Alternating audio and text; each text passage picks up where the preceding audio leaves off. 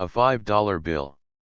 The afternoon express from the north steamed into the Bayport station to the usual accompanying uproar of clanging bells from the lunchroom, shouting red caps, and a bellowing train announcer. Among the jostling, hurrying crowd on the platform were two pleasant-featured youths who scanned the passing coaches expectantly. "I don't see him," said Frank Hardy, the older of the pair, as he watched the passengers descending from one of the Pullman coaches. "Perhaps he stopped at some other town and intends coming in on the local." "It's only an hour later," suggested his brother Joe. The boys waited. They had met the train expecting to greet their father, Fenton Hardy, the nationally famous detective, who had been away from home for the past 2 weeks on a murder case in New York. It appeared that they were to be disappointed. When the last of the Bayport passengers had left the train, Fenton Hardy was not among them. "We'll come back and meet the local," said Frank at last. The brothers were about to turn away and retrace their steps down the platform when they saw a tall, well-dressed stranger swing himself down from the steps of the nearest coach. He was a man of about 30, dark and clean-shaven, and he hastened over toward them. "I want to pay a fellow $1 out of this 5, remarked the stranger, as he came up to the boys. "Can you change the bill?" At the same time he produced a $5 bill from his pocket and held it out inquiringly. He was a pleasant-spoken young man and he was evidently in a hurry. "I could try the lunchroom, I suppose, but there's such a crowd that I'll have trouble being waited on," he explained, the bill fluttering in his hands. Frank looked at his brother and began feeling in his pockets. "I've got $3, Joe. How about you?" Joe dug up the loose change in his possession. There was a $1 bill, a 50-cent piece and 3/4. $2.25, he announced. "I guess we can make it." He handed over $2 to Frank, who added it to the $3 of his own and gave the money to the stranger, who gave Frank the $5 bill in exchange. "Thanks, ever so much," said the young man. "You've saved me a lot of trouble. My friend is getting off at the station and I wanted to give him the $1 before he left." "Thanks. Don't mention it," replied Frank carelessly, putting the bill in his pocket. "We'll get it changed between us." The young man nodded, smiled at them and hastened back up the steps of the coach, with a carefree wave of his hand. "I'm glad we were able to help him out," observed Joe. "It was just by chance that I had that small change too. Mother gave me some money to buy some pie plates." "Pie plates," exclaimed Frank, with a grin. "There's nothing I'd rather see coming into the house than more pie plates. More pie plates mean more pie. We might as well go down and get them now, before I forget. There's a shop down the street and we can get the plates and get this $5 bill changed. It'll help kill time before the local comes in."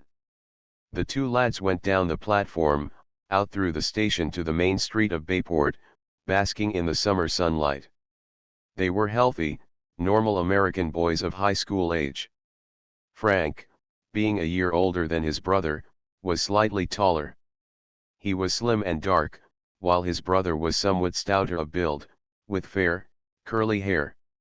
As they strolled down the street they received and returned many greetings, for both boys were well known and popular in Bayport.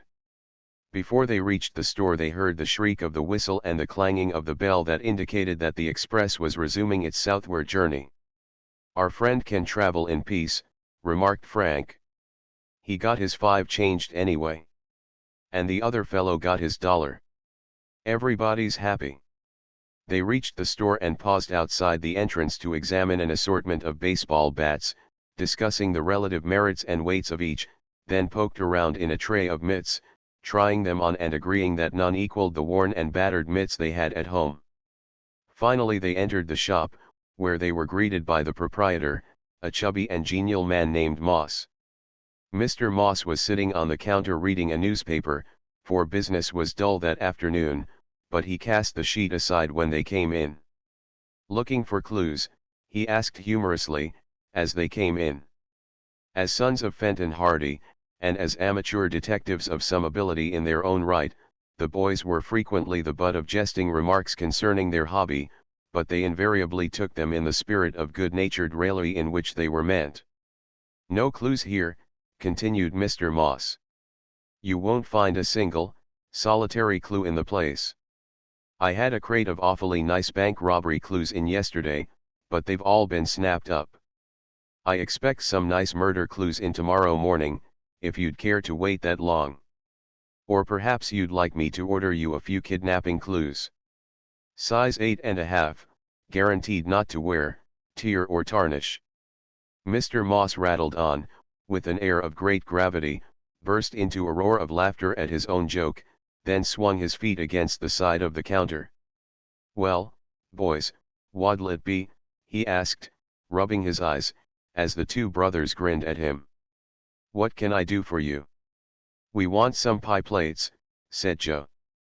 "3 small ones, I suppose," said Mr. Moss, then chuckled hugely as the boys looked at him in indignation. "I should say not," returned Frank. "The biggest you've got." Mr. Moss laughed very much at this also, and swung himself down from the counter and went in search of the pie plates. He returned eventually with 3 that seemed to be of the required size and quality. "Wrap 'em up," said Frank, throwing the $5 bill on the counter. Mr. Moss wrapped up the plates, then picked up the bill and went over to the cash register. He rang up the amount of the sale and was about to put the money in the till when he suddenly hesitated, then held the bill up to the light. Slowly, he came back to the counter, rubbing the bill between thumb and forefinger, feeling its texture and minutely examining the surface. "Where did you get this bill, boys?" he asked seriously. "We just changed it for a stranger on the train," answered Frank. "What's the matter with it?" "Looks bad to me," replied Mr. Moss dubiously. "I'm afraid I can't take a chance on it." He handed the bill back to Frank, then indicated the package on the counter. "What are you going to do about the plates?" he asked. "Have you any other money besides that bill?" "Not a nickel," said Joe. "At least, not enough to pay for the plates." "But do you really think the bill is no good?" "I've handled a lot of them.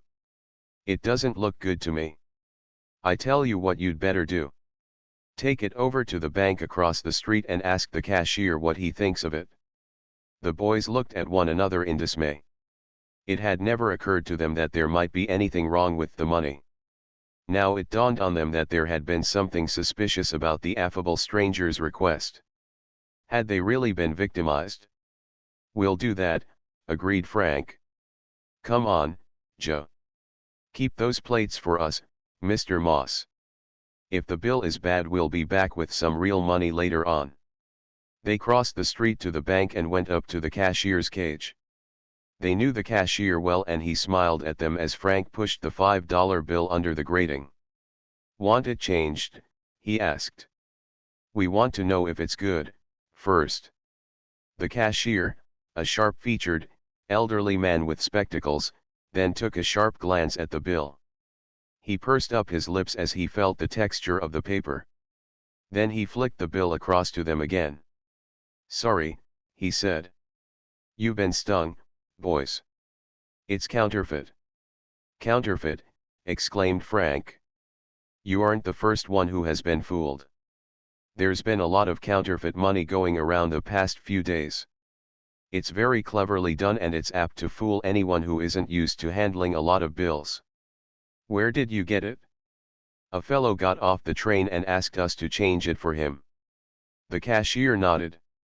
"And by now he is miles away, probably getting ready to work the same trick at the next station. I guess you'll have to pocket your loss, boys. It's tough luck." 2. Counterfeit money. The Hardy boys left the bank, feeling at once foolish and wrathful. "Stung," declared Frank. "Stung by a counterfeit bill. Oh, if the fellows hear of this, we'll never hear the end of it. What a fine pair of greenhorns we must have looked to that slick stranger. I'd like to lay my hands on him for about 5 seconds. I'll bet he's been laughing to himself ever since about how easily we were fooled. I'll say we were easy." We hadn't a suspicion in the world. After all, Joe remarked, that bill might have fooled anyone. You can't deny that it looks mighty like a real 5. They halted on the corner and again examined the money. Only an experienced eye could have detected any difference between the counterfeit bill and a genuine one. It was crisp and new and appeared in every respect identical with any bona fide $5 bill that had ever been legitimately issued by the federal government. If we were dishonest, we could palm this off on almost anyone, just as we had it palm it off on us, said Joe. Oh, well, live and learn. I hate to think of that fellow laughing at us, though. It's a nice price to pay for a lesson not to be too trustful of strangers after this. It cost me more than it cost you, Frank pointed out. It was just my luck that I had $3 on me and you had only 2. This phase of the matter had not occurred to Joe before, so he felt considerably more cheerful in the thought that he had not, after all, been the chief loser. They went back to the store and dolefully reported to Mr. Moss that he had been right in his surmise about the bill. It was bad, all right, Frank told him. The cashier took one look at it, and that was enough. Mr. Moss nodded sympathetically. Well, it's too bad you were stung, he said. But I'd rather it was you than me. In business, we have to be careful. As a matter of fact, I think it would have fooled me, only the bank warned me this morning that there was some counterfeit money going around and that I'd better be on my guard against any new bills. The minute I saw your 5 was fresh and new, I got suspicious. It's certainly a clever imitation. Whoever is putting the stuff out is a real artist at that game. We'll be back for the pie plates later, promised Joe. But we didn't want you to think we were trying to pass bad money on you. Mr. Moss laughed at the idea. The Hardy Boys pass counterfeit money, he exclaimed. I know you better than that, I hope. I'll keep the plates for you, or you can take them now and bring back the money later. Good money, though, he added, wagging his finger at them. We'll be back, they told him. They went toward the station to wait for the local train on which they expected their father to arrive, and while they waited, sitting on a platform bench, they gloomily discussed the imposition of which they had been the victims. It isn't so much losing my $3, declared Frank. It's the thought of being fooled by such a simple trick. We should have known that the fellow had plenty of time to get his money changed at the lunch counter or at the cigar stand, or even the ticket office. Instead of that, we dug into our pockets like lambs. Lambs don't have pockets, Joe pointed out. All the better for them. They're so innocent they'd be fleeced of everything they put in 'em, anyway. Just like us. We handed over all our money to a total stranger and let him give us a bad bill that we didn't even take the trouble to look at. I wish somebody would kick me all around the block. While the Hardy Boys are sitting on the bench, gloomily awaiting the arrival of their father and preparing to tell him of how they had been fooled by the stranger, it will not be out of place to introduce them still further to the readers of this volume. As related in the first volume of the series, the Hardy Boys, the Tower Treasure, Frank and Joe Hardy, were the sons of Fenton Hardy, a private detective of international fame. Mr. Hardy, who had been for many years on the New York police force and who had later resigned to carry on a private detective practice, was a criminologist of note. He knew by sight and by reputation most of the notorious criminals of his day, and his mastery over all the branches of his profession was such as to place him at the very forefront of American detectives.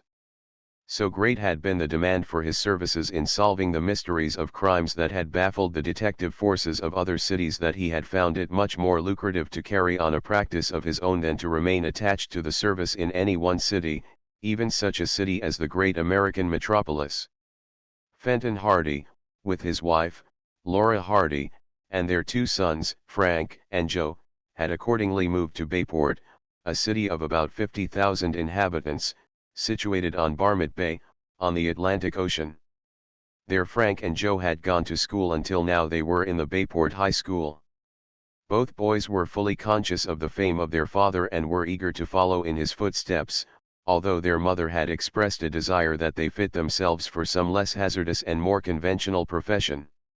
However, the Hardy boys had inherited much of their father's ability and deductive talent. Already they had aided in solving two mysteries that had kept Bayport by the ears. As related in The Hardy Boys, the Tower Treasure, they had solved the mystery of the theft of valuable jewels and bonds from Tower Mansion, after even Fenton Hardy himself had been unable to discover where the thief had hidden the loot. In the second volume of the series, The Hardy Boys, The House on the Cliff, has been told how the Hardy Boys discovered the haunt of a gang of smugglers who were operating in Barmit Bay. In this case they had received a substantial reward, as federal agents had tried in vain to locate the smugglers' base of activities for many months. Following the adventures at the house on the cliff, an uneventful winter and spring had passed, the brothers devoting themselves to their studies and to an occasional winter holiday. Christmas had come with many presents, and now warm weather was once more at hand. Because of the pride they took in their achievements as amateur detectives, the Hardy boys felt very keenly the ignominy of being so easily fooled by the stranger who had passed the counterfeit money upon them. "Dad will have the laugh on us now," muttered Joe, as they heard the distant whistle of the approaching train. "Well, we'll tell him about it, anyway. Who knows but what a big case might arise out of this." The afternoon local pulled into the station, and Fenton Hardy stepped down from the parlor car, bag in hand, light coat over one arm. He was a tall, dark-haired man of about 40 years of age. He had a quick, pleasant smile for his sons and he shook hands with them warmly. "How's mother?" he asked, after the first greetings. "She's fine," replied Frank. "She said there'd be something special for supper tonight, seeing you're back." "Good. And what have you two been doing?" "Kept out of mischief, I hope." "Well, we've kept out of mischief," said Joe, "but we haven't kept out of trouble." "What's the matter?"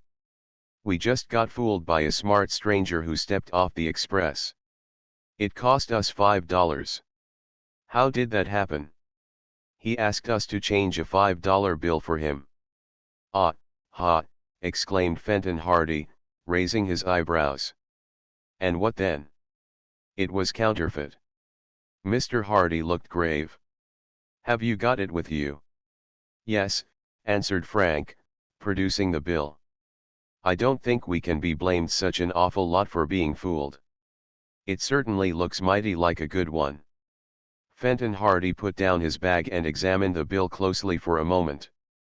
Then he folded it up and put it in his waistcoat pocket. "I'll take care of this, if you don't mind," he said, picking up his bag and beginning to walk toward the station exit. "As it happens, I know something about this money." "What do you mean, Dad?" asked Frank quickly. "I don't mean that I know anything about this particular $5 bill, but I know something about this counterfeit money in general. As a matter of fact, that is why this trip took me longer than I had thought it would.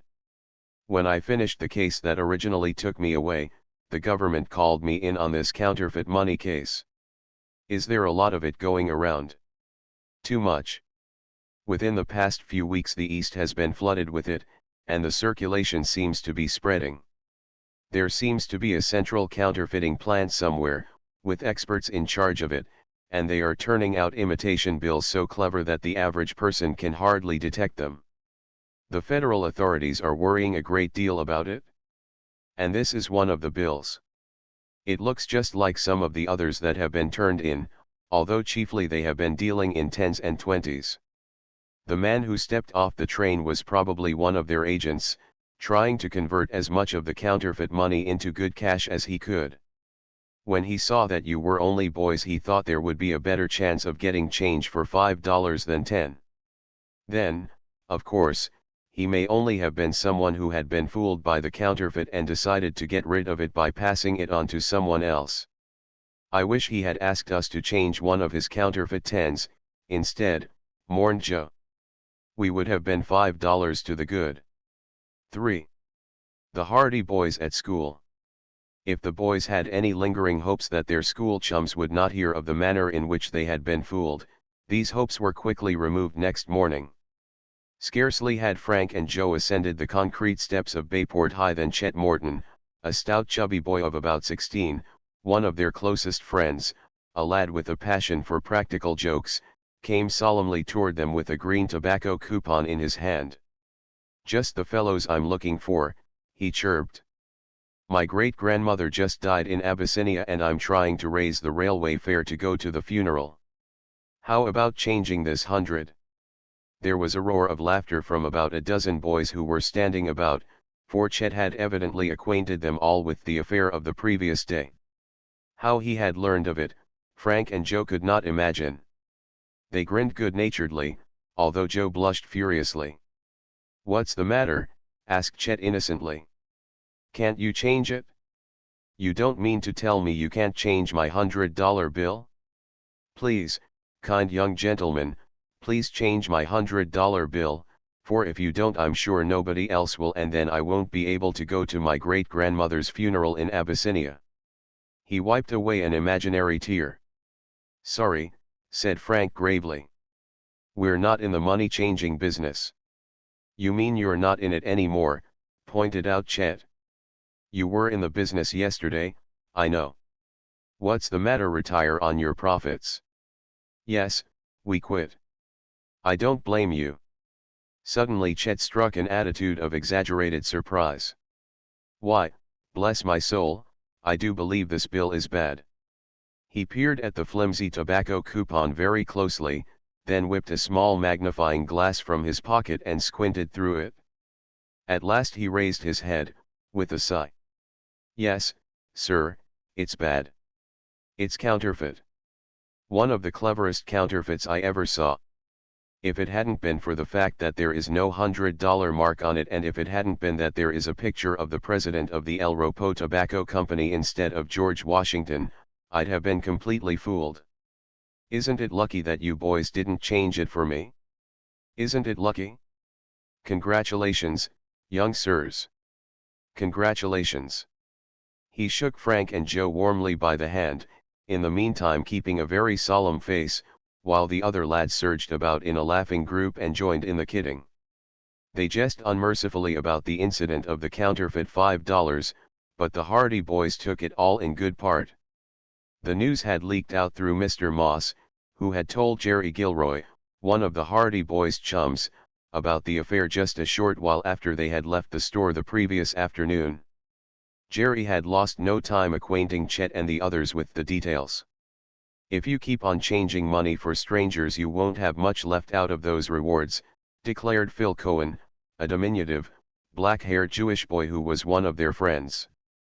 He was referring to the money the Hardy boys had received in rewards for their work in the Tower Mansion case and for helping run down the smugglers. "Oh, I guess we still have a few dollars," replied Frank smilingly. "We have enough in the bank to buy a motorboat with, anyway." "What's that?" asked Chet quickly. "Are you getting a motorboat?" The Hardy boys nodded. Their chums were immediately interested. "Put me down for one of the first passengers," shouted Biff Hooper, a tall, broad-shouldered boy who had just pushed his way through the circle. "We're thinking of getting one like Tony Pertos's," said Joe. "I wish it was mine," exclaimed Tony. His father, one of the most respected citizens in the Italian colony of Bayport, owned a speedy motorboat which had proved of great service to the Hardy boys in their conflict with the smugglers of Barmet Bay. "But if you're getting a boat at all you can't do any better than get one just like it. Dad told us last night we could get one as long as we stayed in the bay and along the coast with it. He was afraid we might get ambitious and try crossing the Atlantic." "Well," remarked Jerry Gilroy, "I see where our summer baseball league is shot to pieces now." "Why? You'll be out in that boat every minute of your spare time. It was bad enough when you had the motorcycles. You were both always roaming around the country on them, but now we'll never be able to find you at all. There goes the best pitcher and shortstop of my team together." Jerry looked very glum as he said this, for he was an ardent ball fan and he had been much in the forefront in organizing a league for the summer months. Frank Hardy was one of the best pitchers in the school, and Joe could cover short in a manner that was the envy of his companions, but in spite of their natural ability for the game, the Hardy boys had always shown a preference for outings instead of baseball. "I'd rather go out for a whole day on a motorcycle or in a motorboat than play a dozen ball games," said Frank. This was rank heresy to Jerry, who could not bear any reflections on his beloved game. "Gosh, I don't know what's to become of you two. Can't I count on you for any games at all?" "Sure you can," promised Frank. "We're not going to live in the motorboat. If you go fooling around Barmit Reefs on a stormy day in the old tub you'll die in it, though," snickered Chet. "That'll be about enough from you," warned Frank, giving him a friendly dig in the ribs. Then, turning to Jerry, he went on, "We'll play on your team, but we won't spend all our time outside of meal hours in practicing." "Well, I suppose I should be satisfied. We can't have everything. But I'd imagine you'd like to practice." "They don't need to," declared Chet. "That's why you have to spend all your spare time learning how to catch. Even now you're not much good at it." He winked at Tony Perto, who was standing behind Jerry. "Why, I'll bet you can't catch a measly little fly like this. Look." He took a baseball out of his pocket and threw it lightly into the air. It did not go very high and it was a ridiculously easy catch for anyone. As for Jerry Gilroy, who was really a star outfielder, it was scarcely worth the effort. He had but to step back a pace and the ball was his. "Can't I?" he said, somewhat nettled by Chet's words. The ball arched through the air and descended directly toward him. He stepped back, prepared to make the easy catch. But Tony Perto had caught Chet's wink and knew what it meant, for they had carefully rehearsed the trick between them. As soon as Chet had thrown the ball, Tony knelt on his hands and knees on the grass immediately behind Jerry. For all his seeming carelessness, Chet had thrown the ball just far enough so that Jerry would have to step back to make the catch. Jerry collided with the recumbent figure behind him, he staggered, lost his balance and tumbled over Tony Perto, while the baseball thumped into the grass. The other boys, who had seen the joke from the start, laughed uproariously as Jerry picked himself up and betook himself in pursuit of the already fleeing Tony, while Chet, with an air of vast satisfaction, picked up the baseball. "I knew he couldn't catch it," he said, with all the airy disdain of a minor prophet. Just then the gong in the main hall of Bayport High began to clang, summoning the students to their classes, and the boys crowded through the wide doorway. 4. Another victim. When he took his place in class that morning, Frank Hardy glanced over at the desk, 2 aisles away, where Callie Shaw was sitting. Callie, a brown-haired, brown-eyed miss with a quick, vivacious manner, was one of the prettiest girls attending Bayport High School. She was Frank's favorite of all the girls in the city, and each morning he glanced over at her desk and never failed to receive a bright and fleeting smile that somehow made the dusty classroom seem a trifle less drab and monotonous, and when she was not there it always seemed that the day had gotten away to a bad start. She was there this morning, but she was gazing soberly at her books and she failed to return Frank's glance with her usual smile. This was something so utterly extraordinary that Frank gazed at her, open-mouthed, for a second or so until, recollecting himself, he turned to his own books and proceeded to spend much of the time until recess in a state of helpless wonderment. Like the average boy under such circumstances, he racked his brains trying to recollect what he could have done that might have offended Callie. But there seemed to be no solution to the mystery. Perhaps she had heard of how he had been fooled by the stranger yesterday. Perhaps she felt contempt for him because he had been so easily outwitted. This was one of his wild surmises, but he rejected it because it was not like Callie to be angry about anything unless there was good reason for her displeasure. At last he gave it up and tried to dismiss the matter from his mind, but several times during the morning he cast covert glances in her direction. But Callie was plainly worried and downcast. She seldom raised her eyes from her books, she answered the teacher's questions in a most abstracted manner, and altogether it appeared that there was something on her mind beyond schoolwork. When recess came she walked slowly out of the room, not mingling with the other girls. Frank saw her go outside toward the campus, where she sat down on the grass by herself, watching an impromptu basketball game and declining all requests to join in the fun. He went over to her and flung himself down on the grass beside the girl. "What's the matter, Callie?" She looked up at him and smiled faintly. "Hello, Frank, where did you drop from?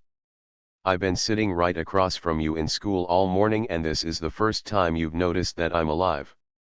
"I'm sorry, Frank. I didn't mean to be rude.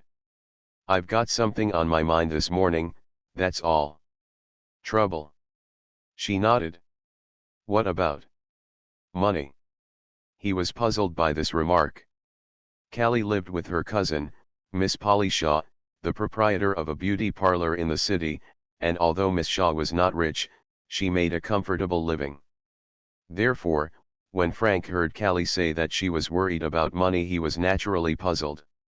Callie's parents lived in the country, but they sent their daughter frequent remittances to pay the expenses of her education in Bayport. "What's the matter?" he asked. "Didn't your allowance come?" "No, it isn't that.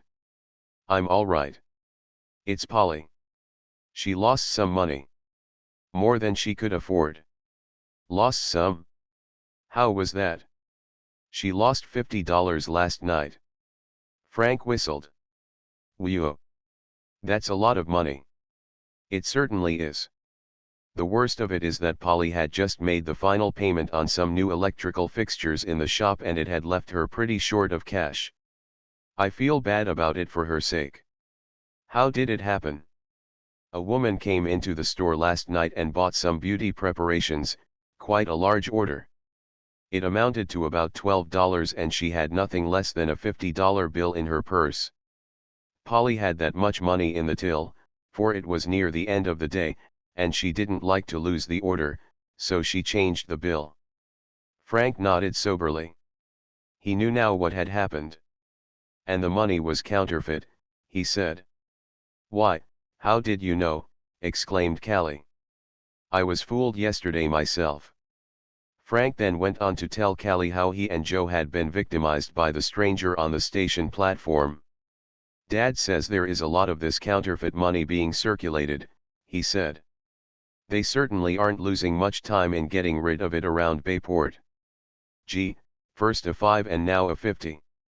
I'm sure sorry that Polly is out that much money." "Yes, it's a big amount," declared Callie. "Of course, she'll get along, but no one likes to lose that much." "Did she know the woman?" "Oh, no. She was a total stranger. She was rather handsome and was well dressed. Polly didn't suspect anything wrong. As a matter of fact, it wasn't until she picked up the paper after work last night and read that the banks had issued a warning about counterfeit money that she began to think about it.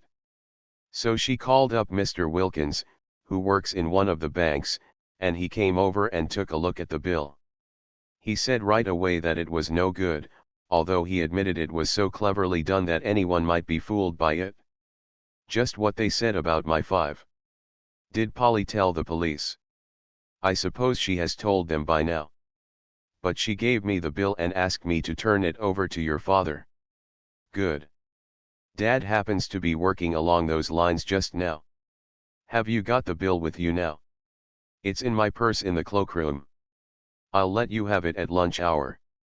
So when school was dismissed at noon, Callie gave Frank the counterfeit $50 bill. Frank examined it closely. Like the $5 bill he and Joe had changed for the plausible stranger the previous day, it was crisp and new.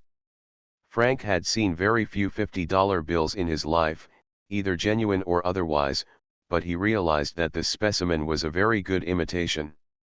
The mere fact that such bills are not often seen by the average person no doubt rendered it easier to pass without being readily detected. "I'll show this to my father," he promised Callie. "I'm afraid it won't do much good. Polly will have to stand her loss, unless she can trace the woman who passed the bad bill on her, but perhaps this will help Dad find the source of all this counterfeit money. Goodness knows how many poor people are being victimized just as Polly was," said the girl. I hope they catch the people who are at the bottom of it. When Joe joined Frank on the school steps, Frank told him about the incident at the beauty parlor and of how Polly Shaw had lost $50 in goods and money to the strange woman. Of course, said Frank, she may have been perfectly innocent in passing that $50 bill, and perhaps she didn't realize it was counterfeit, but I'm beginning to think this gang has a number of people traveling around getting rid of the imitation bills. Once they get them into circulation, they'll go from hand to hand until the banks check them up. Somebody is bound to lose in the end, and usually it's the honest person who finds out that the money is bad and won't pass it any further. The crooked ones will just try to get rid of it as quickly as they can. When they reached home, Frank told his father about Polly Shaw and handed over the counterfeit bill. So they're dealing in 50s now, exclaimed Fenton Hardy, as he looked at the money. Do you think it's made by the people who turned out that bad five that we got stung on? Joe asked. Mr. Hardy drew a magnifying glass from his vest pocket and made a close scrutiny of the bill. It seems to have been printed on the same press, but I'm not sure, he announced at last. These things are so cleverly done that it would take an expert to notice any differences. He proceeded then to examine the $5 bill, comparing it closely with the 50, and at last he put the glass back into his pocket. I'm practically certain that these bills were issued from the same press. The paper seems to be of the same kind, just a shade lighter than the paper used in genuine money, and there are certain little differences in the engraving that are almost identical on each bill. Miss Shaw won't mind if I keep this, will she? He asked Frank. She asked me to give it to you. I'll send both these bills to an expert in the city and we'll get his opinion on it. Mrs. Hardy, a pretty, fair-haired woman, sighed. I'm sure I don't know what the world's coming to, she said, when men will make bad money and know that poor people are going to lose by it. It's a shame.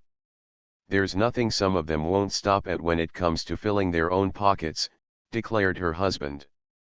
But perhaps when the expert sends me his report on these bills I'll have something more to work on. If it turns out that there is one central gang circulating this money, we'll all have to be on the lookout. V. Curing the Joker. Hard work in school occupied the attention of the boys for the rest of the week, for examination time was near, and even Jerry Gilroy was obliged to dismiss baseball from his mind in a frantic attempt to catch up with his geometry and Latin, that somehow appeared to keep perpetually ahead of him. Frank and Joe sweated over the ablative absolute and grumbled over the heroic exploits that could be resurrected from the deathless lines of Caesar and Virgil if one could but distinguish verbs from nouns, and wondered, as schoolboys have wondered from time immemorial, why they should be obliged to concern themselves with things that happened 2,000 years ago and more when they might better be outside playing.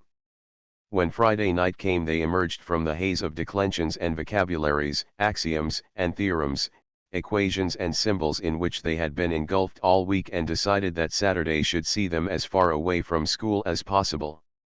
Let's get out of the city altogether, suggested Frank, as the Hardy boys left the classroom on Friday afternoon. What say we all go for a hike out into the country? Suits me, agreed Chet. No motorcycles either. Let's walk. Good idea, Jerry Gilroy approved. Unless, he said hopefully, you fellows would rather come up to the campus and have baseball practice. Another smart remark like that out of you and I'll practice my famous left hook on your jaw, warned Biff Hooper, squaring off in a pugilistic attitude. We don't want to see or hear of this school again until Monday morning, and that'll be too soon. All right, said Jerry placatingly. I just thought I'd mention it. And I just think you'll forget about it, said Chet. You'll come along on this hike with us. Here, have an apple and keep quiet. He dug into the inexhaustible recesses of his pockets and produced a slightly shop-worn apple, which he thrust into Jerry's hands. There, see if that'll keep you quiet for a while. Jerry, who could never resist anything in the nature of food, accepted the donation eagerly. Where shall we go on this hike? He asked, raising the fruit to his lips. I was thinking we could go up to Carl Stummer's farm, suggested Joe. Mother was saying she wondered if Stummer would let her have any cherries to can this year. This would be a good time to ask him. Suits me, said Jerry, taking a prodigious bite of the apple. Then an expression of pained surprise crossed his face to be replaced by a look of ghastly realization. Tears spurted to his eyes and his jaws worked convulsively. Then he emitted a gurgle of agony, spluttered, spat out the apple and began to dance around on the pavement, waving his arms in the air. Indian war dance, commented Chet gravely, clapping his hands. Fine work, Jerry. Do it again. Pepper, spluttered Jerry. I'm burning up. Water. Call the fire brigade, advised Chet, bursting into a shriek of laughter. The other lads gazed at their companion in amazement until his wild antics became too much for them and they all roared as Jerry continued his frantic splutterings. Wildly, the victim turned toward the school again. There was a water fountain near the front door and he headed toward it, but his eyes were so full of tears from the mouthful of red pepper that he had gulped when he bit into the hollow apple that he did not see a flower bead in his path. Jerry stumbled over the wire border and sprawled full length among the flowers. The janitor, a cantankerous individual named Mac Bain, had been standing nearby watching the performance with a broad grin on his usually dour features. But when he saw Jerry fall into his precious flower bead he gave a roar of fury. "Awa wi yeah," he bellowed. "Awa frame off flowers, yeah young limb. I'll ha' you reported." Mac Bain always lapsed into broad Scotch when his temper was aroused. The rest of the boys scattered, fearing the wrath to come. Jerry managed to scramble out of the flower bead just as the janitor reached him. He jumped out of reach of the outstretched hand, with the result that Mac Bain lost his balance and overstepped the border, treading on some choice blossoms and getting tangled up in the wire. Jerry made for the fountain and was already taking deep gulps of the cool water when Mac Bain, now spluttering unintelligible phrases that could only have been understood in the remotest reaches of Caledonia, got out of the flower bead and thundered toward him. With a longing glance at the spouting water, for his raging thirst was not yet appeased, and with a fearful glance at the approaching janitor, Jerry turned and fled. He joined his laughing companions at the street corner, and with a shamefaced air admitted that the joke had been on him. Mac Bain gave up the chase, vowing threats of vengeance on the following Monday. "He'll forget all about it by then," assured Phil. "I won't forget about it," declared Jerry. "Next time anybody offers me an apple I'll ask for an orange instead." "You can't very well fill that with pepper." "I'll get even with you, Chet." "You're welcome to try," replied the practical joker cheerfully. "But in the meantime let's plan this trip for tomorrow." As a result of their arrangements, the Hardy boys and their chums met in the barn back of the Hardy home early the next morning, all outfitted for a hike into the country. Each lad carried a substantial lunch, their mothers realizing that the noonday meal by the roadside is one of the chief features of such an outing. Phil and Tony were late, and the other boys put in the time by exercising in the Hardy boys' well-equipped gymnasium, to which purpose the barn had been converted. Biff Hooper practiced left hooks and uppercuts with desperate intensity and battered the punching bag until it hummed. Chet almost broke his neck attempting some complicated maneuvers on the parallel bars that were meant as an imitation of a circus bareback rider. Jerry contemplated his lunch and wondered if it were too soon after breakfast for a piece of pie. Phil Cohen and Tony Pertot arrived together and the boys started off at last, trudging along the broad highway in the early morning sunlight, whistling away in the best of spirits. They were decorous enough while they were in the city limits, but once they struck the dusty country roads their natural activity asserted itself and they wrestled and tripped one another, ran impromptu races, picked berries by the roadside and laughed and shouted without a care in the world. The road skirted the Willow River, which ran among the farms and hills back of Bayport, through a pleasant, pastoral country. Toward the middle of the morning the boys left the road and struck out beneath the trees toward a secluded spot on the river, where they enjoyed a swim. For over an hour they splashed about in the cool water. Chet was the first to come ashore, and the others would have remained much longer had it not been for the discovery that their thoughtful companion, after getting dressed, was busying himself in the time-honored pastime of tying their clothes into knots. Whereupon they scrambled out of the water and chased the chubby one into the shelter of some bushes, whence they were unable to pursue him further because the thorns hurt their bare feet and they were forced to retreat, hopping, toward the river bank while Chet jeered at them from the covert. "Chaw on the beef," he cried, in the time-honored way. "Just you wait," spluttered Joe, chewing on a knot with all his might. "Am waiting," was the cheerful retort of the joker. "We'll skin you alive," muttered Jerry. "And salt you," added Frank. But when they had untied the knots they gave chase and the plump jester was soon winded, although he had a good start. He puffed and panted as they chased him down the road in the dust. They caught up to him at the entrance to the lane leading into Carl Stummer's farm, forcibly divested him of his hiking boots, socks, and necktie and proceeded to wreak revenge. "We'll cure you of practical jokes for a while," promised Frank, with a grin, as he cast one boot into a field wherein a bad-natured bull was grazing, and the other into a field at the other side of the lane, with a heavy growth of thistles around the fence.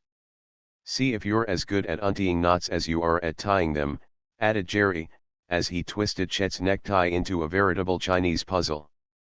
"And now see how it feels to walk around in your bare feet," suggested Phil, as he hung one of Chet's socks over the limb of a tree some distance down the road and placed the other in the middle of a clump of brambles. Biff Hooper and Tony then released the protesting Chet. They had been sitting on him in the middle of the lane while the others were performing their kindly offices. "We'll see you down at the farm," said Biff airily, as the lads went chuckling down the lane in the direction of Stummer's place. Spluttering and vowing threats, Chet was forced to retrieve his clothes. When he sought to regain his boot from the pasture the bull saw him and rushed toward him with a bellow. Chet, in bare feet, just reached the fence in time and tumbled over into the bushes with the rescued boot. Then he had to step gingerly through the thistle patch in the other field before he could get the other boot. After that he had to climb a tree before he could reach one sock, and go plunging through the brambles before he could regain the other. When the laughing boys last saw him he was sitting by the roadside picking thistles from his feet and gazing hopelessly at his necktie. "He's cured for a while now," chuckled Joe, as the boys came up into the barnyard of Stummer's farm. "Cure him? Never," exclaimed Frank. "He'll be making us all step before the day is out." 6. The Old Mill. Carl Stummer, a lanky, shambling old farmer with drooping shoulders, a drooping mustache and a drooping pipe, was just coming in from the fields when the boys came through the barnyard gate. How he managed to chew a straw and smoke a pipe perpetually at the same time was always a fascinating mystery, but he could do it and always seemed to derive a great deal of satisfaction from the feat, stopping only to change the straw or fill the pipe at intervals. Some people had been known to have seen him without the straw and some had seen him without the pipe, but no one had ever seen him without one or the other. Chet Morton always stated it as a grave fact that Carl Stummer slept with his pipe in his mouth and a supply of fresh straws constantly by his bedside and that he changed them in his sleep. "Lo, boys," he called, taking a firmer grip of the pipe stem. "And what brings you here?" "How's the cherry crop, Mr. Stummer?" asked Frank. "Fair to middlin'," replied Mr. Stummer doubtfully. This was a good sign, as Carl Stummer was rarely known to express an encouraging opinion about anything. If he said crops were poor, one might be reasonably certain that they were really fair. If he said they were fair to middlin', it might be inferred that they were excellent. "Mother wants to know if you can let her have cherries to can this year." Mr. Stummer chewed with relish at the straw. "Most probably she kin," he agreed. "She wanted to speak for them so that you'd keep her in mind at cherry picking time." "I'll remember," promised Stummer. "Mrs. Hardy has always been a good customer of mine. You tell her she can have all of them cherries that she wants." "Thanks, Mr. Stummer. That's all we called about." The farmer looked at them. His hands were plunged deep in the pockets of his faded overalls. The straw waggled beneath the drooping mustache. "Out for a hike," he ventured. "Yes. We thought it would be a good day for it." Yeah, pretty fair day for hikin', agreed Mr. Stummer, glancing at the sky to make sure. Where you thinkin' of goin'? Oh, we don't know. Just around the country. Yeah? Not goin' down by the old mill, are you? Turner's old mill? Asked Joe. Down by the deserted road. That's the place. Down by the river. Well, we hadn't thought particularly about going down there. Why do you ask? The straw waggled more violently than ever. Mr. Stummer took a long drag at the pipe, which was in imminent danger of going out. Oh, I dunno, he said, with a reflective sigh. Just thought I'd say something about it. I wouldn't go down there if I was you. Why not? Inquired Frank. I know the place is deserted and it's almost falling down, but we can keep out of danger, can't we? It ain't deserted now. What do you mean? There's 3 fellows running the mill now. Funny fellows they are. Been there for a couple of weeks. The boys looked at one another in surprise. Turner's flour mill was located on a wild part of the Willow River. It had once been on a main road, but the construction of a new highway had left it on a deserted loop which was now seldom traversed. The mill had been abandoned for several years and seemed to have outlived its usefulness. No one had ever expected that the mill wheel would turn again. Are they running it as a flour mill? Asked Frank. Stummer nodded. They don't do much outside grindin'. I sent 'em some of my wheat, but their prices was too high. They nearly skinned me alive, so they don't need to expect any more trade from me. I'll send my grain into Bayport after this, where I've always been sendin' it. How do they expect to make a living then? They ain't lookin' for trade from the farmers. Matter of fact, I don't think they want it. They told me they're gettin' up some new kind of breakfast foods that the doctors are all goin' to take up. There's something secret about it, went on Stummer, warming to the mystery. They ain't sayin' anything until they get their patents. Why, they won't even let a man go through the mill. 3 men, you say? Yeah. 3 fellers. Sort of unpleasant lookin' chaps. And there's a boy there too. I forgot about him. Looks something like you, he said, pointing to Joe. Have you ever seen any of them before? Stummer shook his head. I guess they come from the city, he hazarded. They come away down here so they could be quiet and work at this here breakfast food stuff of theirs without being bothered. That's why I said you shouldn't go down there. They don't like people hangin' around. Makes me curious to see the place, put in Jerry. The other boys gave murmurs of agreement. Go along if you like, said Stummer, shrugging his shoulders. It ain't none of my affair. Just thought I'd tell you, that's all. They don't like strangers around. We won't bother them, promised Frank. What do you say, fellows? Should we take a trip around that way or should we not? As usual, the mere fact that something of a mystery surrounded the old mill made all the boys eager to turn their steps in that direction. We'll go down the old road, anyway, said Joe. I'd like to get a look at the place. It'll give us somewhere to go. Sure, agreed Philosophy. We can eat our lunch on the way. The vote seems to be in favor of it, said Frank, with a smile. Well, drawled Stummer, chewing vigorously at the straw, don't blame me if you get chased away from the mill. I've warned you. His eyes twinkled.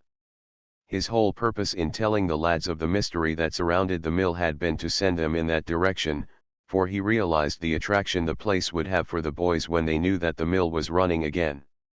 He was rather curious, too, about the 3 men who were in charge of the place, and he thought that perhaps the boys might pick up some information that he had been unable to get. Have a good hike, he said, as he turned to go back to the farmhouse. Don't get into any trouble. We won't, they assured him, and forthwith started back down the lane. They met Chet, who had by this time managed to retrieve his belongings and was trudging along in the dust meditating ways and means of getting even with his companions. He was not vindictive and he had taken the joke in good part, grinning cheerfully as he saw them approach. "Think you're pretty smart, don't you?" he said, in mock resentment, as they came near. "I've got so many thistles in my feet you'll have to carry me home now."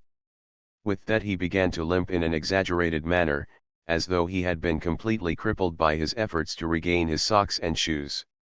"We wouldn't carry you to the end of the lane," said Frank promptly. "You'd better keep your feet moving if you want to come with us." "Where are you going?" "Down to the old mill. Stummer tells us the place is running again." "Hooray!" shouted Chet. "I'll race you," and, forgetting all about his tenderfoot solace, he led the crowd in a mad race toward the main road. 7.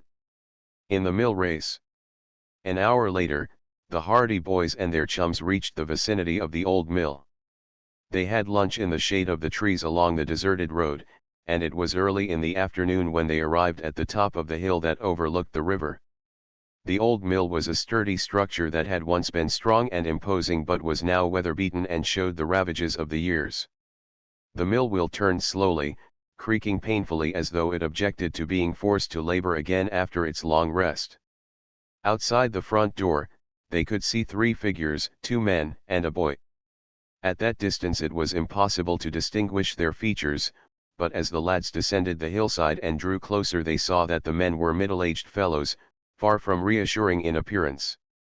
Because of Stummer's remarks, the Hardy Boys and their chums took good care to keep to the shelter of the bushes as they went along the abandoned roadway, now overgrown with weeds and undergrowth. Their approach was not noticed, and at last they were standing not more than 100 yards away from the mill, effectually concealed by the trees and shrubs. "I don't like the looks of the men," remarked Frank, in a low voice. "Neither do I," agreed Joe. One of the men was apparently about 50 years of age. He had a dirty, graying beard and he wore spectacles. He was clad in a torn and stained pair of overalls and his sleeves were rolled to the elbows, revealing his blackened arms. "For a miller, there's mighty little flour on his hands," commented Frank. "He looks more like an automobile mechanic." The other man, who looked older, was similarly attired, but he was of a more benevolent appearance. He did not wear glasses and his shaggy brows almost hid a pair of keen, sharp eyes. He fondled his long white beard reflectively as the other man talked to him in low tones. The boys could not overhear what the pair were saying, but they saw the boy, a fair, curly-headed youth of about 15, in ragged clothing, look up at the older man and say something to him. Instantly the old fellow lost his look of benevolent reflection. He gave the boy a cuff on the ear that almost staggered him. "Be off with you," he ordered harshly. "Go away and play. Don't be hanging around here while we're talking." He spoke so loudly that his words could be clearly heard by the lads hidden in the bushes. The curly-headed boy stood his ground, and evidently repeated what he had said before, for the old man at once became furious. "Go away and play, I tell you," he shouted in shrill tones. "I'll call you when I need you. And be sure you come in a hurry when you hear me." He reached behind him for a heavy cane that was leaning beside the doorway and he struck out viciously at the lad with it. But the boy dodged the blow and ran off toward the mill race, while the old man watched him go, muttering imprecations. "Leave him alone," said the other man in a guttural voice. "We've got other things to attend to than that brat. He's a nuisance, I'll whale the hide off him when he comes back. Leave him alone. Markle is waiting for us. Let's go inside." All right," muttered the old man peevishly. He turned and followed the other through the doorway. "Nice-tempered old chap," remarked Jerry, when the pair had disappeared into the mill. "I'll say he is," declared Joe. "I don't think either of them is up to much." "The young fellow looks all right," Chet said. "He looks as if he has a sweet life here with those men." Phil said. "I thought Stummer told us there were 3 men running the mill." "They said something about Markle," Frank pointed out. "He's the man who is waiting for them inside the mill. That must be the other partner." "Let's go up and talk to the kid," suggested Joe. Perhaps we can dig something out of him about those men. They don't seem to treat him very well, anyway. The boy was walking along the side of the old mill race. The waters were very swift at this point, for the current was strong and the river was deep.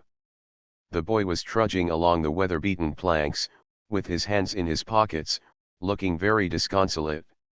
"Lonely-looking boy," observed Tony. "They told him to run away and play. He looks as if he'd never played in his life."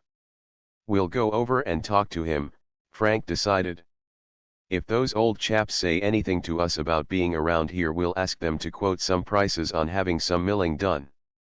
"I can do that," exclaimed Chet. "Dad's a farmer, and he's often said he wished the old Turner mill was running again so he wouldn't have to haul his grain so far." The boys emerged from the bushes and crossed the weed-grown open space near the front of the mill. The other lad had not yet seen them. He was standing by the mill race, some distance below, gazing into the water, now and then raising his head to look at the clacking wheel that turned monotonously in showers of dripping water.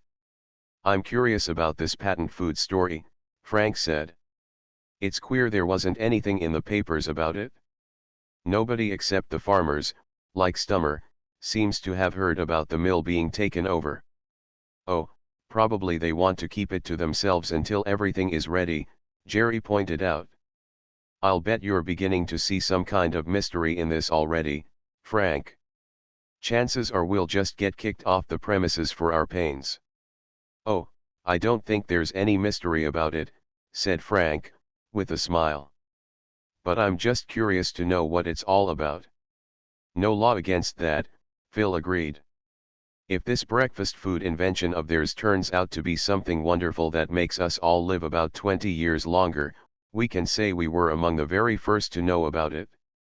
By this time they had drawn closer to the mill race, and the boy standing there had raised his head and seen them. He was a good-looking fellow, not unlike Joe Hardy in appearance, as Carl Stummer had pointed out.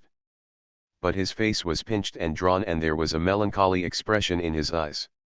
"Looks as if he hadn't had a square meal in a month," Jerry remarked.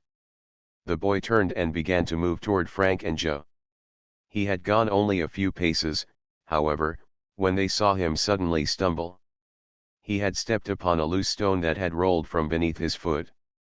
He wavered uncertainly, striving to regain his balance. Then, with a shrill cry, he toppled over into the mill race and fell with a splash into the swiftly rushing torrent of water. "Help!" he shouted, in terror. "Help!" 8. Joe's courage. The accident had happened so quickly that it was not for a few moments that the Hardy boys and their chums realized the lad's danger. Then, as they saw him struggling in the torrent, they began to run toward the spot to which the lad was being rapidly carried. Joe was in the lead, and as he ran he was taking off his coat. Just below the mill race the river was full of rocks, and the rapids dashed over them in a boiling fury of spray and foam. If the youth were ever swept into the rapids he would be doomed. The other lads were not far behind Joe. The accident had not been seen from the mill, for no one appeared in the doorway, and the cries of the boy in the river evidently had not been heard by the men in the building. "Help!" he was shouting. "Help!" He was struggling in the water, being swept irresistibly on toward the deadly rapids. "I can't swim." Joe reached the bank, paused to kick off his shoes, then stood poised for a moment above the rushing waters. He dived into the mill race, disappeared beneath the surface, then rose just a few yards away from the struggling boy. The lad had already gone under once and was gasping for breath. He was just about to go under for the second time when Joe swam toward him with strong, steady strokes and grasped him by the collar. Frantically, the boy tried to seize his rescuer, but Joe was ready for that. He knew that the unreasoning grip of a drowning person is of the utmost danger, so he managed to stay at arm's length and at the back of the boy. "Hold steady," he shouted, above the roar of waters. "Hold steady. Keep cool." His words had some effect in restoring the lad to his senses, and the boy, feeling the supporting grasp on his collar, ceased his struggles. But the danger was not yet over. The current was so strong that they were both being carried headlong downstream toward the rapids. Joe could see the jagged rocks silhouetted against a background of flying spray and foaming water. If once they were swept into that maelstrom, they would be battered to death. He was handicapped by the weight of the boy, but he turned toward the shore and exerted all his efforts in swimming toward the bank. But he made little progress. The current was too strong for him. The other lads, running along the bank, were watching the scene in consternation. "He'll never make it," declared Jerry. "The current is too much for him." They could see Joe's tense face as he pitted his strength against the force of the current and desperately strove to make his way toward the bank. He was still clinging to the boy, who was commencing his struggles anew. They were being swept closer to the rapids every moment. There were a number of rocks rising above the surface of the river just a few feet ahead, and beyond that was a smooth, deep, swiftly flowing sheet of water that swept past the willows at the bend and ended in a quarter of a mile of rough, turbulent water, rapids and falls. "I'm going to help him," exclaimed Frank, suddenly. He stopped on the bank and flung off his coat, then started to untie his shoelaces in order to kick his light shoes aside. But in the meantime Joe had managed to catch at a projecting rock with his free hand, so Chet put a restraining hand on Frank's arm. For a moment it seemed that the current would make Joe lose his grip, but he clung to the rock and drew himself closer until he had wrapped his arm about it. The rest of the rock was wide and flat and lay just a few inches beneath the surface. Slowly, Joe clambered onto this precarious refuge, dragging the half-conscious boy with him. The rock was big enough to provide foothold for them both. The boy was unable to help himself, as he was limp and weak from his experience. Just as he was almost on the rock, Joe lost his grip on the lad's collar for a second, and the current whirled him to one side. The lad toppled backward, striking his head on the rock, but Joe made a frantic grab for him, at imminent risk of precipitating himself into the water again. His fingers closed about the back of the lad's shirt and he managed to haul the boy to safety once more. But the blow had rendered the lad unconscious. He lay limply on the flat rock, with the water breaking about his body, while Joe, his clothes drenched, clung to him. "Get help! Get a rope!" Joe shouted, to his companions on the bank. Frank and Chet lost no time. They fled back toward the old mill. The affair in the river had passed unnoticed by the millers, and when Chet and Frank rushed up to the front door they found no one in sight. "I'm going inside," declared Frank. "We'll have to get a rope or they'll be swept off that rock in no time." The door was closed, but he pushed it open and entered the dim interior of the mill. But hardly had he stepped inside, with Chet at his heels, than he ran into the arms of one of the men whom he had seen outside the doorway some time previously. "Hi, what do you want?" demanded the man angrily. He seized Frank by the shoulders and tried to push him back, out of the building. At the same time the other man came running out of a nearby door. "What's going on here?" he shouted wrathfully. "What's all this about? Get out of here, you boys." The sound of voices evidently attracted the attention of a third man, for he, too, came running out of the shadows, carrying a heavy club, which he brandished threateningly. "What do you want here?" he shouted excitedly. He was short and broad-shouldered, with a dirty kerchief knotted about his neck. "We want a rope," Frank explained, taken aback by this hostile demonstration. "Your boy is drowning in the mill race." The three men became immediately concerned. They crowded about, asking questions. "What boy? Where is he? What do you want a rope for? He fell into the river a few minutes ago. If we don't hurry he'll be drowned. My brother rescued him and they're both on a rock down near the rapids," Frank said hurriedly. "Get a rope quick. Get a rope, Markle," shouted the bespectacled old man to the fellow with the club. "Hurry up." Markle dropped the club and ran back into the room from which he had come. In a few moments he returned, dragging a length of stout rope. "Where is he now?" asked the old man. "Lead the way." The men of the mill had forgotten their first animosity when told of the plight of the boy, and now they followed Chet and Frank as the two boys ran outside again and raced along the bank to the place where the other boys were standing in an excited group, shouting advice and encouragement to Joe, who was still clinging to the rock. Markle stumbled along the bank with the rope, and when he reached the group of boys they moved back to give him space. He coiled the rope loosely in one hand, then whirled the free end of it about his head and flung it out into the stream. But the rope fell short. Joe made a frantic grab for it, but Markle had misjudged the distance. "Here, let me try it," demanded the oldest of the three men, pushing Markle impatiently to one side. He seized the loose end of the rope, drew the remainder of it from the rushing water, then cast it out to Joe. The rope whirled through the air, missed Joe's outstretched fingers by inches, then splashed into the water. Again the old man drew the rope back, again he swung it about his head, and again it arched out above the river. This time it fell against Joe's shoulders.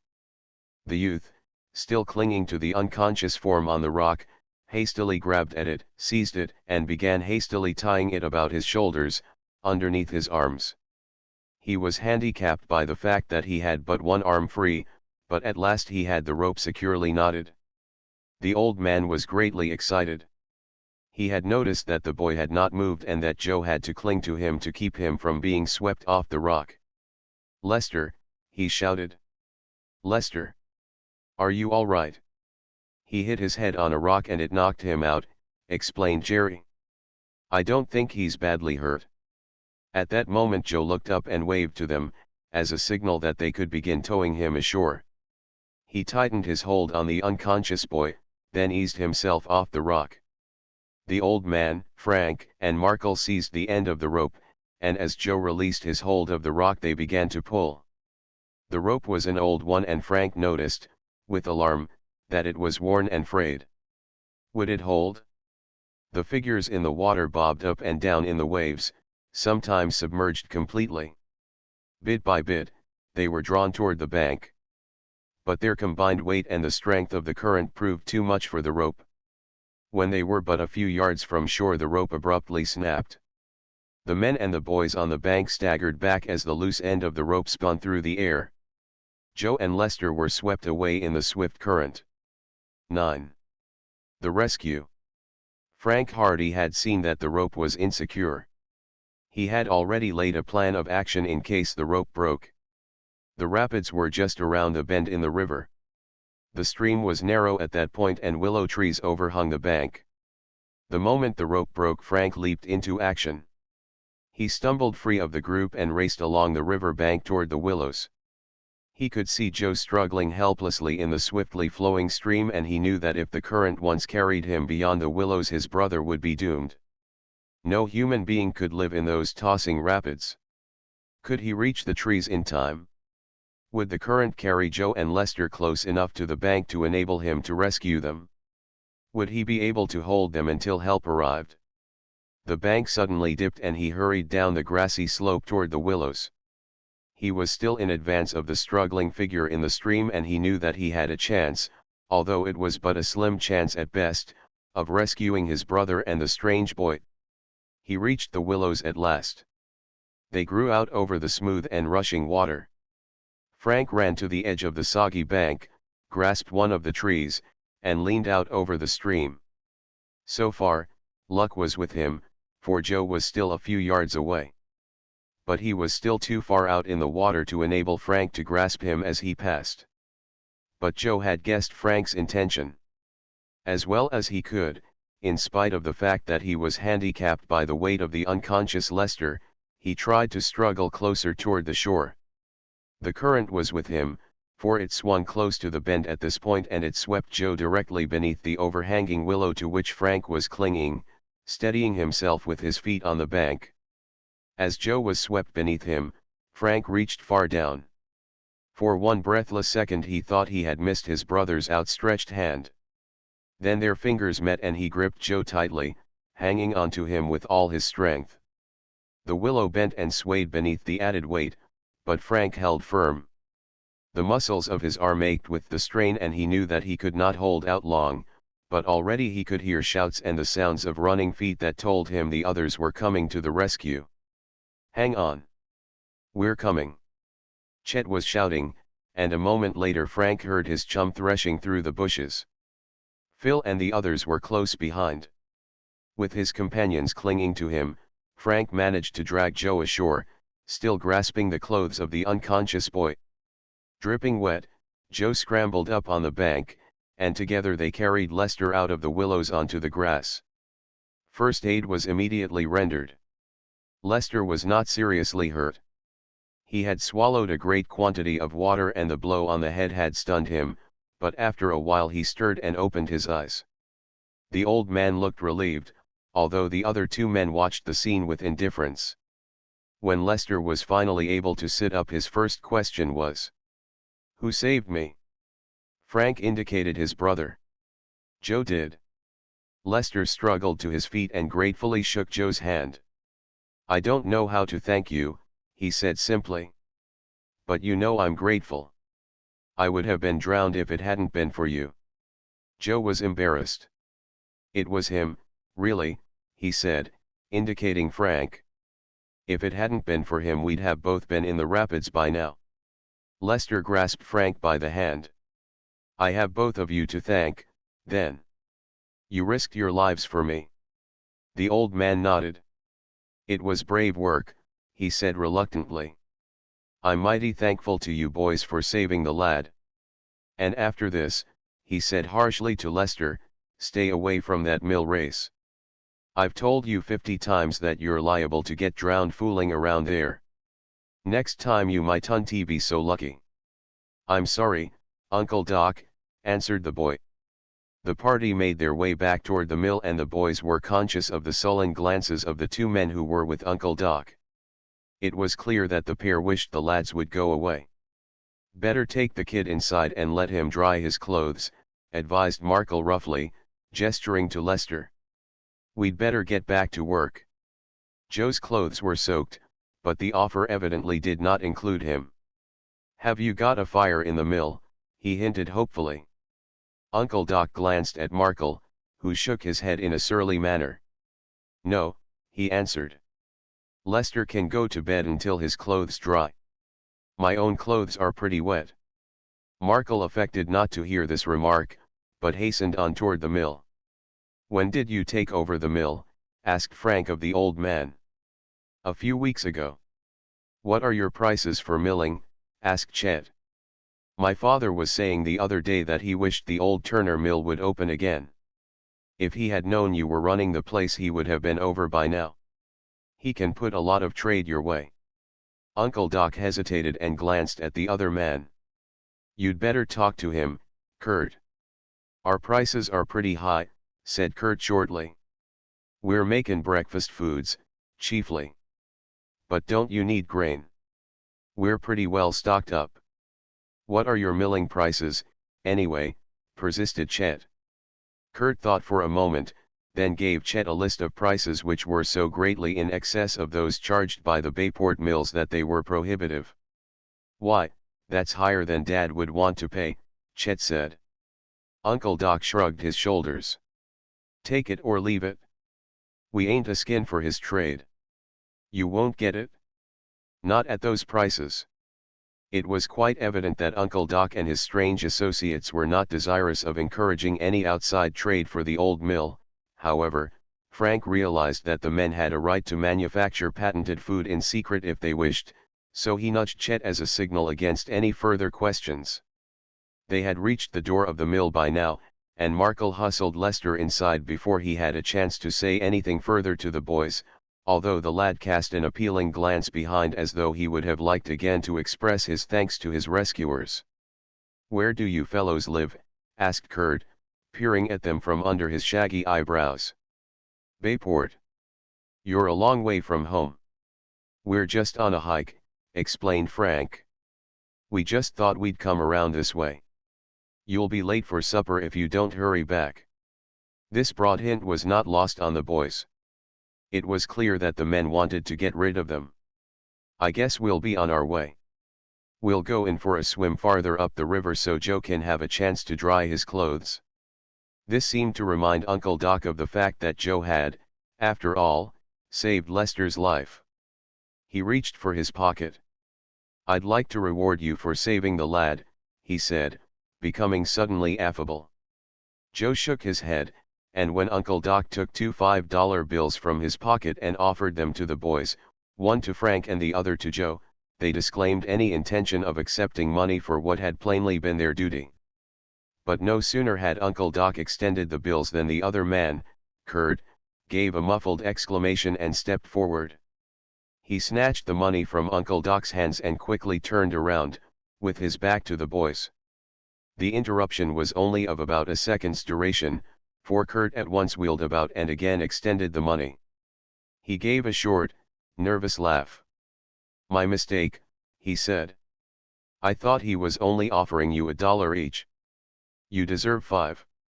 It's all right. Here, take it." He thrust the money upon them, but they refused.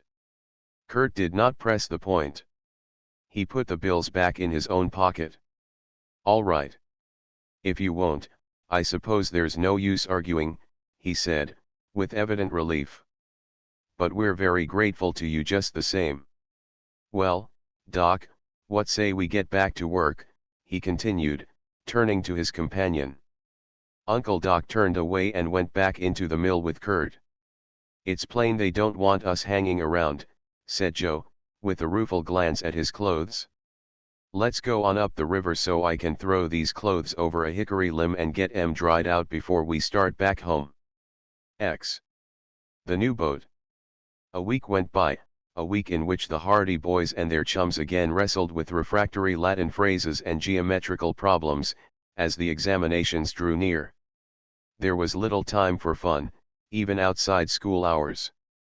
The boys were all overcome by that helpless feeling that comes with the approach of examinations, the feeling that everything they had ever known had somehow escaped their memory and that as fast as they learned one fact they forgot another. But the week was over at last, and on Saturday morning Fenton Hardy looked up from his newspaper with a quiet smile. "What's the program for today?" he asked of his sons. "Nothing in particular," said Frank. "I was thinking I'd dig into the Latin for an hour or so, although I'm so sick of the sight of that book that I'd like to throw it out the window." "I'm away behind in my algebra," spoke up Joe. "But it's too nice a day to study. Anyway, I've been working hard all week." "Perhaps if you went down to the boathouse you might find something there," suggested their father casually. The boys stared incredulously. Then they gave a simultaneous whoop of delight. "You don't mean to say the motorboat is here," exclaimed Frank. Their father had taken charge of the buying of the motorboat for them. They had not expected that the craft would arrive until the start of the summer holidays. Fenton Hardy merely smiled and turned to the financial page. "It mightn't be a bad idea to go down to the boathouse anyway," he said. The boys needed no further urging.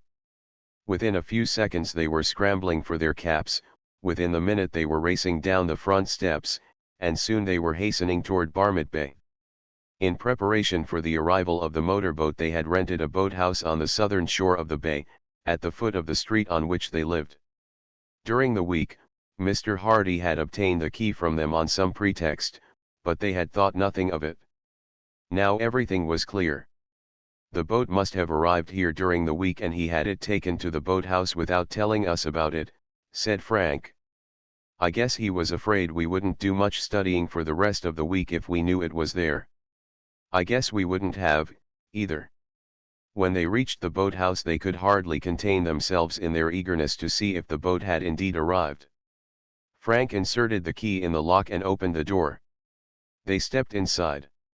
There, rocking gently in the waves, was a long, graceful craft, white with gilt trimmings, a motorboat that gave an immediate impression of strength and power without the sacrifice of graceful lines.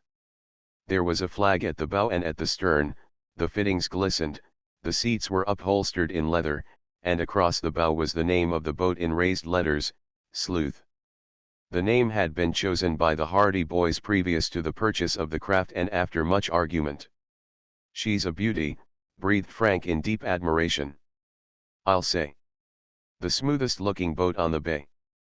And I'll bet it's the fastest. Oh, boy, if we'd only known this was here all week. Without further ado, the boys descended from the landing stage and got into the boat to inspect the craft more closely. Everything they saw only served to confirm their first impression that the Sleuth was without doubt the neatest, most compact, and most beautiful motorboat ever launched. The fittings were bright and shining, the wheel responded to the lightest touch. "How's the gas and oil?" asked Frank, settling into the steersman's seat. "Full up. And look, Frank, even the license is here." "All right. Cast off."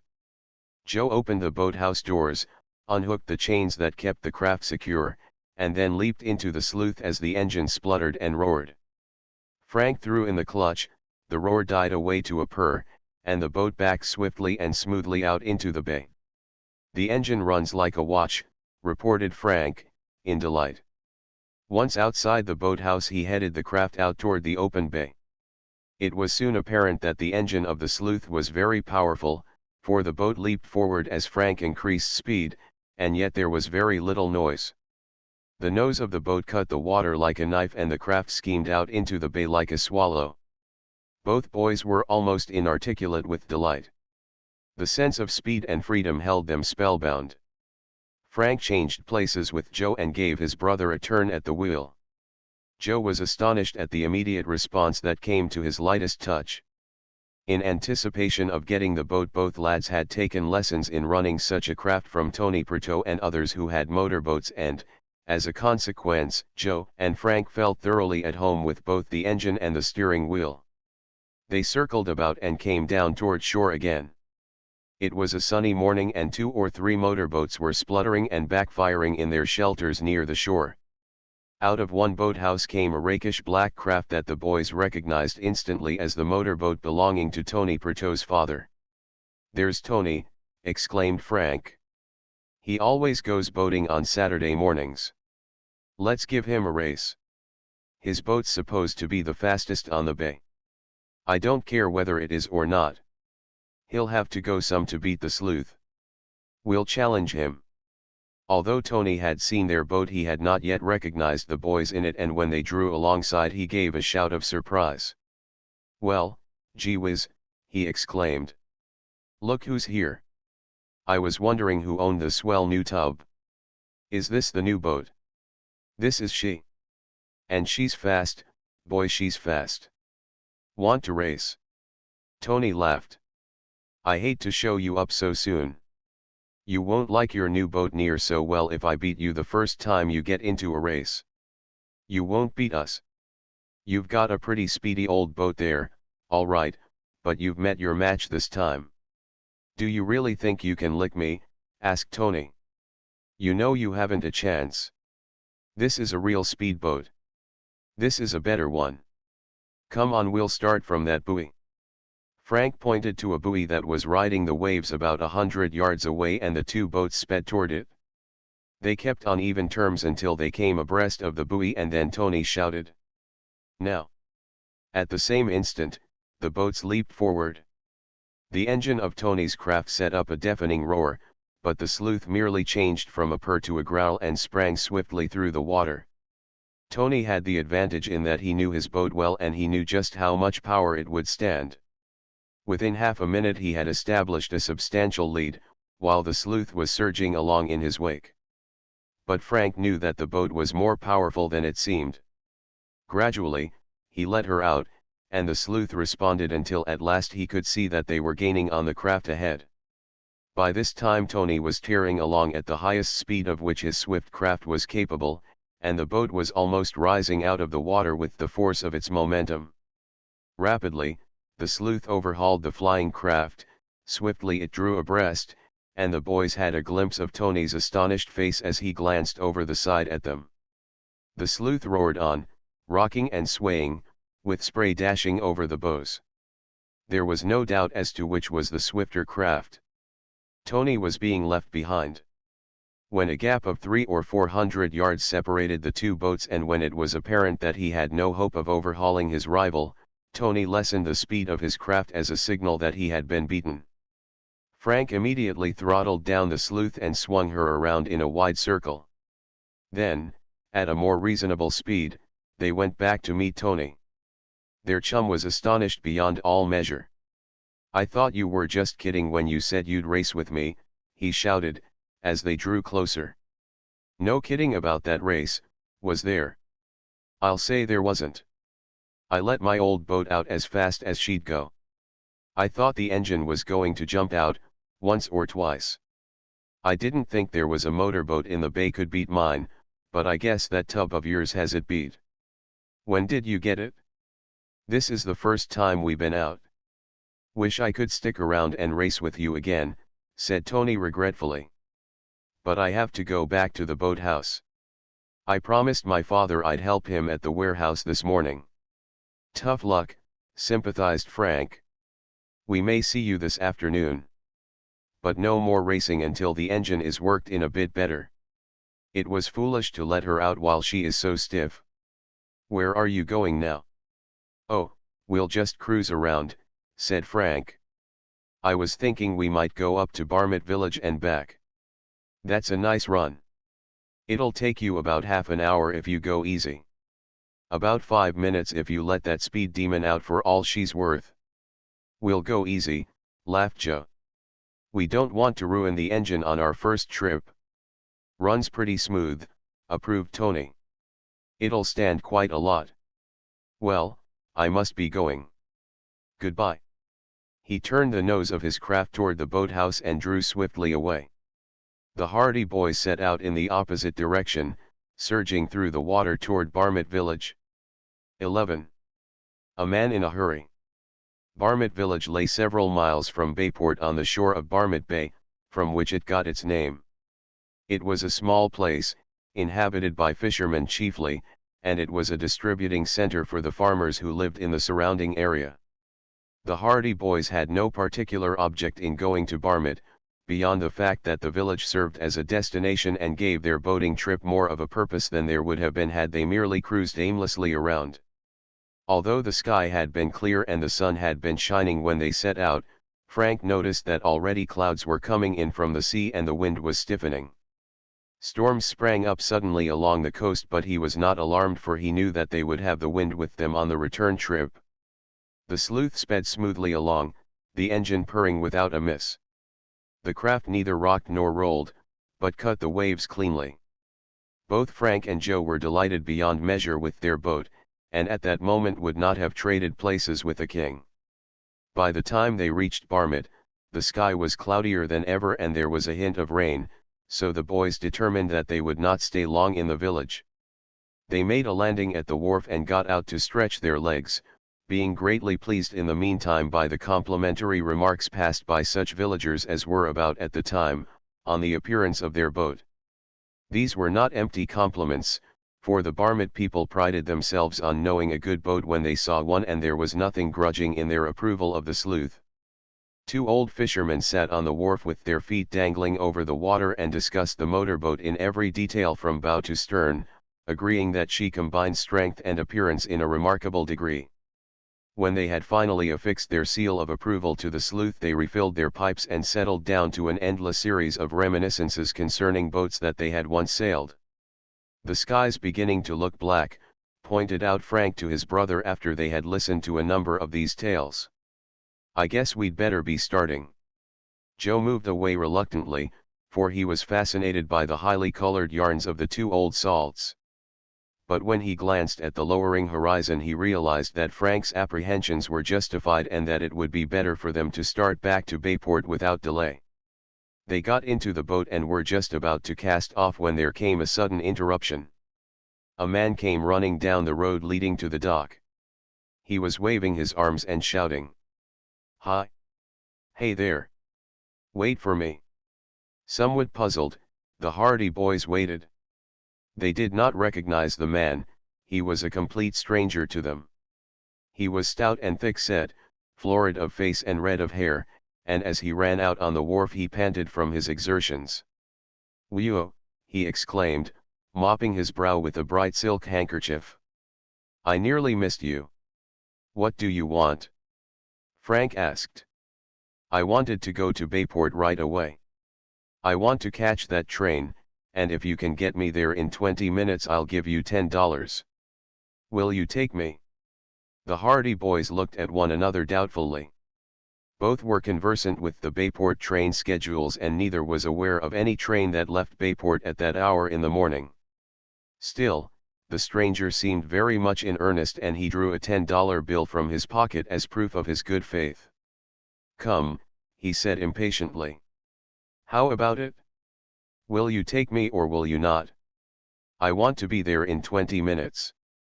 There's $10 in it for you. $10, as Frank said later, is not to be sneezed at. When they bought the motorboat their father made the stipulation that they should not draw on their bank accounts to pay for the gasoline, and every cent was precious for that reason. Jump in, Frank said. I guess we can get you there in 20 minutes, all right. Thanks, said the florid-faced man, getting into the boat. Make it as quick as you can. Frank slipped into his seat and in a few moments the engine was roaring as the sleuth glided away from the shadow of the wharf and headed out into the bay. She rapidly picked up speed and soon the salt spray was flying as the motorboat tore through the waves, her nose pointing toward Bayport. The stranger settled back with a sigh of relief. Mighty good thing I met you, he said. I was beginning to think I wouldn't be able to get out at all. There was only a rickety-looking flivver in the village and I was afraid to take a chance on it, for I don't think it would have lasted a mile without falling to pieces. It was lucky I saw your boat when I did. The sleuth sped along under a darkening sky. They were running close to the shore in order to cut off as much distance as possible and keep a beeline for Bayport, and it was possible to have a clear view of the road that ran just above the beach. Joe noticed that the stranger cast frequent anxious glances toward the shore. Suddenly an expression of alarm crossed the man's face, and Joe saw that he was watching two figures who had appeared on the road and who were running along, waving their arms, evidently trying to attract attention. Somebody signaling to us, he said to Frank. Frank looked up. The two men on the road were making frantic efforts to draw attention, as they waved their arms and leaped about like lunatics. Friends of yours? Asked Frank of their passenger. The florid-faced man laughed. The laugh was meant to be carefree and hearty, but there was no disguising the note of uneasiness beneath it. Yes, they're friends of mine, he admitted. I put one over on them that time. He chuckled nervously. They're just beginning to realize that I've given them the slip. What's the big idea? That's the time I fooled them. The stranger laughed loudly, too loudly, in fact. You see, I'm going to be married. That's why I have to catch that train.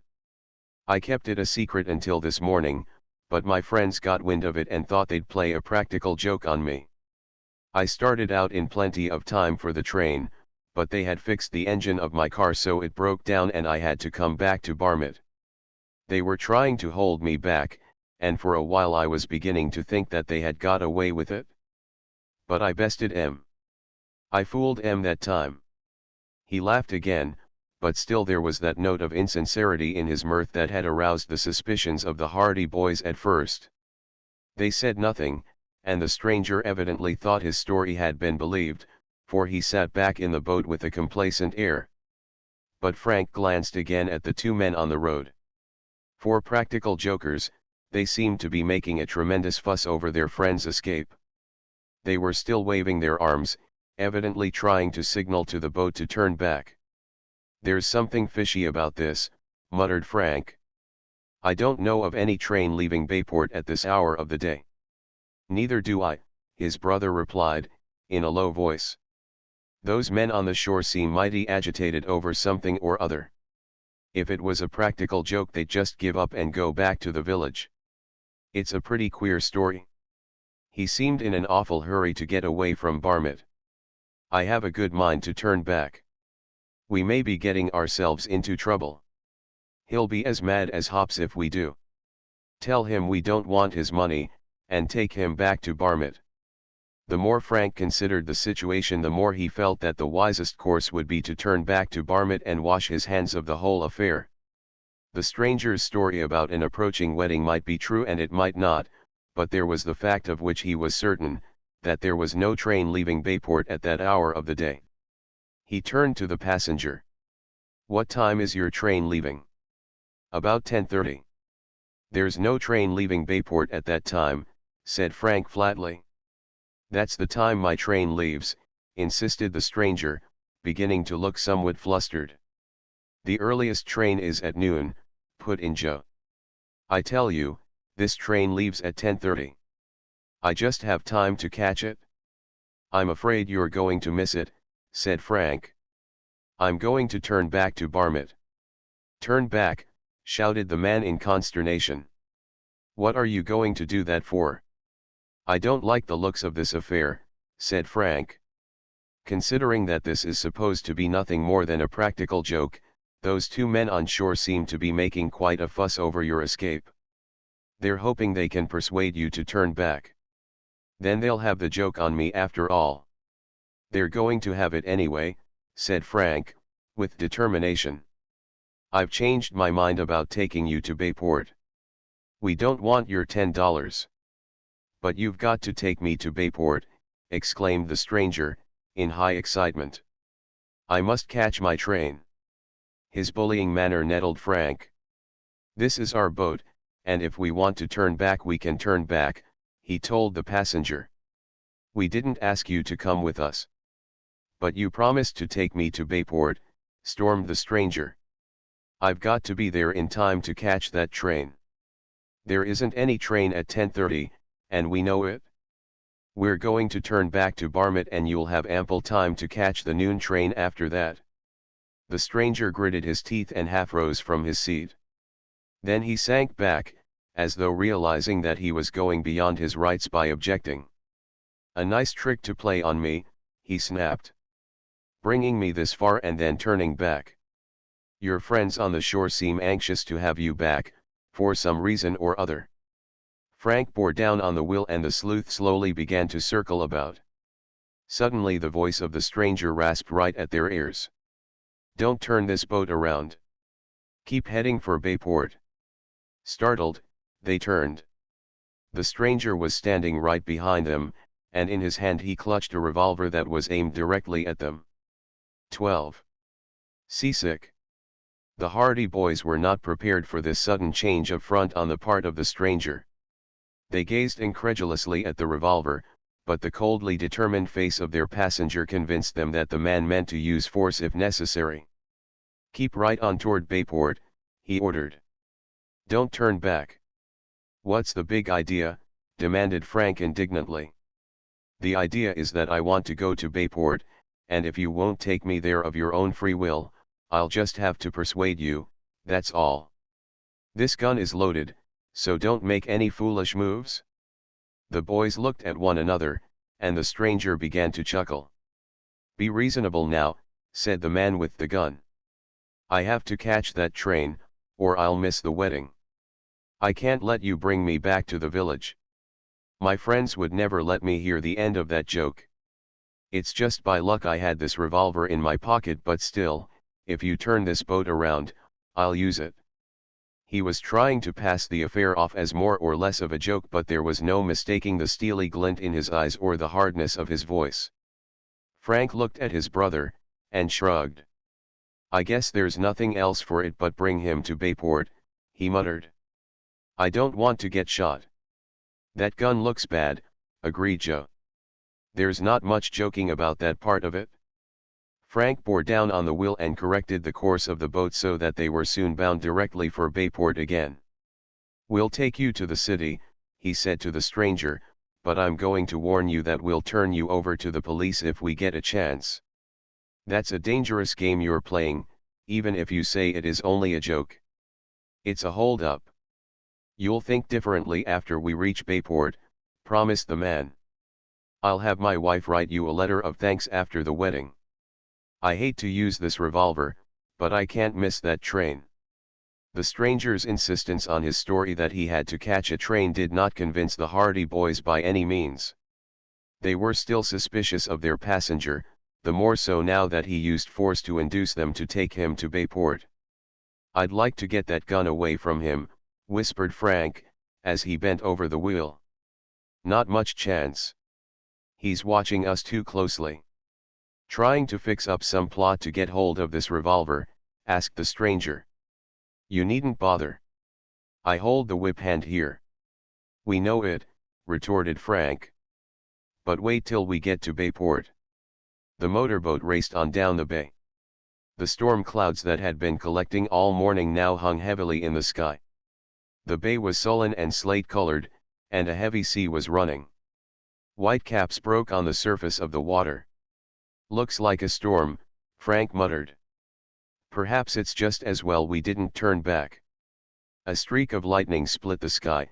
It was followed by a distant rumble of thunder. The sleuth was riding the waves well, but there was a rocking motion that could not be avoided. The boat swayed from side to side as it plunged on. After about 5 minutes Frank glanced behind. The stranger was no longer standing up, he was sitting back against the cushions again, and he still held the revolver leveled at the Hardy boys, but there was a curious expression on his face, an expression of nausea. His eyes were staring and his face was pallid. For a moment Frank could not understand what the matter was. Then, as the boat gave a lurch more violent than usual, he understood. He nudged his brother. "Getting seasick?" he whispered. Joe glanced back, and when he saw that the stranger's florid face had changed in hue from a deep red to a greenish white, he knew that the motion of the boat was indeed taking its effect. He forbore an impulse to chuckle at their passenger's plight. "Give her a little more gas," ordered the stranger, in a curiously feeble voice. "You're not going fast enough." He brandished the revolver threateningly. Frank obligingly increased the speed of the sleuth, but the rocking motion only became more pronounced. The stranger gulped, but he did not lower the weapon. "That's better," he said, without enthusiasm. "I'm going to give him something to be seasick about," whispered Frank. Without warning he suddenly bore down on the wheel and swung the motorboat about so that it was lying broadside to the waves. "Here, what's the matter?" asked the stranger. "Where are you going now?" "We're off our course. I'm heading in toward shore a little more so we can get out of the wind." This explanation satisfied the stranger, although it became speedily apparent that the new course did not. The sleuth received the full force of the long rollers. The waves were not high enough to be dangerous, but the swells gave an undulating motion to the craft that swiftly increased the stranger's illness. "He's slipping," whispered Joe. Frank glanced back again. The stranger was indeed slipping. His teeth were tightly clenched. His face was almost green. His expression was that of a man who is deathly sick. But he still clung to the revolver and he still waved it feebly at the boys. "Head her in toward Bayport," he demanded. "Do you want to make me sick?" "This'll fix him," said Frank. "Get ready." He bore down on the wheel again. The sleuth swung around at right angles to her previous course. The abrupt, swerving motion finished the stranger. With a groan, he slumped forward in his seat, and bowed his head on his arms. Joe sprang up.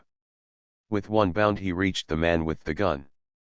The stranger realized what was happening, and struggled to his feet. He raised the weapon, but Joe struck out and dashed the revolver from his hand. It described a flashing arc, then fell into the water with a splash. Sick as he was, the man swung out viciously and his fist caught Joe on the side of the face, staggering him. Joe quickly recovered himself and plunged forward, grappling with the man. They swayed to and fro in the middle of the boat, then fell, still struggling. But although Joe was young and wiry, he was not strong enough to cope with his antagonist, and Frank soon saw that the stranger was having the better of the battle. He glanced ahead, saw that the sleuth was heading into a long, low bank of fog but that there were no other boats in sight, then abandoned the wheel. He leaped back to the assistance of his brother, crooked his elbow about the stranger's neck, and dragged him back. The man struck out, wildly, twisted around and staggered Frank with a blow in the ribs. He managed to struggle to his feet. They saw his hand flash to his pocket, and then he produced a small package and flung it far out over the side. It had only taken a second, but that second was sufficient to serve for his undoing. Frank scrambled to his feet in the swaying boat, and for a moment they sparred. Then Frank's right fist shot out and the blow landed directly on the point of the stranger's jaw. The man was not knocked out, but he staggered back and the wild lurching of the boat sent him off his balance. He stumbled and fell. His head struck against the side of the boat and he crumpled up in a heap. The blow had knocked him unconscious. Frank bent over him. He saw that the man was not badly hurt, but that he had been stunned by the impact. He pointed out a coil of rope in the stern. "Tie his ankles, Joe, in case he wakes up. I've got to get back to the wheel." The sleuth by this time was off her course, and was wallowing in the trough of the waves. Quickly, Frank swung the craft about, but when he peered ahead to locate Bayport he gave an exclamation of alarm. The city was nowhere to be seen. The heavy cloud of mist that had been gathering over the bay now totally obscured the shores. How far the boat had departed from her course he did not know, and in the fog bank he had but a vague idea of their location. He began to look around in hopes of finding a compass, but there was none in the boat. "Have you got a pocket compass, Joe?" Joe, who was busily engaged in tying the unconscious stranger's ankles together, looked up and shook his head. "Isn't there one in the boat?" "No, and here we are in a fog bank. I don't know whether we're in the right direction for Bayport or not." 13. Paul Bloom. Frank Hardy reduced the speed of the motorboat, because he realized the dangers that lurked in the fog. Almost any moment they might crash into another boat in the bay. Even worse, they might be so far out of their course that they would pile up on one of the rocky shores. The fog was impenetrable. Frank did his best to judge their direction by the waves, but this did not help greatly, as there were cross currents and the wind was shifting. The sleuth coursed on, feeling its way blindly through the haze that enveloped the bay. Frank peered ahead into the foggy veil. Joe concluded his ministrations to the stranger, who was now beginning to stir. The man opened his eyes and groaned. "Have you had enough?" asked Joe. "Who hit me?" "You hit your head against the side of the boat. Are you going to make any more trouble?" The man groaned again, tried to get to his feet, found that his ankles were tied together, and sank back with a sigh. "He won't give us any more bother," declared Joe, coming forward. It was plain that there was no more fight left in their captive. "I wish this fog would lift," said Frank. As though in answer to his words, a sudden gust of wind sent the mist in scurrying wreaths, raising the heavy gray veil long enough to enable him to see Bayport lying almost directly ahead. He could make out the position of the row of boat houses and he headed the sleuth toward them. The curtain of fog descended again, but Frank was now fairly sure of his position. "We're heading in the right direction now. Should we try to make the boathouse? I don't think we'll be able to find it in this mist." "I guess you're right. We'll land at the big wharf." In a short while, the boat was nosing its way through the fog, among the shadowy craft anchored near Bayport Wharf. The city loomed up in a ghostly dark mass beyond the water. Finally the sleuth drew alongside the wharf and nosed its way to one of the slips. To the surprise of the boys, they saw several figures running along the wharf. "What boat is that?" shouted someone from the fog. "The sleuth." "Good. That's them. I thought they'd land here," said the voice, evidently addressing someone else on the wharf. "Looks as if we're expected," observed Joe. A man came down the slip, and even in the fog they knew the figure was familiar. When he drew closer they saw that the man was none other than their father. "Dad," exclaimed Frank. "Have you got him with you?" asked the detective quickly. "Who?" "Joe." "No, no. The man you picked up at Barmit Village. I had a telephone message about him." "Yes, we have him here. He tried to hold us up with a revolver, but we got the better of him." "Fine," said Mr. Hardy, peering down into the boat, where the stranger was struggling to sit up. "All right, "Chief," he called, to a burly man who was coming down the slip. "They have him." Chief Kulik, of the Bayport police force, and Con Riley, one of his men, then appeared in view. "Got him, hey," said Kulik. "They have him here in the boat." "All right. Hand him over." Still wondering how their father had known that the stranger was in the boat with them and wondering also why the police were on hand, the Hardy boys untied the ropes that bound their passenger's ankles, and helped him over the side. He was immediately seized by the officers, who proceeded to search his pockets. "Here," he protested. "What's all this about?" "Well, Paul Bloom," said Fenton Hardy, "you thought you'd made a getaway, didn't you?"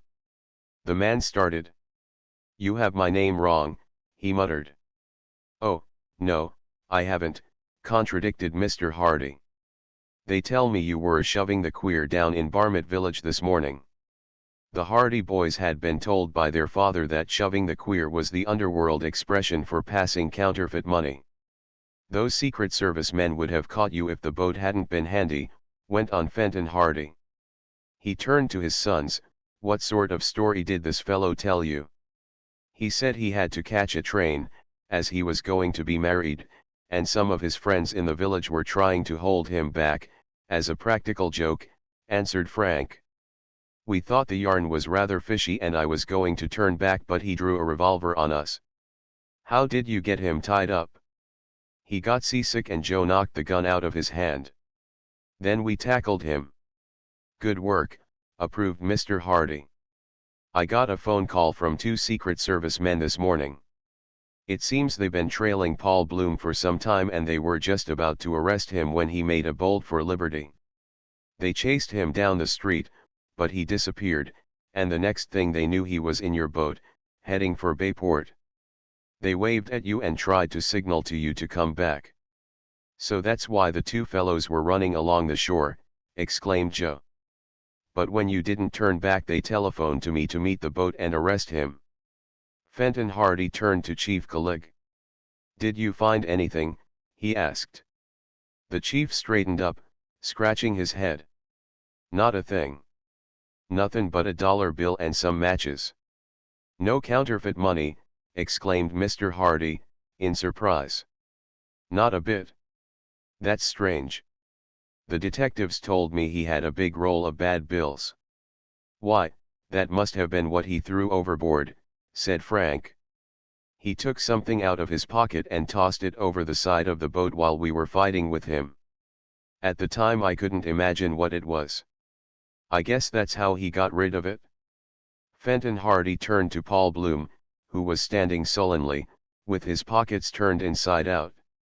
"And what have you got to say for yourself, Bloom?" "Nothing. You haven't got anything against me." "Perhaps not just now. But wait till those Secret Service men arrive from Barmett. You were passing counterfeit money in the village." "Any counterfeit money I passed, I got from someone else," blurted the prisoner. "I'm not in that game." Fenton Hardy turned to his sons. "This doesn't happen, by any chance, to be the fellow who tricked you on that bad $5 bill at the railway station, does it?" he asked. They shook their heads. "No, it isn't he. I'm convinced that he's associated with the gang in some way." "You haven't got anything on me," Bloom persisted doggedly. "Perhaps I did pass some bad money in the village." "What of it?" "If I did, I didn't know it was bad. I got it from someone else. It ain't my fault. If you're so innocent, why did you run from the detectives?" "I had to catch a train." "Tell that to the judge," advised Chief Kulik roughly. "I think I'll lock you up for a while, my friend, and let you just think things over." "Yeah, put him in the cooler," piped up Con Riley. "I don't want any advice from you," said the chief, crushing his subordinate officer with a frown. "Here, put the cuffs on this bird and lock him up." There was a jingle of handcuffs as they were clapped about Paul Bloom's wrists. The man protested, but he was quickly silenced by the chief. "We're going to keep you until the Secret Service men get here," said Fenton Hardy. Perhaps they'll have more to tell. Chief Collig and Constable Riley trudged off, with Paul Bloom between them. Fenton Hardy turned to his sons with a smile of approval. "Good work," he said. "You haven't lost any time making good use of the new boat, I see. I only wish we could have got hold of that roll of counterfeit bills he threw overboard," said Frank disconsolately. "Well, it can't be helped now, although that would have cinched the case against Bloom. He has been operating in this neighborhood for over a week. But I expect the Secret Service men will have enough evidence to have him punished." The fog was beginning to lift and the Hardy boys had no further doubt of their ability to locate the boathouse. They felt they had enough of motorboating for one morning, so they said goodbye to their father and left the wharf, guiding the sleuth safely to the boathouse. "If every trip we have in the sleuth is as exciting as that one, we'll have no reason to kick," Frank remarked, as he shut off the engine. 14. Con Riley guards a package. Officer Con Riley was at peace with the world. His heart was full of contentment and his stomach was full of pie. The sun was shining and one of the aldermen had just given him a fairly good cigar. His beat had been free of crime for a week. His wife had gone to the country for a visit and she had taken the children with her. Hence, Con Riley's feeling of deep and lasting satisfaction with the world. Even the boys, his natural and hereditary enemies, had not tormented him for several days. Perhaps, he argued, it was because they were up to their ears in work, preparing for examinations. If that was the reason, Con Riley decided that examinations were good things and should be encouraged. As he sauntered along the shady side of Main Street, leisurely swinging his club and gravely responding to the greetings of, "Good afternoon, officer," he reflected that there were worse occupations in life than being on the Bayport police force. He was well content with his lot just then. He exchanged salutations with the traffic cop on the main corner and mentally congratulated himself because he was not a traffic cop. The job exposed one to all manner of weather, from cold, drenching rains to sizzling heat. No, he was just as glad he was on the beat. A troop of boys came down the street from the direction of the Bayport High School, and Riley instinctively stiffened. If it were not for those confounded boys, life would be very different for him. They did not seem to appreciate the dignity of his position. They were always contriving schemes to make him look ridiculous. He spied the Hardy boys with their companions, and his frown deepened. Too smart, altogether, those Hardy lads. They weren't mischievous, he had to admit that, but they were meddling in the work of the police a little too much. Already they had been credited with solving a couple of mysteries that he, Con Riley, would certainly have solved alone if he had been given a little more time. Then there was Chet Morton, a boy who was born to be hanged, if ever there was one. He'd come to a bad end some day, that fellow. So would all the rest of them, Tony Perto, Phil Cohen, Jerry Gilroy, Biff Hooper, the whole pack of 'em. Still, Con Riley was in a good humor that afternoon, so he unbended sufficiently to bestow a nod of greeting upon the boys. To his surprise they gathered around him. "What has been done with Paul Bloom?" asked Frank. "He's in jail," said Riley, with the portentous frown he always assumed when discussing matters of crime. "He's in jail, and in jail he'll stay." "Hasn't he been tried yet?" The constable shook his head. "Not yet. The rascal has a lawyer and the case has been adjourned." "Not much doubt that he'll get a heavy sentence," remarked Chet, who was carrying beneath his arm a package wrapped in brown paper. "No doubt of it at all," agreed Riley. "Didn't you fellows tell me that Lieutenant Riley helped capture the counterfeiter?" asked Chet innocently, turning to the Hardy boys. Riley's chest expanded visibly when he heard himself referred to as lieutenant, and when it dawned on him that Chet thought he had a part in the actual capture of Bloom, he tried to look as modest as possible, although he did not succeed very well. "Oh, I helped. I helped," he said, with a deprecatory wave of the hand. "If it hadn't been for Officer Riley the fellow might have got away," said Joe smoothly. "He slapped the handcuffs on Bloom in the neatest manner you ever saw. He was waiting for us right at the dock. Riley beamed. This was praise, however undeserved, and he basked in the admiration of the boys. He told himself that he had perhaps been mistaken in his estimation of these lads after all. They were not mischievous young rascals, but bright, intelligent, high-minded boys who recognized human worth when they saw it and who respected achievement. Yes, he said heavily, I got Bloom behind the bars and he won't get out again in a hurry. He said it as though he had personally been responsible for Bloom's capture and personally responsible for seeing that the prisoner was kept safely locked up. No, he won't get away on you, Lieutenant Riley, said Chet. Con Riley's opinion of Chet increased. The boy had mistaken him for a lieutenant. The mistake was natural enough, perhaps, but it would have to be corrected. Officer, he pointed out sadly.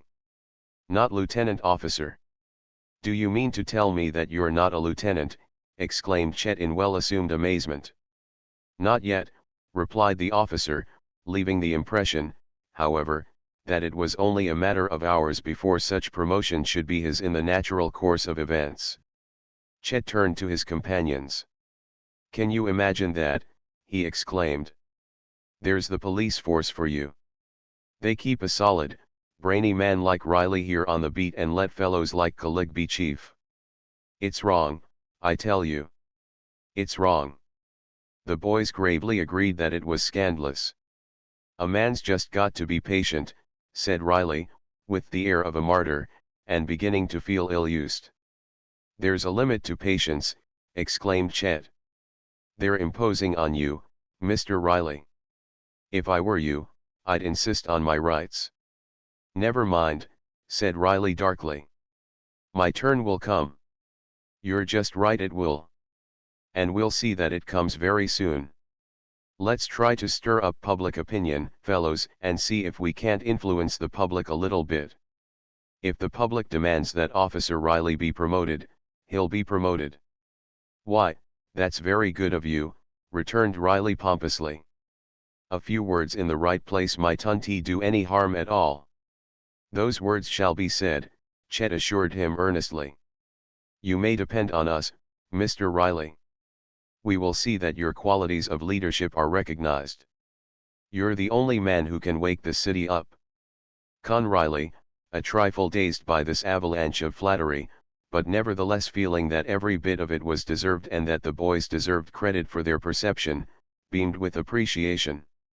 Why, I never had no idea you lads felt like this, he said. I always thought you had a sort of grudge against me. The boys immediately disclaimed any such sentiments. We may have been a little bit troublesome at times, agreed Chet regretfully, but that was because we didn't understand you. After this, you may depend on us. Your time will come, Mr. Riley. Your time will come. With this fine oratorical effort, Chet produced the package from beneath his arm. By the way, he said, I wonder if you would mind guarding this package for me, Mr. Riley? You'll be here for the next 10 minutes, won't you? A doubt flashed across Riley's mind. Why don't your friends look after it? We're all going to be together and we didn't care to wait. If a man by the name of Muggins comes along and asks for it, you'll give it to him, will you?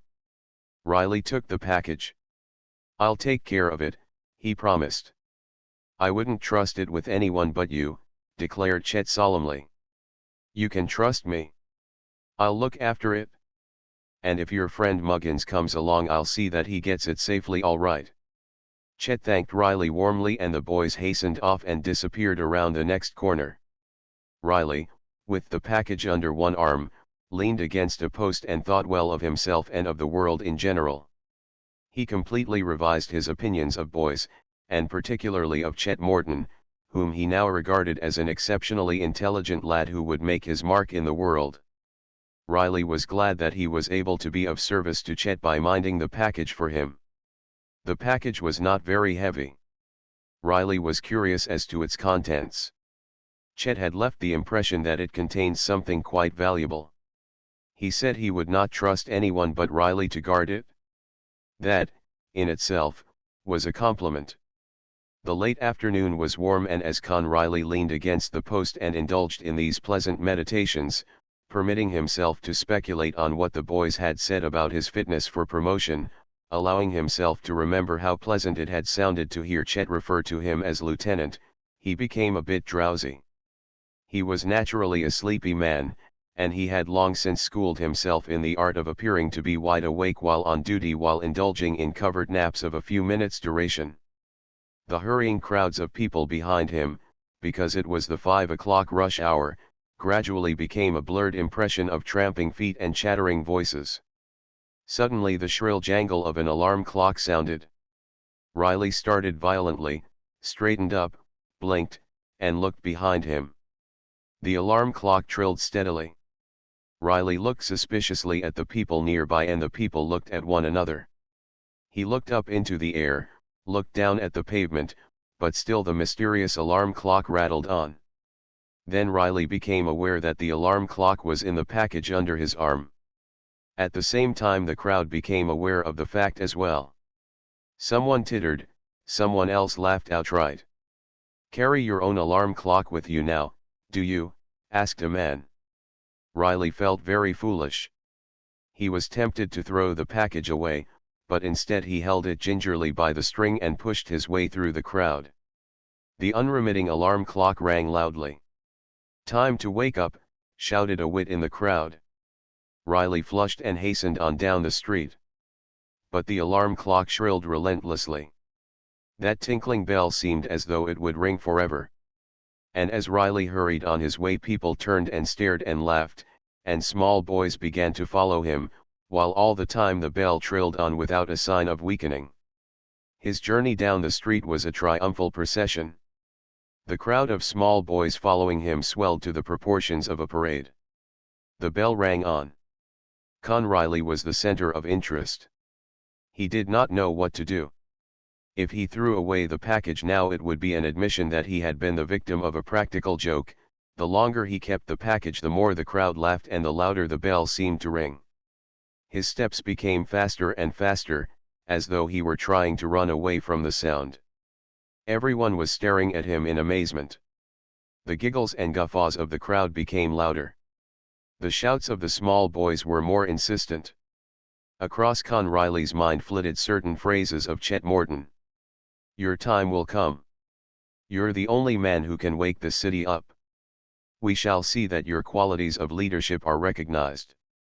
With a mutter of wrath he flung the tinkling package into the nearest alley. A uniformed street cleaner who was just emerging from the alley received the package full in the chest and sat down very suddenly.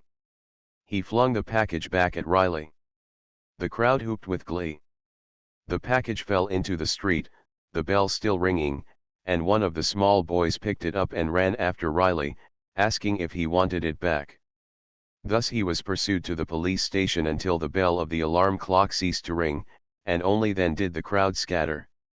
Mopping his brow, flushed with anger, Riley took refuge in the station and vowed vengeance in the future on all the boys in Bayport, particularly high school boys, most especially Chet Morton's gang, and most absolutely and positively Chet Morton himself.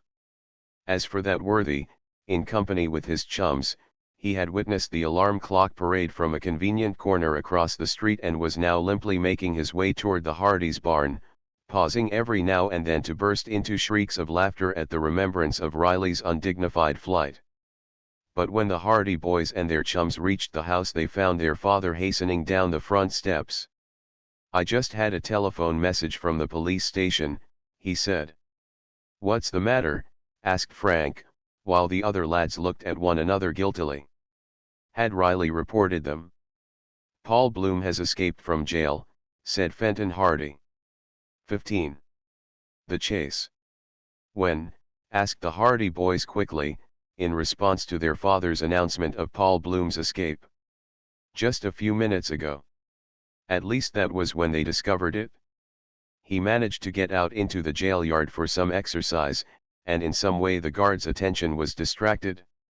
Bloom piled up a couple of old boxes against the wall and was over before anyone saw him. I wonder where he would go. The police are watching the roads and the trains. I don't think he can get out of the city that way. But I have an idea he has accomplices here, and if he can he'll join them and they'll see that he is smuggled out all right. I was going to suggest that you fellows take the motorboat and keep an eye on the bay. Good idea, exclaimed Frank, who never needed an excuse to take the boat out. Come on, Joe. Come on, Chet. I'll go out in Dad's boat, volunteered Tony Pertot. Fine, agreed the others, and the boys hastened down the street in the direction of the boathouses. Jerry Gilroy and Biff Hooper went with Tony, while Phil Cohen went with Chet and the Hardy boys.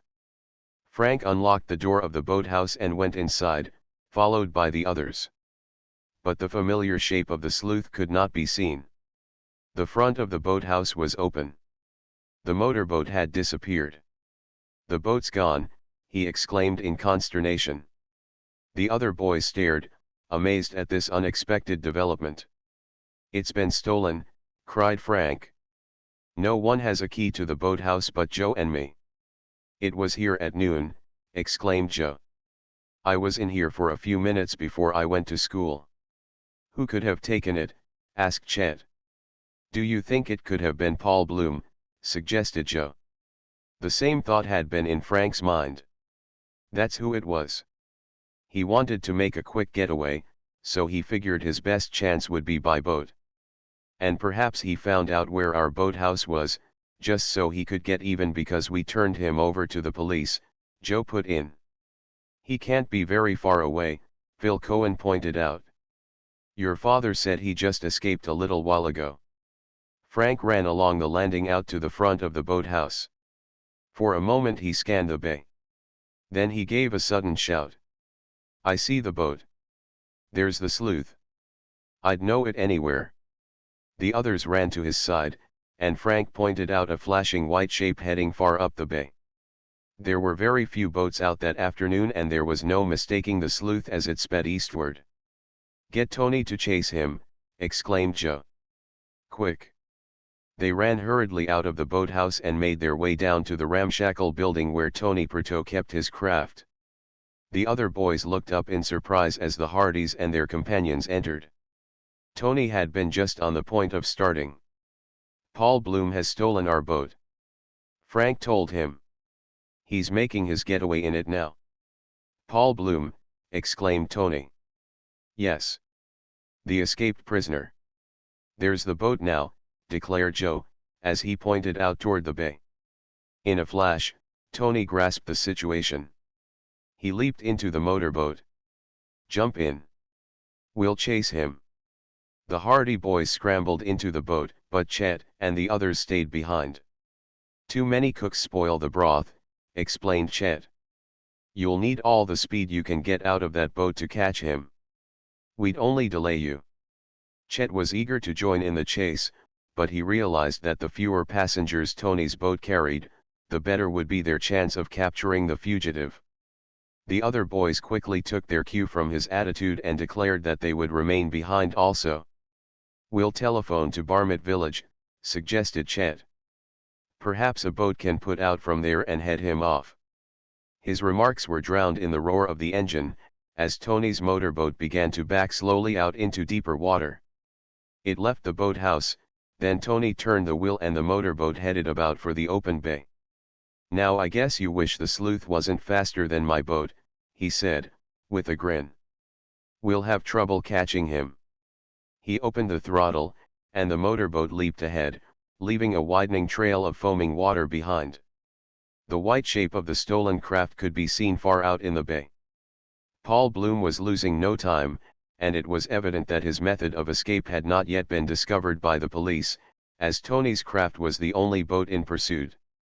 It was doubtful, too, if the fugitive realized as yet that he was being pursued.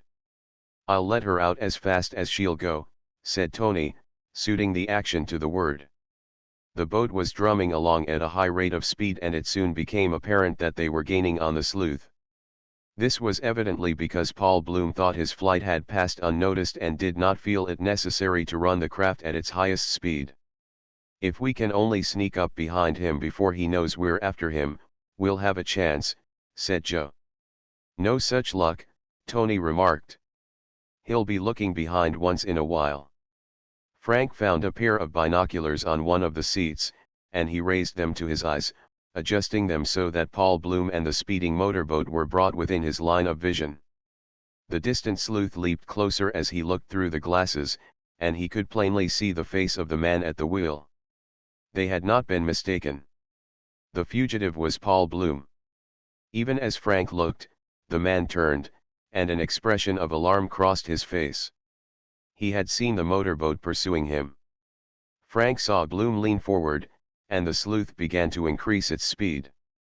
The wing of water cleft by its bow became higher and the spray was flying. Swiftly, the motorboat began to draw away. "He's seen us," said Frank, lowering the binoculars. "We'll keep after him, anyway. We'll chase him clean across the Atlantic if the gas holds out," declared Tony. Joe gave an exclamation of delight. "The gas," he exclaimed. "The gas. That's where we have him. I went down to the boathouse at noon just to see if there was enough gas in the tank, and it's pretty low. He hasn't enough to take him more than a few miles." "Good," exclaimed Tony. "That's where we have the itch. My boat may not be as fast as the sleuth, but the gas tank's full and there's some more in that can. We'll chase him till he has to quit." But if the gas in the sleuth's tank was low, there was no sign of it just then. The motorboat sped on up the bay, gradually widening the distance between itself and the pursuing craft.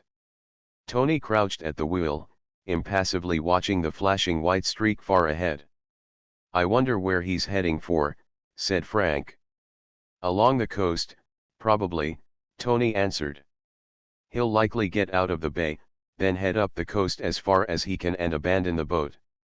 "That's probably what he intends to do," put in Joe. "But he'll never get out of the bay. There isn't enough gas."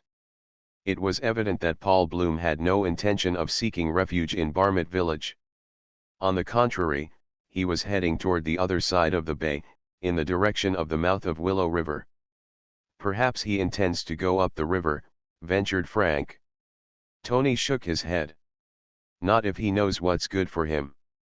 He'd run full plump into the falls and rapids near the old mill."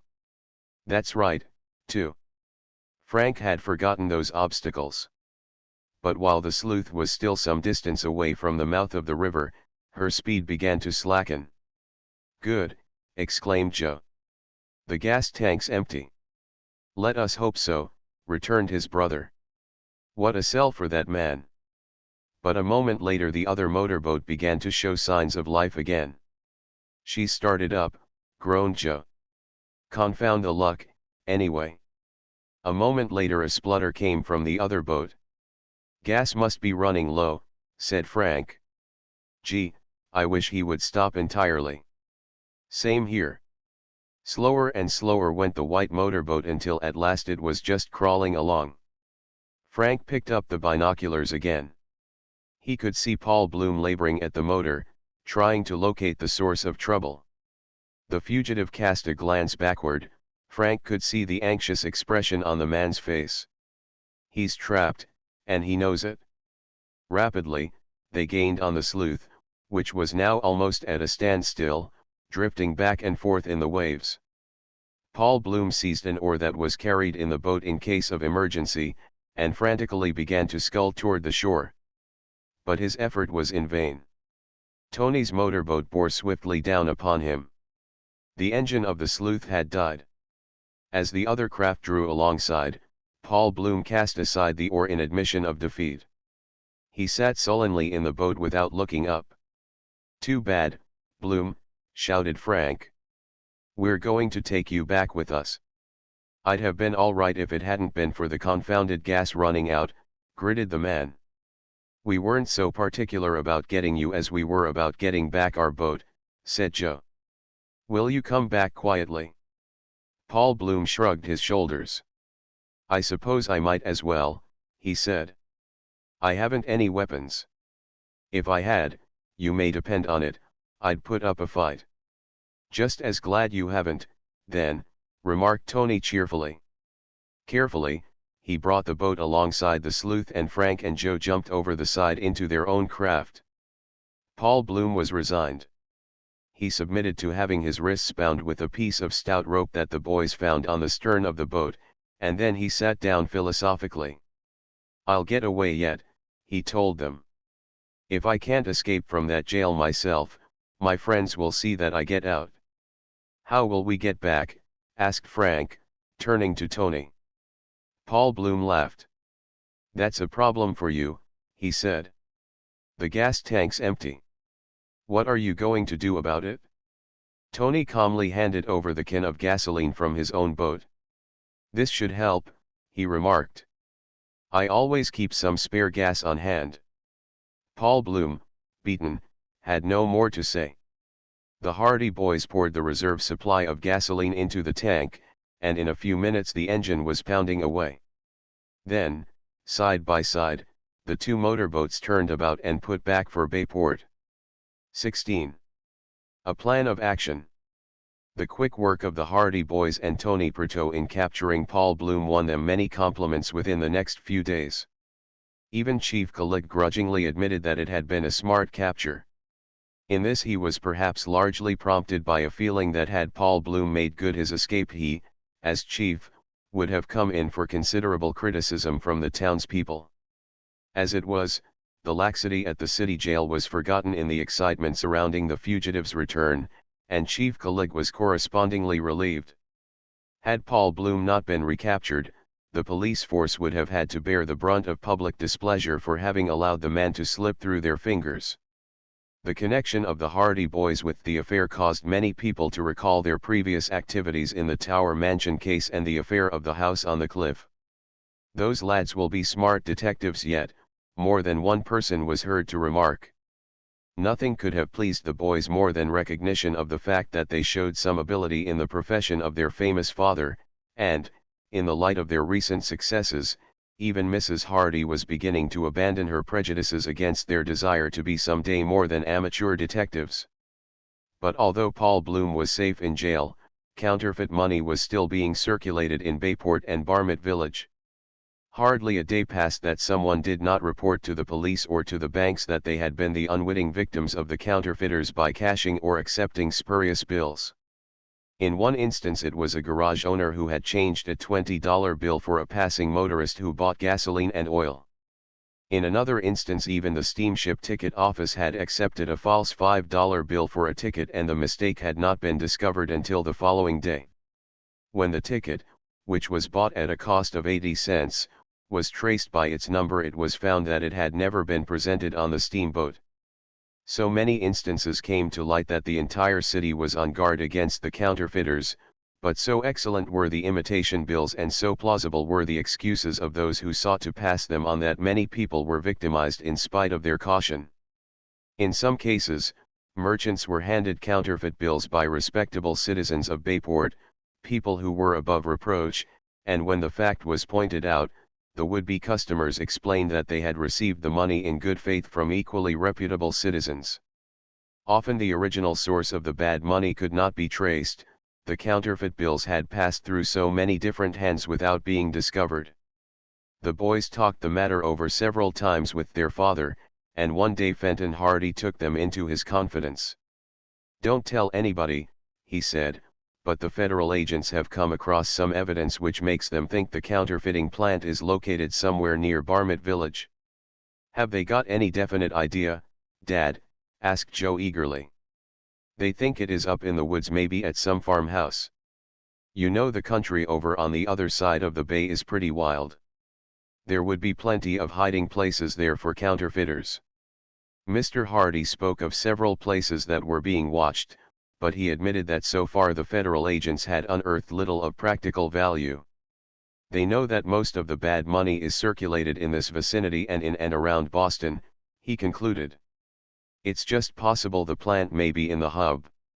There the talk came to an end and the boys walked away as they knew their father was getting ready for a hurried trip to the city.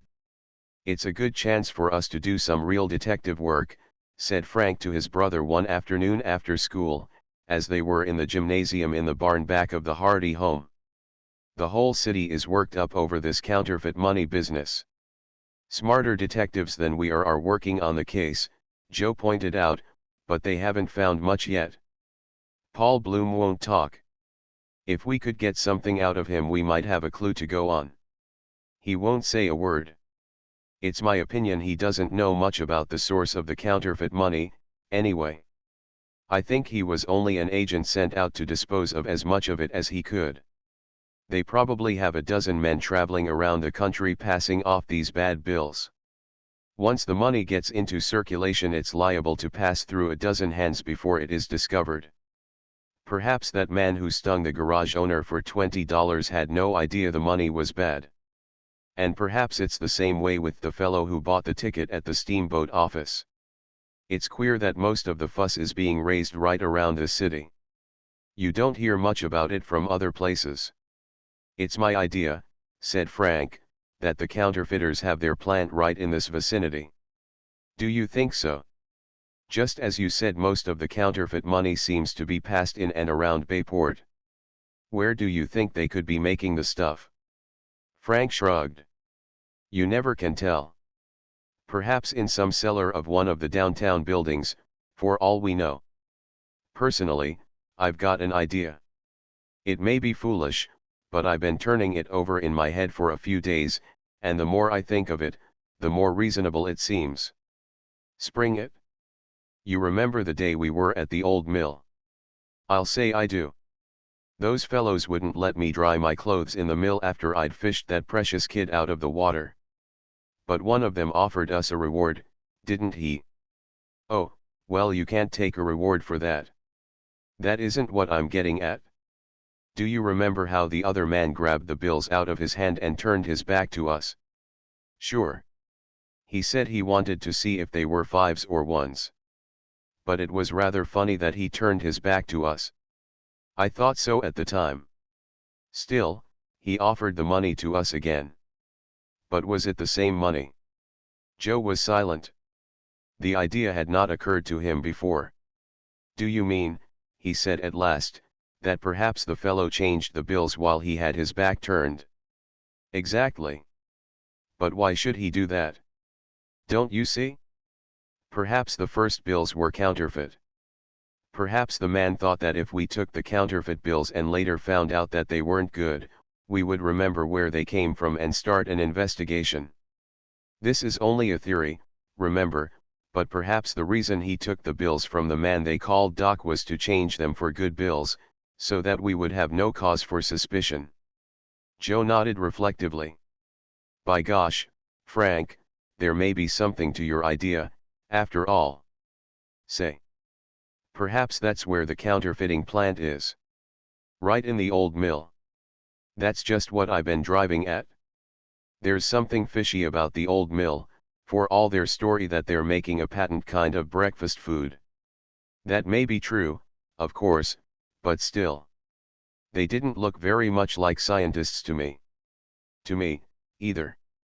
But how can we find out anything more about the place than we know already? They won't let anyone inside the mill, and it's quite evident that they don't want anyone around the place at all.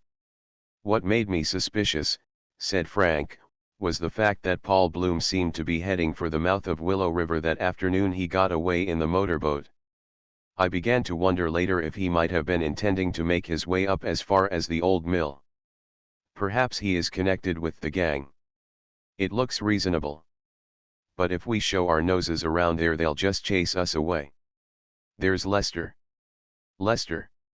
The boy we saved from drowning. We have him on our side anyway, I think. If we haven't, he must be a very ungrateful beggar. I'd just like to ask him a few questions about this patent breakfast food yarn. That's a good idea, cried Joe. If he tells us any kind of story at all we can soon tell if he's lying or not. But, somehow, I don't think he would lie to us. He seemed to me to be a pretty decent sort of boy.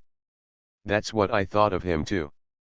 Chances are, if these men are counterfeiters, they're keeping him there as a prisoner. He might be only too glad to tell what he knows, if given a chance. And if it turns out that those men really are scientists and that the mill is really being used for this breakfast food stunt, We won't be making ourselves foolish by poking around and perhaps getting into all sorts of trouble for suspecting they were counterfeiters. Frank nodded. That was my idea in suggesting Lester. We have to work pretty carefully, for it wouldn't do to start a hue and cry and find out that those fellows really are scientists after all. But what do you say to taking the motorcycles tomorrow morning and going up to the old mill to see if we can get to talking to the boy? I'm game. Tomorrow's Saturday. Even if the men at the mill do see us, they'll think we're just out on a holiday outing. There's no law against going near the old mill, even if they don't want strangers around. So the arrangement was made, and the Hardy boys laid their plans for a visit to the old mill on the following day. Each felt that there was something suspicious about the place, some mystery that was not entirely nor satisfactorily solved by the breakfast food explanation. If they could only talk to Lester, who was already under obligation to them for having saved his life, they felt that they would go a long way toward verifying or dispelling their suspicions regarding the three men who were the present occupants of the mill. 17. What Lester said. The Hardy boys set out for the old mill on the following morning. They went up the shore road by motorcycle, then turned onto the deserted loop that led to the mill on the banks of the Willow River. When they came within sight of the river, they left their motorcycles under some trees by the roadside, and went on their way on foot. They had brought fishing poles and fishing tackle with them. We might as well enjoy ourselves while we're on the trip, Frank had said, in making this suggestion. Besides, it gives us an excuse for being near the mill. There always was good fishing down by the pool near the mill race. They came out of the woods some distance above the mill and began to fish, working their way slowly down the river. By the time they had come within sight of the mill, Frank had caught 2 fish and Joe had caught 1. The mill wheel was revolving slowly and they could hear the muffled sound of machinery within the building. Down by the pool they could see a lone figure moving about. "I believe that's Lester," exclaimed Joe. "That's who it is, all right," agreed his brother, after a glance. "And he's fishing, too." Lester was standing on the bank of the pool, a fishing rod in his hand. But he did not seem to be very enthusiastic about the sport, for there was little eagerness in his expression as he eyed the motionless float on top of the water. Frank and Joe came slowly down the bank toward him, and he looked up at their approach. He recognized them immediately and a smile came over his face. "Hello," he said shyly. "Hello, Lester," they greeted him. "Any luck?" "None yet," admitted the lad. "I don't care for fishing, anyway." "There's supposed to be plenty of fish in this pool," Frank told him. Lester shrugged his shoulders. "I suppose so.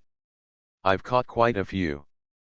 But when you haven't anything to do but fish all day long, you don't care for it so much." "Is that all you do?" asked Joe. "That's all. It's mighty lonesome living at this old mill all the time. Why don't you go down to the city once in a while?" "Uncle Doc won't let me." The boy was evidently lonely and glad to see them. He sat down on the bank and forgot his fishing in his delight at being able to talk to boys of his own age.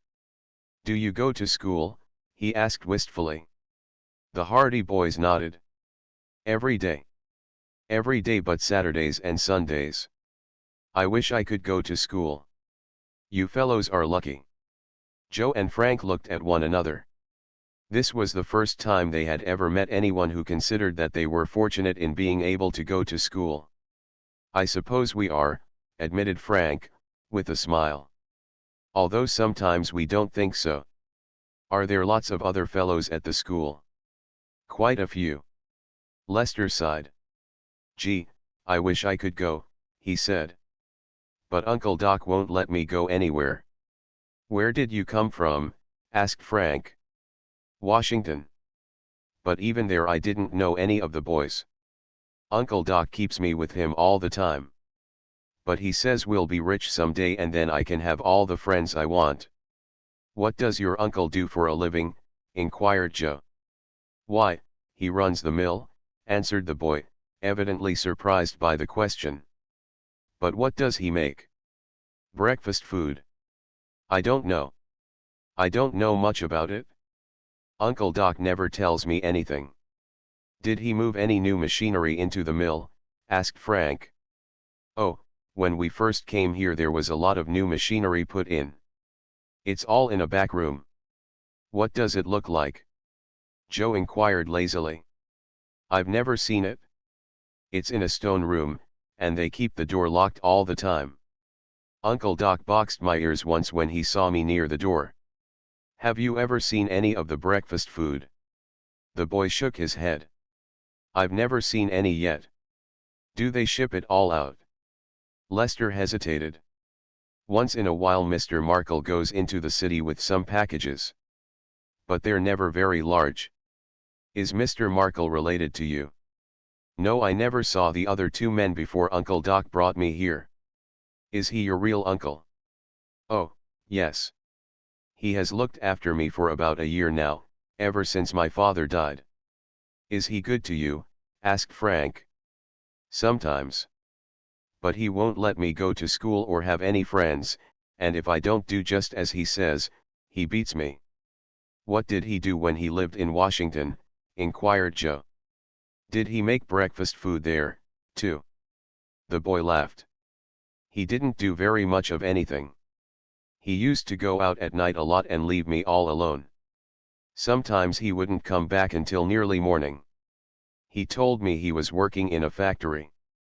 But sometimes funny-looking men would call on him and they'd talk for a long while. And he's never told you anything about the breakfast food? Nothing. How long do you think you'll be here? I don't know. Uncle Doc says we may be here for a month yet. But he always has a valise packed so we can go anytime. The Hardy boys looked at one another significantly. Was the patent breakfast food enterprise legitimate or illegitimate? From what the boy had said, there appeared to be grounds for suspicion. It did not seem that Uncle Doc was a scientist after all. I wish we were rich now, said Lester. I'd like to go away from here and go to school. I wish Uncle Doc would move into Bayport so I could go to school with you fellows. But I guess there isn't much chance of that. Your uncle is pretty sure he's going to be rich, said Frank. Oh, yes. He has told me often that we'd be rich someday and that I could have all the friends I wanted then. He must expect the breakfast food to be a success. I suppose so. Has he ever bought any grain from the farmers around here? Inquired Joe. The boy shook his head. No. Some people tried to sell grain to him, but he wouldn't buy it. Then what is he making the breakfast food out of? The boy shrugged his shoulders indifferently. I don't know, he answered vaguely. I don't know much about it. He never tells me anything and he never lets me into the workroom. That was the sum and substance of Lester's knowledge of the activities of his Uncle Doc and his two associates. The boy did not seem to object to being questioned. It was plain that he was so lonesome that he welcomed the opportunity of talking to someone. And the more the Hardy boys interrogated him, the more convinced they were that their suspicions of Uncle Doc and the other two men were not unfounded. Doesn't he make you do any work? Asked Frank. I have to chop wood once in a while, and bring water up from the spring. But there's not much to do. It's pretty dull here. I wish there was more work for me to do. But mostly I just fish and swim and hang around. Doesn't he let you help him in the mill? No. I've offered to help, but none of them will let me come into the workroom. Workroom? Don't they use the whole mill? Only the stone room where the new machinery is. And the old machinery isn't being used at all. No. At that moment there was an interruption. A shout from the mill attracted their attention and, looking up, they saw Uncle Doc standing in the doorway. Lester, he bellowed angrily. Yes. Come up here this minute, ordered the old man. He left the door and came down the slope toward the river. Now I'm in for it, said the boy. I suppose he'll be angry now because I was talking to you. Uncle Doc was indeed angry. As he came up to the group he was muttering beneath his breath. Get back up to the mill, you young rascal, he ordered, giving Lester a cuff on the side of the head. "How often have I told you not to be talking to strangers? You talk too much altogether. Get back up to the mill and stay there." "We were just chatting," began the boy, but Uncle Doc silenced him with a blow. With an appealing glance at the Hardy boys, Lester began to make his way back up the slope toward the mill. Uncle Doc turned toward Joe and Frank, surveying them resentfully. "What are you doing, loafing around here?" he demanded. "We're not loafing. We have been fishing in the river," said Frank. "Not that it's any of your business, so far as I can see." "I'll make it my business," thundered Uncle Doc. "You two fellows had better stay away from here after this. We don't want you hanging around here." "The river is free," Joe reminded him. "Keep away from around this mill or I'll make it hot for you." "What was that rascal of a boy telling you?" "We were just talking," replied Frank evasively. "Well, don't talk to him again. I don't want him mixing up with all the riffraff of the country and talking to every Tom, Dick, and Harry that comes around. I'll thank you to stay away from here after this." Whereupon Uncle Doc, still grumbling indignantly, went stamping up the slope again toward the mill. The Hardy boys, not a bit alarmed by the outburst, but feeling that they had gained valuable information that day, began to move slowly down the river bank away from the vicinity of the old mill. 18. Suspicions. "What do you think, Joe?" asked Frank, as they were speeding back to Bayport on their motorcycles. "I don't think Uncle Doc is a scientist any more than I am." "That's my opinion, too. Why should they have so much secrecy about a new kind of breakfast food? Why won't they even let Lester into the workroom with them? Something fishy about it? And it's plain by now that Uncle Doc doesn't like strangers around the place. That poor kid must lead a lonely life with that gang. It's a wonder he doesn't run away from them. He has no place else to go, I suppose." "He seems a nice sort of chap, too," Joe answered. "Well, we didn't get anything definite from him, but we know enough to make us mighty suspicious of what's going on in that old mill. I'd just like to get a look at that machinery in the secret room the boy mentioned." Frank was silent for a while. "I wish Uncle Doc hadn't seen us there today. It'll make it awkward now if we ever go back. He has told us to stay away, and now he'll be suspicious if he ever sees us around there again. We might tell Dad what we know about the place." But Frank vetoed the suggestion. "I'd rather work along our own lines until we get something more definite," he said. "If we get some real evidence we can tell Dad about it. So far we have nothing to go on but our own suspicions." All the way back to Bayport, the Hardy boys discussed the various aspects of the case, and although they agreed that the mysterious activities of the three men at the old mill tended to indicate almost anything but scientific endeavors, they realized that if they investigated too thoroughly they might get into serious trouble. "We'll just wait a while and keep our ears open," Frank decided. "If those fellows are in the counterfeiting game they'll do something to give themselves away. And then we'll be right on the job." When the boys arrived home they amused themselves in the gymnasium in the barn for some time, had an impromptu boxing match and finally, after a shower bath, went down the street. It was a sleepy Saturday afternoon and the city was very quiet. "Nothing much doing around here," remarked Frank. "We should have stayed out in the country. We could go out in the motorboat for a while." "Fine. Let's go." But at that moment they heard the whistle of the afternoon express. Like most boys, they had a weakness for trains. There was a fascination about the great locomotives that held them spellbound and they liked nothing better than to watch the trains that passed through Bayport and to speculate on the towns and cities they had come from or were bound for. At times when school became exceptionally distasteful they had often gone down to the railway station and wished they could board the first train that came by, to travel on to strange countries. Somehow, they had never been so daring as to do this, common sense invariably coming to the rescue, but the lure of locomotives and shining rails still held them in its grasp. They moved down the street toward the station and came out on the platform just as the express was pulling in. Idly, they watched the few passengers who emerged from the coaches, envied the engineer who was lolling majestically in the cab, watched the conductor in his smart uniform, and looked at the people who were boarding the train. Suddenly Frank nudged his brother. "Isn't that Markle?" he asked. Joe followed his glance. Near the steps of one of the Pullman coaches was a familiar figure, with cap pulled down over his eyes. There was no mistaking the fellow. He was indeed Markle, one of the associates of Uncle Doc at the old mill. What particularly attracted the boys' attention, however, was the fact that Markle carried a bulky paper package under his arm. He had not seen them, but there was something so furtive in his manner that the Hardy boys made themselves as inconspicuous as possible in the shadow of one of the pillars nearby.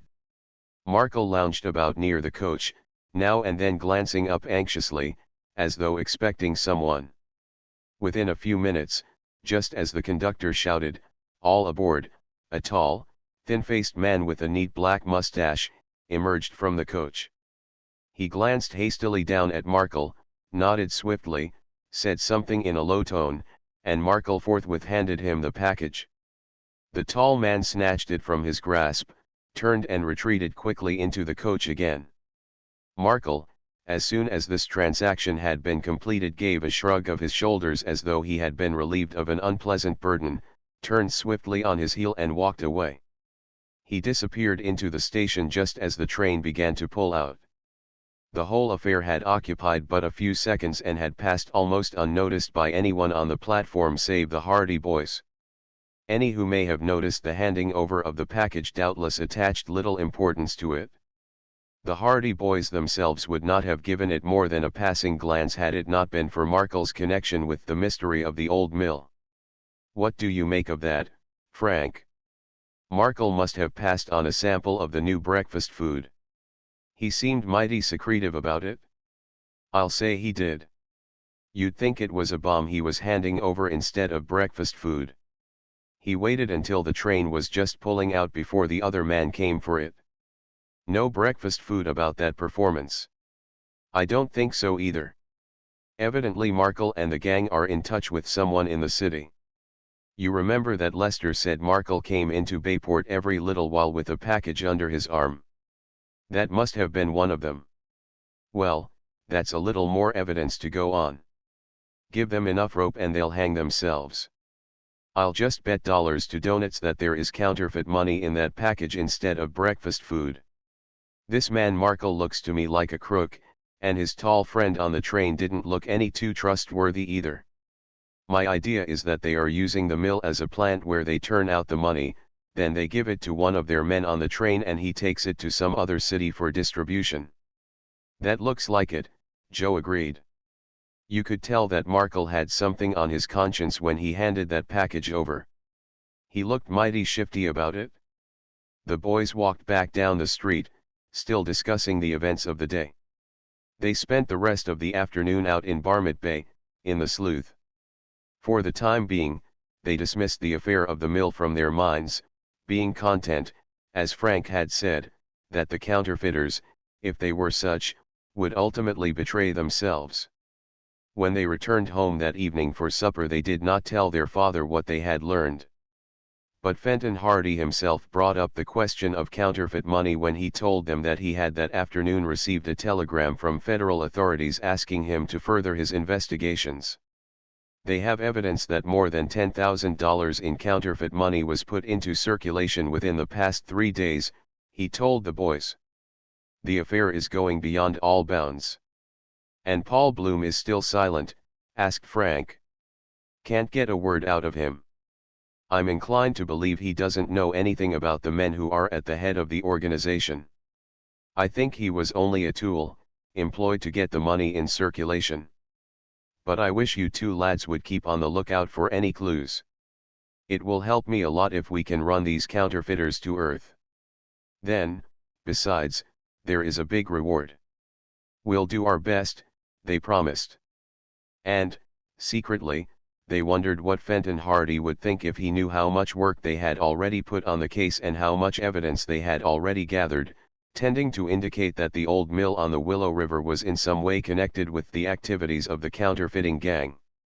"If you can get anything definite in this case," said Fenton Hardy, with a smile, "I'll be ready to admit that you have some abilities as detectives." "Fenton, don't encourage them," objected Mrs. Hardy. "Nonsense, Laura," he replied. "If they want to be detectives and if they have the talent for it, you might as well try to keep water from running downhill as to stop them. They've done good work on 2 difficult cases already. And I have a hunch that we'll do something on this case, too," said Frank, with confidence. 19. The Rug Buyer. 2 days later an event occurred that brought the activities of the counterfeiters much closer home. Frank and Joe returned from school on Monday afternoon to find their mother in a state of great agitation. The moment they entered the house they could tell that something unusual had happened, for Mrs. Hardy was sitting by the living room table gazing disconsolately at a great heap of bills in her lap. "Where'd you get all the money, Mother?" asked Frank, jokingly at first. But his expression became serious when he saw the anxiety and distress in Mrs. Hardy's face. Her fingers were trembling as she picked up the bills and put them on the table. "What's the matter?" asked Joe quickly. "What's wrong?" Mrs. Hardy got up and walked across the room toward the window. She looked out at the street for a while, then turned to her sons. "You didn't see a foreign rug buyer around the streets this afternoon, did you?" she asked them. The Hardy boys shook their heads. "Just came from school," they told her. "We didn't meet anybody on the way." Suddenly Frank glanced at the floor. "Why, you've sold the rug," he exclaimed, in surprise. The living room floor had hitherto been covered by a valuable old Persian rug, as soft as moss. It had been bought by Mr. Hardy when on a trip to the city, but Mrs. Hardy had never cared for it. Fenton Hardy had thought to surprise his wife when he brought the rug home, but in a masculine indifference to color schemes he had neglected to see to it that the rug matched the rest of the room. Its color was not what Mrs. Hardy wanted, and inasmuch as the rug had been purchased at an exclusive sale, they had found it impossible to exchange it at the time. Mrs. Hardy had always said that if she had an opportunity she would get rid of the rug and purchase something different. However, the opportunity was long in coming. Although she had received several offers for it, none of these had been for more than $500. And, as she said, "I refuse to sell a $900 rug for that price." Now, as the Hardy boys noticed, the rug was gone. "How much did you get for it?" asked Joe eagerly. "I gave it away." "Gave it away," they exclaimed. Mrs. Hardy nodded. "Not intentionally." "I been cheated." "How?" demanded Frank quickly. Mrs. Hardy motioned toward the money. "I've just been to the bank to deposit that money." "You don't mean to say it's counterfeit?" "So the bank cashier told me." Frank sat down heavily in the nearest chair. "Well, I'll be gosh hanged," he exclaimed. "How did this happen? How much did they sting you for?" $800, answered Mrs. Hardy gravely. Joe whistled in surprise. "How did it happen?" "He came here shortly after you boys left for school," began Mrs. Hardy. "It must have been a little before 2 o'clock. "Who came here?" "The rug buyer. He was a queer little fellow, very short and dark. He was a foreigner, you could tell by his appearance. He didn't speak very good English. He was dark and swarthy, with little, keen black eyes. He came up to the front door and asked me if I wanted to buy rugs. When I told him that I didn't want to buy, he asked if I had any to sell. He said he was a traveling rug merchant and that he went from city to city, buying and selling and trading rugs." "So you told him about the living room rug," suggested Frank. "I just thought of it then, and I thought it might be a good chance to get rid of it and perhaps get a better rug in its stead. I mentioned that I had a rug that I might sell, but I told him I didn't think he could pay the price. And he asked to see it anyway." Frank went on. When I told him I didn't think he could buy it, he merely laughed in a very shrewd sort of way and said that money was no object to him, that he had bought rugs costing as much as $2,000 and turned them over at a profit. So I asked him to come into the house, and the moment he saw the rug he admired it very much. He asked me how much I wanted for it, so I told him I wanted $900. Of course, I didn't expect to get that much, because that is all the rug cost, but these fellows always haggle over price, so it's best to name a good stiff figure right at the start. The Hardy boys smiled at this evidence of their mother's shrewdness. He said he wouldn't give me $900, but he offered $700. I told him that his price was ridiculous, but asked if he had any rugs he wanted to trade for it. He looked rather dubious when I mentioned a trade, and said that while he carried some medium-priced rugs with him, he carried nothing that could equal the one I wished to sell. Did he say where he kept these other rugs? Frank asked. He said they were at his hotel, but that his more valuable rugs were all in the city and that it would take a day or so before he could have them sent here. However, he said that he would buy the rug from me for $800 and take a chance on being able to sell me a good rug when he should have them sent down from the city. Fair enough, remarked Joe.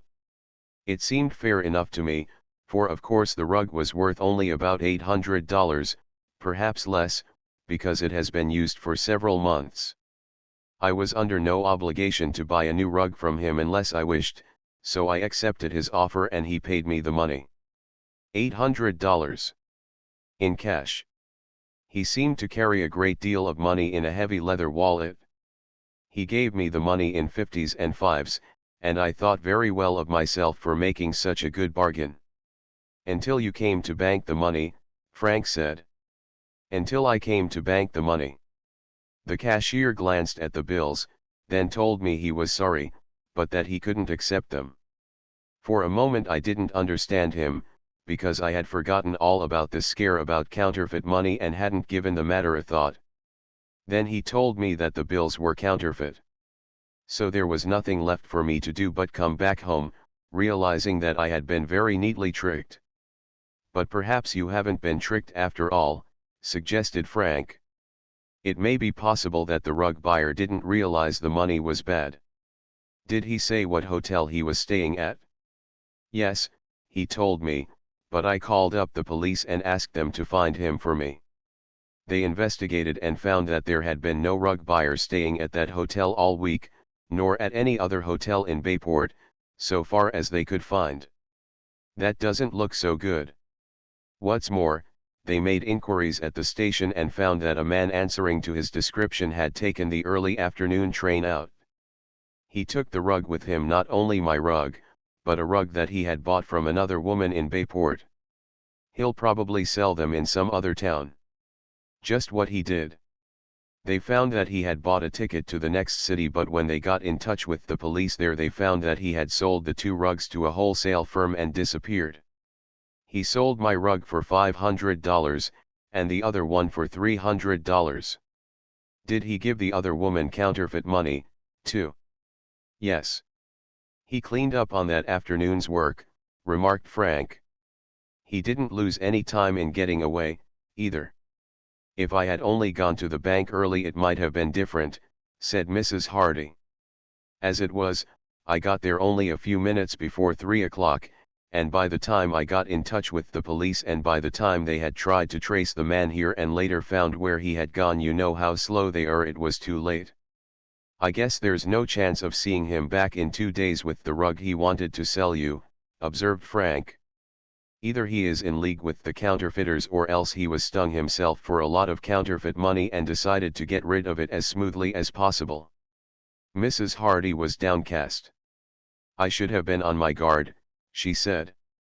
There has been so much of this bad money going around that I should have been on watch for it, especially with a big sum like $800. It's my own fault, I suppose, but it's hard to lose that much money. She glanced at the heap of bills on the table. It's not worth the paper it's printed on. Frank picked up one of the bills and examined it. Looks just like the 5 that the fellow passed on to Joe and me at the station, he commented, testing the quality of the paper.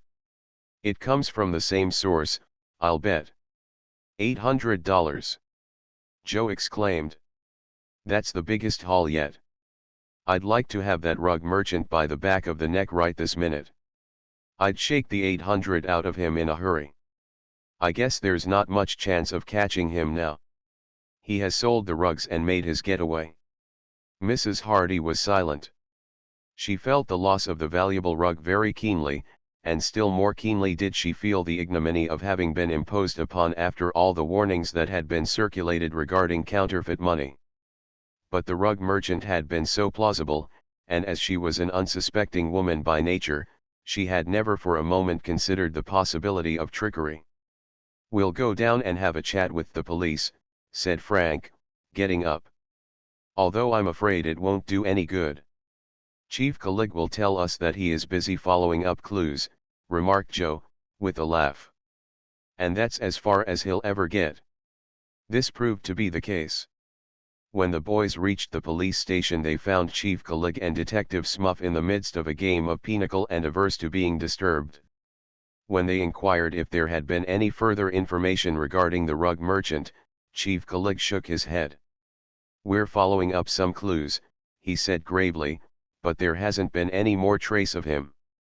"Not a trace," corroborated Detective Smuff, with a portentous frown. "Do you think he'll be arrested?" asked Frank. Chief Collig looked up. "Of course he'll be arrested," he declared. "Didn't I say we're following up clues? We'll have the fellow behind the bars all right." "I'm workin' on the case myself," said Detective Smuff, examining his cards wearily. "Rely on us," advised the chief. "Your play, Smuff." The boys retired. Somehow, they got the impression that the Bayport Police Department was not exerting a great deal of effort to try to capture the fraudulent rug buyer. XX. A note of warning. 3 days later, Fenton Hardy, who had been away from home on business, received a note. No one saw the man who left it at the door. The Hardy boys were at school and Mrs. Hardy was busy in the kitchen. She heard the front doorbell ring and went to answer it. But when she opened the door there was no one in sight. She looked out and saw a man walking briskly down the opposite side of the street. A woman with a baby carriage was strolling past the house, and farther down the street 2 men were standing talking on the corner. Somewhat surprised, and imagining that her ears must have deceived her, she was about to close the door when she became aware of a white object that had fluttered to her feet. It was a cheap envelope, sealed, and with the name of Fenton Hardy written on it in pencil. Mrs. Hardy picked it up, examined it curiously, then brought it into the house and placed it on the table in her husband's study. It was not an unusual occurrence to have letters left at the door in this manner, as occasionally anonymous letters were left for the detective, giving him hints or advice concerning cases on which he was engaged. To most of these he paid no attention, although sometimes valuable information was brought to his notice in this manner. This, Mrs. Hardy judged, was another such communication, which was why the person who delivered it had been careful to hurry away after ringing the bell. Mr. Hardy did not return home until late that afternoon. He had been over to Barmit village where the federal authorities were closely watching 2 men thought to be in league with the counterfeiters. Mr. Hardy had followed one man to a nearby city and seen the fellow pass a small package to a woman in black, who had quickly disappeared in a crowd. But the noted detective knew the woman and knew where she could be located when wanted.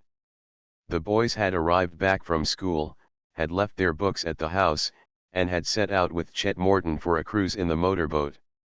When Mr. Hardy came back he glanced over his mail and was settling down to read the evening paper when his wife remembered the note that had been left at the door that afternoon.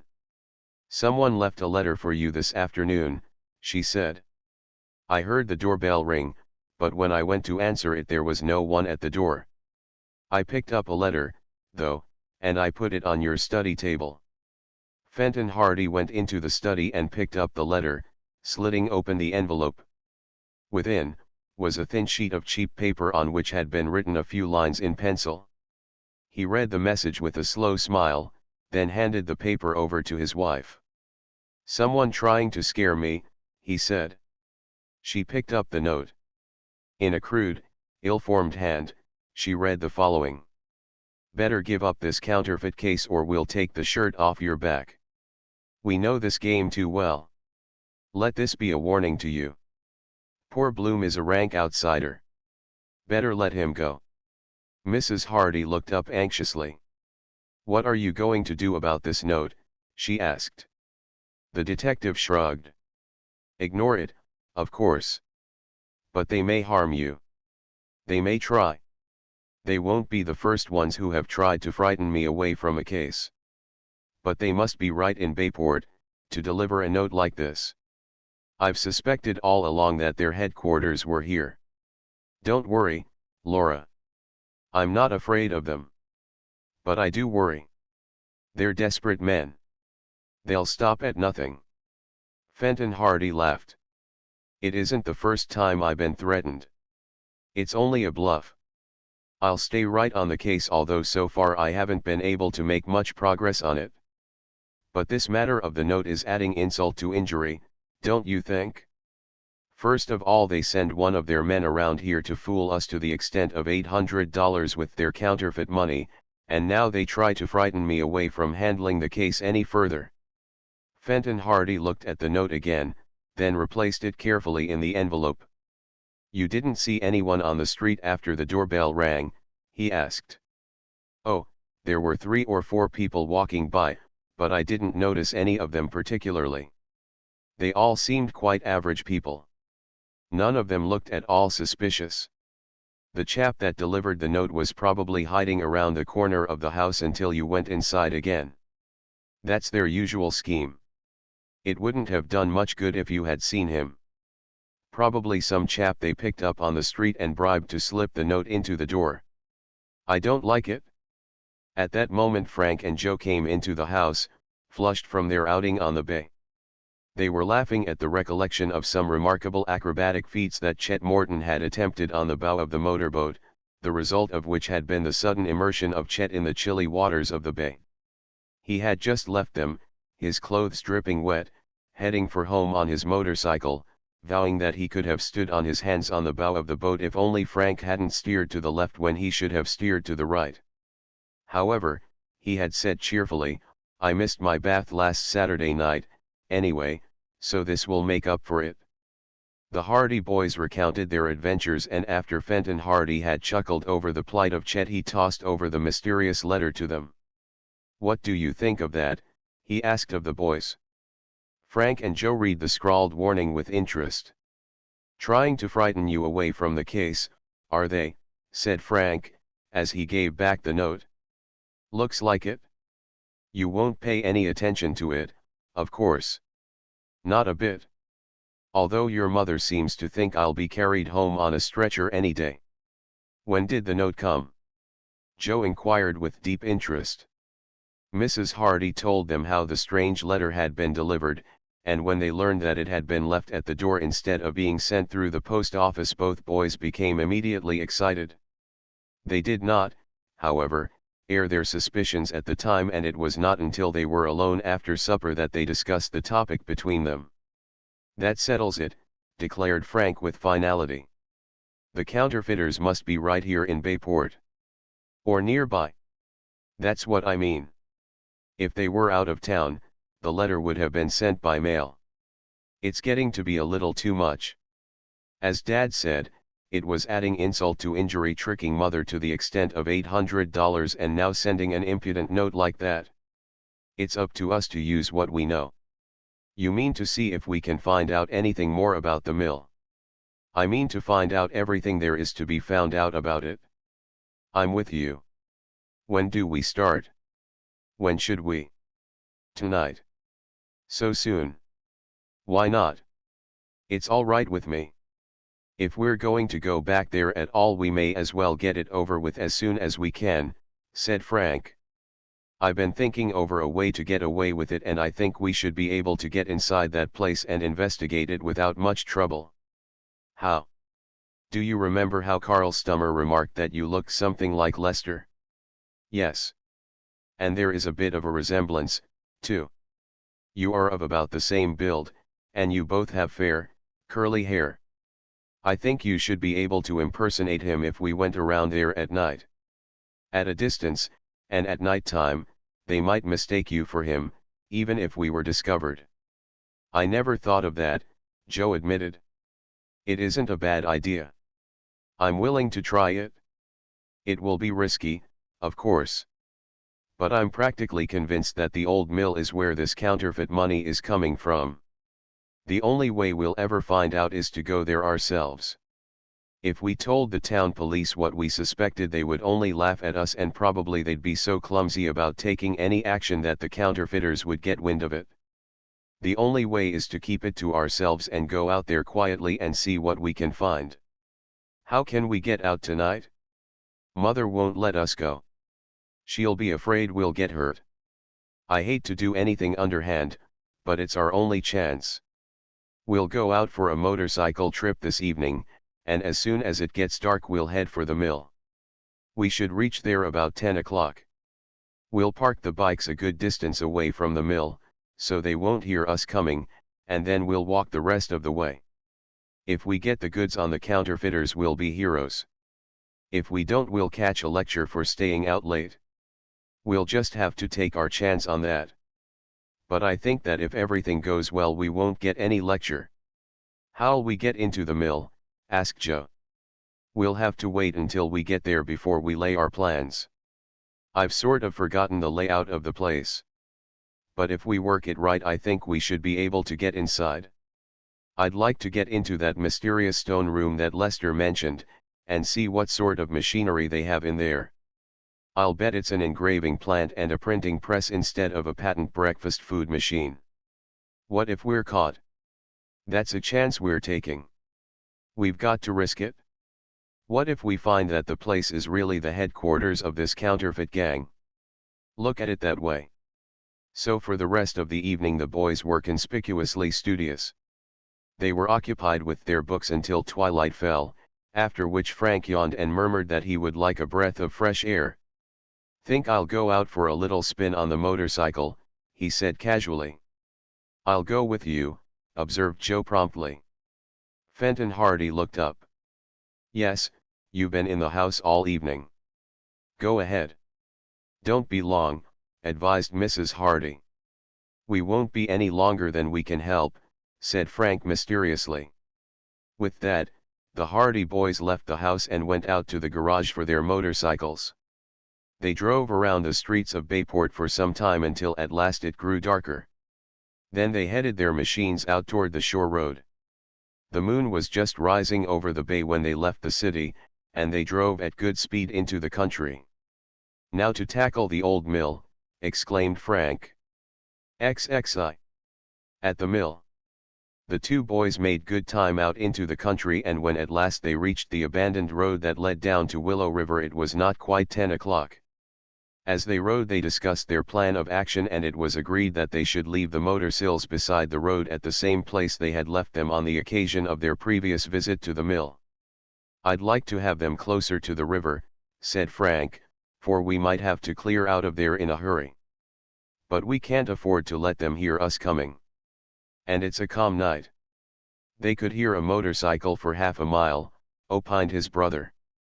They left the machines in the shade of some trees by the roadside and went the rest of the way on foot. They could see quite clearly, for the moon had risen higher and the gray ribbon of road extended before them. "I wish it had been a bit darker," Joe said. "We'll have to be careful when we get near the place. They may have someone posted on guard."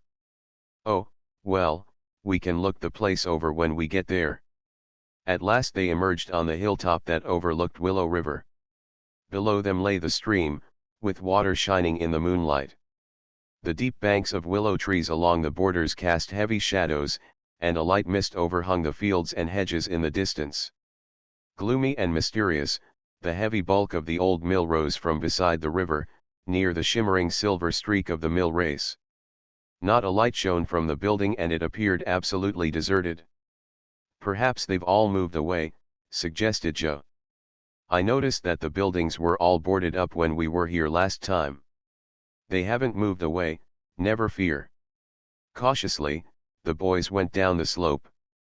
They left the road and kept to the shadows of the trees, skirting the open space of meadow that lay between the grove and the mill itself. They did not speak, for the night was so calm and clear that sound carried for a considerable distance. They could hear the dull roar of the rapids and the waterfall, sounding hollow and lonely in the moonlit night. They came to the edge of the grove and moved slowly about in the deep shadows, the grass sinking beneath their feet. When they had reached a point about 200 feet from the mill, they paused to reconnoitre. "We've got to cross that open space," whispered Frank. "And what then?" "See that willow tree beside the mill?" Joe nodded. "It reaches right to the roof. It looks to be our best bet. If we can climb that tree and drop to the roof or get in a window, we'll be all right. As long as we can get up the tree without being heard." "We have to take our chances on that," Frank said, in a low voice. "I think it's going to be harder to cross that open space." For 200 feet the grassy sward was bathed in moonlight. They could not walk across it without being in full view of anyone who might be watching from the mill.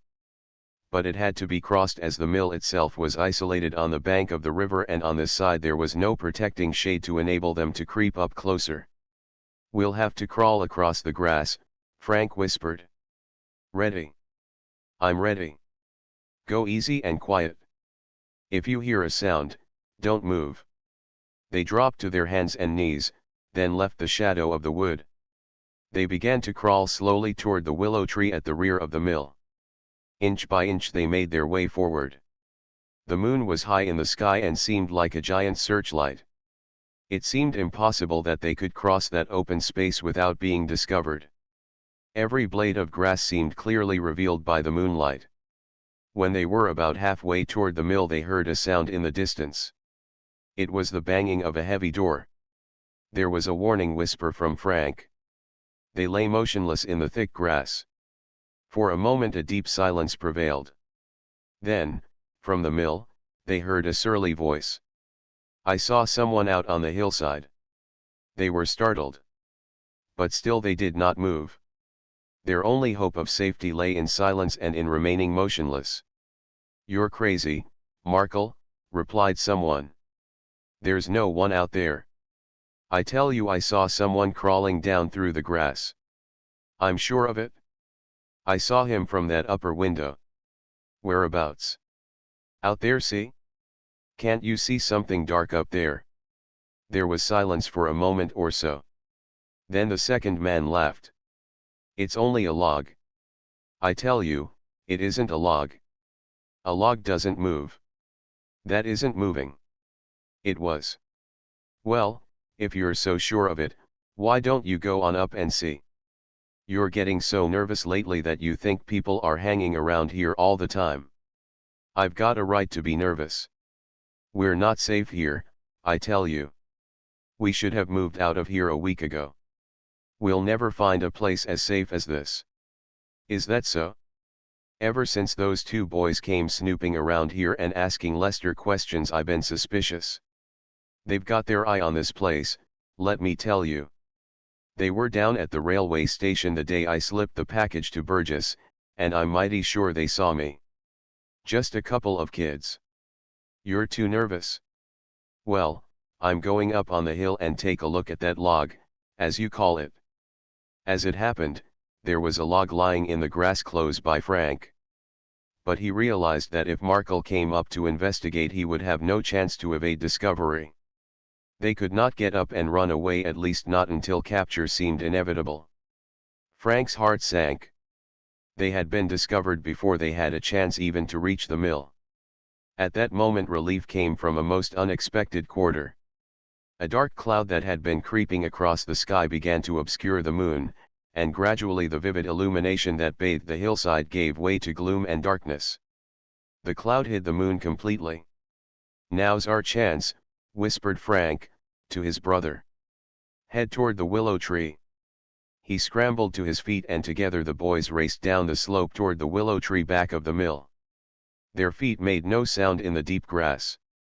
They were taking a desperate chance, they knew, for, in spite of the cloud that had fallen across the moon, Markle might be able to see them. But Markle had just emerged from the mill and his eyes were not yet accustomed to the gloom. As the boys reached the shelter of the willow tree, the moon emerged from behind a cloud and slowly the hillside was again bathed in radiance. Panting, the boys halted beneath the tree and looked back. They could see the dark figure of Markle as he cut across the slope in a diagonal direction and they watched as he drew near the place where they had been lying. They saw him stop, kick at something in the grass, then they heard him mutter as he turned away. "Well, what was it?" called the other man from the doorway of the mill. "It was a log all right," admitted Markle in a disgruntled tone. "But I could have sworn I saw it move a while ago." "Better get your eyes tested." To this pleasantry Markle made no reply, but trudged on down the slope until he again reached the mill. The boys pressed close to the willow tree. "You may think I'm being too careful," they heard Markle saying. "But we've got good reason to be careful. You know what'll happen to the whole crowd of us if we're caught?" "Sure. About 20 years in the pen." "But we're not going to be caught, I tell you." "Don't be too sure. We can't afford to take chances, anyway. I'd rather keep my eyes open and get fooled by a few logs on the hillside than feel too safe and spend the rest of my life behind the bars." "I guess you're right. Anyway, everything is all right tonight. I'm going to take a trip around the mill, anyhow." "Your nerves must be jumpy." "They are," snapped Markle. "My nerves are always jumpy when I think I see something moving down toward here from the woods, and I don't care whether that was a log or not. I saw something move." "Oh, probably a sheep or a cow that strayed from one of the farms. Or even a dog." "Yes, it might have been a dog," Markle admitted. "We'd better get to work. Doc is waiting for us." "I'm going to walk around the mill once, anyway." "Go ahead." "Go ahead, then," said the other man. "I'll be inside with Doc."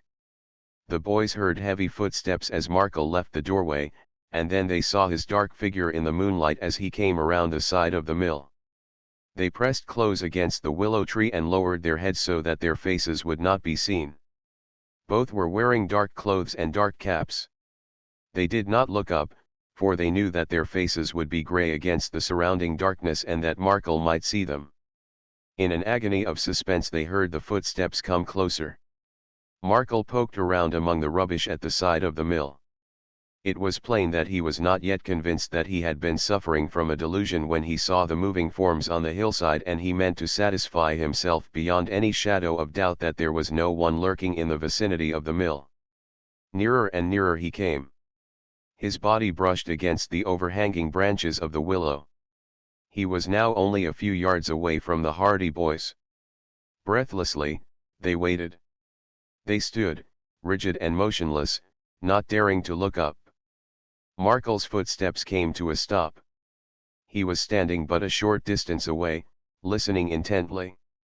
Had he seen them? XXII. Through the roof. The Hardy boys always said that the few seconds in which they stood in the shadow of the willow tree with the suspicious Markle almost within arm's length of them, not knowing whether they had been discovered or not, were the longest seconds they had ever known. It seemed hours before they finally heard Markle give a grunt of satisfaction and trudge away in the opposite direction. Even then it was minutes before they dared move, before they ventured to raise their heads and look about them. When at last they did so, Markle was no longer in sight. They heard him go around the other side of the mill, and finally they heard his footsteps as he trudged up into the doorway. The door banged at last. Markle was back in the mill. They breathed freely. "That was a close call," whispered Joe, in relief. "Not a sound," cautioned Frank. "They may be listening." They waited in the shadows for a long time. But evidently Markle had given up the search, his suspicions allayed. Finally a strange sound came from the interior of the mill, a strange whirring sound, followed by the muffled rumble of machinery. "What's that?" whispered Joe. They listened. The rumbling sound rose and fell with monotonous regularity. Finally Frank nudged his brother and pointed to one of the boarded windows halfway up the side of the mill. A faint streak of light was apparent through a crack in the boards. "That must be where their workroom is," Frank whispered. The sound of machinery in motion continued. "We've struck them at the right time," said Joe, in a low voice. "They must do their work at night. We've got to make sure. How can we get inside the mill?" "The willow tree. We'll have to climb it and drop down on the roof." "What if they hear us?" "We won't have a chance to get away." "They won't hear us," said Frank confidently. "The walls are of stone. Anyway, the sound of machinery will drown out any noises from outside. It's our only chance to get into the mill. Lead the way, then." Frank began to ascend the willow tree. It was difficult work, for although the tree was large, it bent and swayed under his weight. It was impossible for both of them to attempt to climb at the same time, and Joe was forced to wait on guard at the bottom, listening as his brother made his way higher and higher among the springy branches. The topmost branches drooped over the roof of the mill, and when at length Frank had reached them he swung himself over until his feet touched the top of the building. For a second or so he was uncertain of his footing, but at length he was able to stand steadily on the sloping surface. He released his grasp and the branches swished back. So far he had been able to move with a minimum of noise, and he was confident that his ascent to the roof had been unheard. He called softly to Joe, and in a few minutes a rustling among the branches indicated that his brother was also climbing the tree. Frank waited and directed his brother so that Joe was soon swinging out from the branches. He dropped lightly to the roof of the old mill. "There should be some sort of trapdoor here," said Frank quietly. "If there isn't, we'll have to lower ourselves over the edge to one of the upper windows. I noticed a small open window around at the front. But there is probably a trapdoor." The mill roof was not on an abrupt slant, so that the boys were able to make their way along among the shingles without a great deal of difficulty. The roof was in a bad state of repair, and once Frank came upon a wide hole, where the shingles had fallen off and where the wood beneath had rotted away. But there was no trapdoor. "We'll tackle that hole in the roof," he decided. The gap was only about a foot square, but when Frank turned his flashlight on it he saw that immediately beneath them was a sort of attic, the topmost room in the mill. Quietly, they began enlarging the hole in the roof.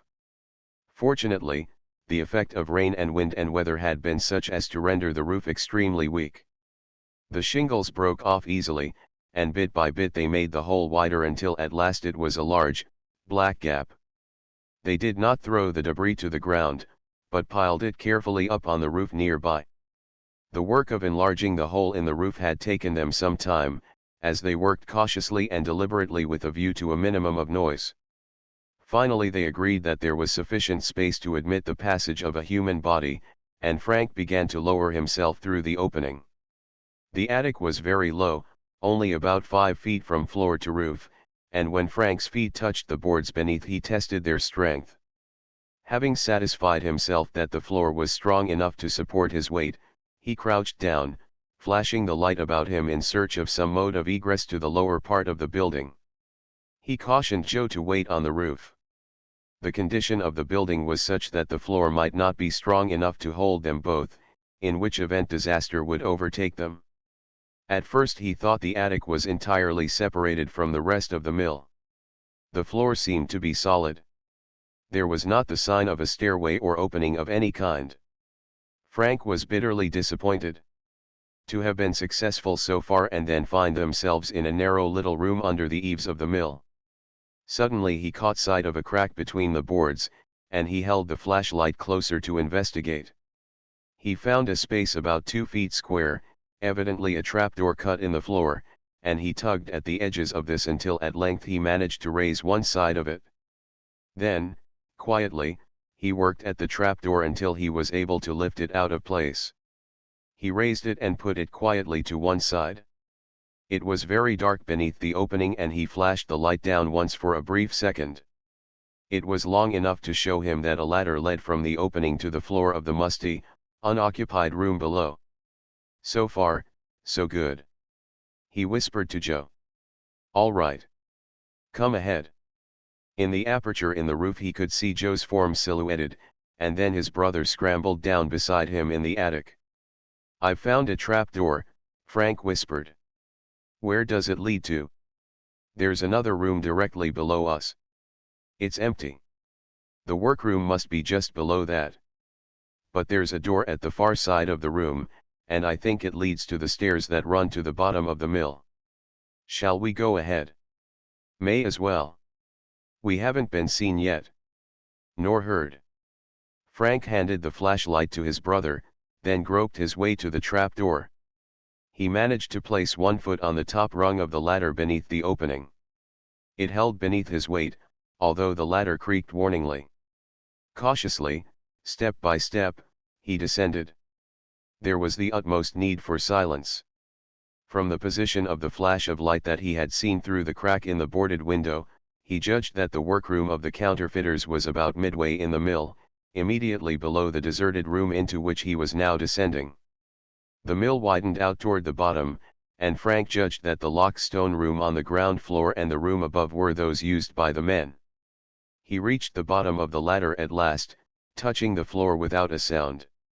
He whispered back to Joe, and in a few seconds a faint noise from above told him that his brother was also descending into the dark room. The rumble of machinery was louder and came from directly beneath his feet. Also he could hear a muffled murmur of voices. He had not been mistaken. The workroom was immediately beneath.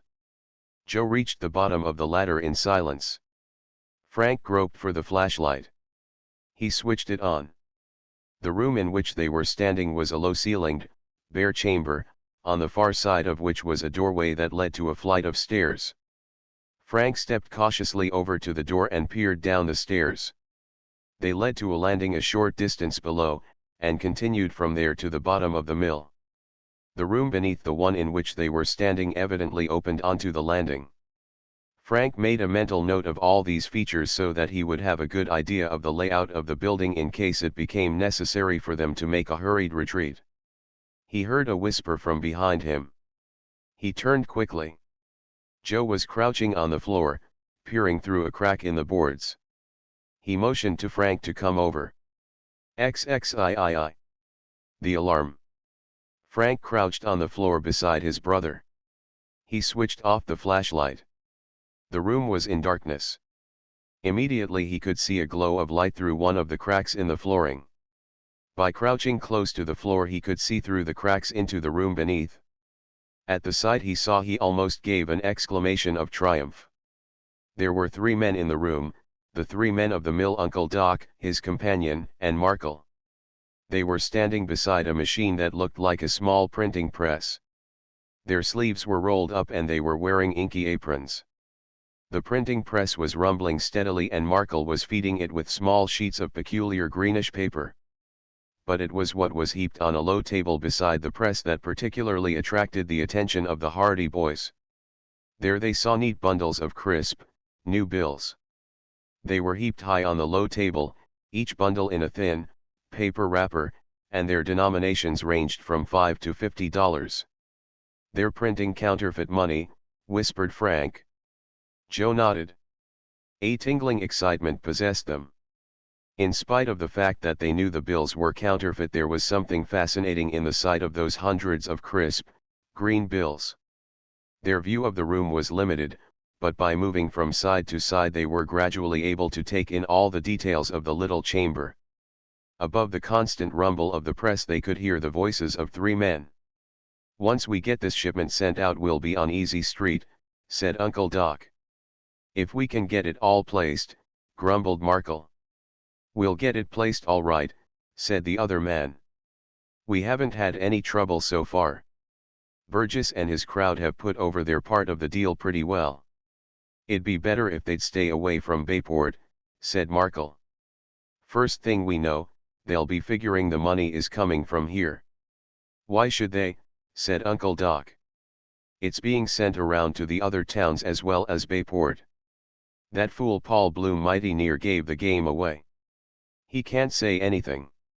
He doesn't know where the stuff is coming from. I think he has an idea we're round the mill, but he isn't sure. He won't give us away." Just the same, said Markle, I'll be relieved when the whole thing is over and we can get out of here. This patent breakfast food story is alright for a while, but country people are too curious. The farmers are talking because we won't do any milling for them. Let 'em talk. We'll be out of here by the end of the week. That last photo engraving you made for us is a good one. It would take an expert to tell it from the original. We'll make $50,000 from that shipment of tens alone. It's good enough, admitted Markle, evidently pleased with the compliment, but I've said all along that our paper is too thin. It should have just a little more body to it. But it's too hard to imitate.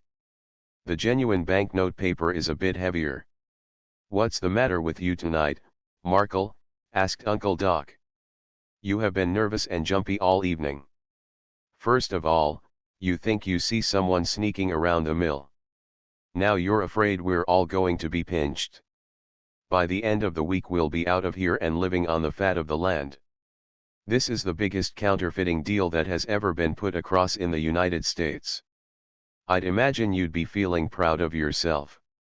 By the time it is all over we should be worth $250,000 each. All the more reason for being careful. You have to watch your step in a game like this. And haven't we watched our step? Who would ever suspect this old mill? Why, there's Hardy, the detective, living right in Bayport. He has never suspected a thing. And the federal dicks think we have a plant somewhere in the woods back of Barmett Village.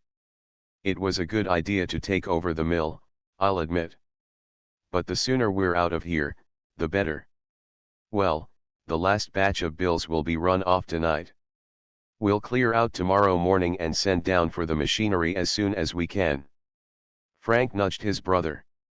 So the counterfeiters were planning an early escape. They peered through the cracks in the floor and watched the three men moving about as the press rumbled and bill after bill was added to the pile on the table. Easier way to make money than working, remarked Uncle Doc, with a satisfied smile. I'm going to take a trip around the world with my share, said the second man. What are you going to do, Markle? I'll follow the horses. I'm going to visit every racetrack in America this year. I'll double my money. You'll lose every cent of it? No chance. Uncle Doc smiled. Wait and see. Smarter men than you have lost all their money on the horses. Frank and Joe had heard enough and had seen enough to know that there was no further doubt as to the nature of the activities of the three men of the mill. They had seen the counterfeiting plant in operation, and from the conversation of the three men there was no doubt but that this was the plant that had been responsible for flooding the East with spurious bills in the past few weeks. The counterfeiters were evidently running off a last shipment of bills before closing up the plant and moving away. It behooved the Hardy boys to act quickly. Where will we go when we clear out? They heard Markle say. We'll separate, answered Uncle Doc. We'll meet in New York. Where? We'll meet Burgess at his apartment. You remember the address, don't you? Uncle Doc gave an address in the 40s, and Frank instantly registered it in his memory. It might come in useful in case the counterfeiters slipped through their hands. He got up slowly from his cramped position, and Joe followed his example. Frank led the way toward the door that opened on the landing. We'd better get out of here, he whispered. What will we do? We'll go to Bayport for help. We can't tackle these fellows alone. How will we get out? There's no use trying to get out by the roof. We might break our necks trying to reach that tree again. We can go down the stairs, said Frank quietly. And out the front door. It's probably only bolted on the inside. If we can get past the door of that workroom we should be all right. Come on, then. Frank led the way. He stepped out on the landing. Both boys were wearing light sneakers that made little noise. Step by step, they descended the stairs. Step by step, they drew closer to the landing that led to the counterfeiter's room.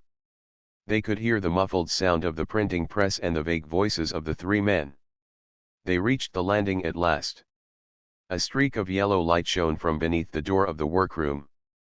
The stairs led on toward the bottom of the mill. Each lad held his breath as he traversed the dangerous distance to the next flight of stairs. Here, if anywhere, they were in danger of being heard. But the low voices within the room continued, the steady rumble of the press went on without interruption. Frank gained the top of the steps. Joe followed. They went slowly down the stairs. Frank could see the dim outlines of the mill machinery in the large room below, with the dark shape of the door in the distance. Once they gained the door they would be comparatively safe. The thought had hardly crossed his mind when his foot struck suddenly against some solid object.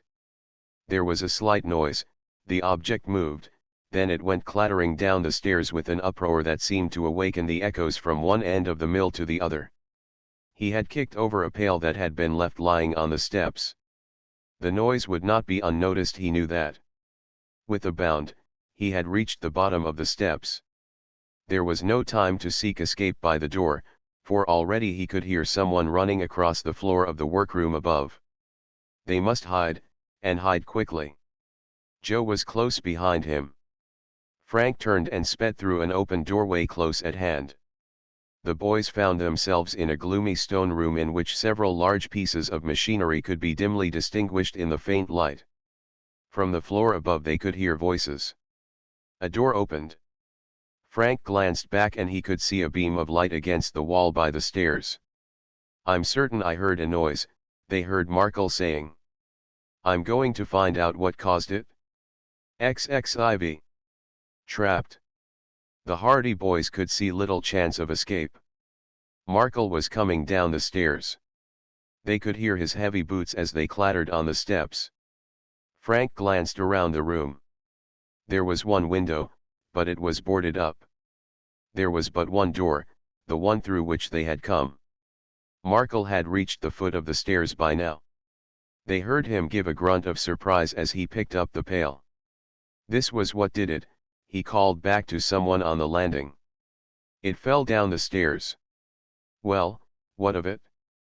Uncle Doc called down to him. "Someone must have knocked it over." "Couldn't have been anyone," sniffed Uncle Doc. "There's nobody around. It's just your nerves." "Pails don't fall downstairs unless somebody knocks them over," said Markle stubbornly. "Ask Lester. Perhaps it was him." They heard Markle go into another room. For a few moments there was silence. Then Markle came out again. "He's asleep or shamming. I didn't waken him. But I'm going to take a look around, just the same." His footsteps drew nearer the room in which the brothers were hiding. Frank sprang lightly in behind the open door, pressing himself close against the wall. Joe wedged in beside him. Markle came into the room. He was carrying a flashlight and its beam illuminated the corners of the musty chamber. The Hardy boys waited in suspense. Would he think of looking behind the door? Suddenly there was a mutter of disgust from Markle and a rustle as something flitted out of a corner. "Meow. Only the cat," grunted Markle. The animal purred ingratiatingly, but Markle aimed a vicious kick at the cat. It missed its mark, however, and Markle turned and trudged out of the room. "Find anything?" called Uncle Doc from the top of the stairs. "It was only the cat," answered Markle sullenly. "The brute must have been prowling around on the stairs and knocked the pail over. Well, come back and get to work. I hope you're satisfied now. I knew it must have been something like that." Markle gave no answer, but went back up the stairs. After a while the door of the workroom banged behind him and soon the roar and rattle of the printing press broke out anew. Frank took a deep breath. "That's the closest call I ever went through," he whispered, in relief. "Let's get out of here. Quick. I'd like to give that cat about a quart of cream for breakfast." They tiptoed quietly out of the room and made their way to the front door of the mill. It was, as Frank had predicted, bolted on the inside, but he drew the bolt and the door swung slowly open. Frank placed his fingers on his lips as a sign for silence. To this Joe nodded understandingly. Then from a distance came an unexpected sound, the mewing of a cat. Both lads had to grin indeed, it was all Joe could do to keep from laughing outright. They slipped outside, closing the door behind them. "Now to get back to Bayport," whispered Frank. "We'll have to hurry." They sped across the grass toward the borders of the dark wood, and not until they had reached its friendly shade did they look behind. The ghostly old mill stood by the gleaming river, dark and sinister in the clear moonlight. "We'll be back," Joe said, as he glanced back at the mill. "There is going to be a big surprise for that gang before the night is over, I'll say. Let's get started on it." They ran up through the trees until they reached the deserted road, where they had left their motorcycles. Within a few minutes they were in the saddles and roaring back in the direction of Bayport. They made the journey at full speed, but at that it was late before the gleaming lights of the city came into view. The motorcycles sped down the shore road onto the concrete boulevards, then raced through the city streets, now almost deserted save for an occasional late trolley or Nighthawk taxi. At length they drew up before the Hardy home and raced up the front walk. They found their father in the house, sitting up for them. "What on earth kept you out so late?" "Your mother," Fenton Hardy began, but Frank interrupted him. "We've found the counterfeiters." "The what?" demanded Mr. Hardy, in astonishment. "The counterfeiters. Get some men and we can catch the whole crowd this very minute." "Is this right?" asked the detective swiftly. "We've found their plant. We saw them making money. We can bring you there right away." "They don't know that we saw them." "And they're getting ready to leave in the morning," put in Joe. "Where are they?"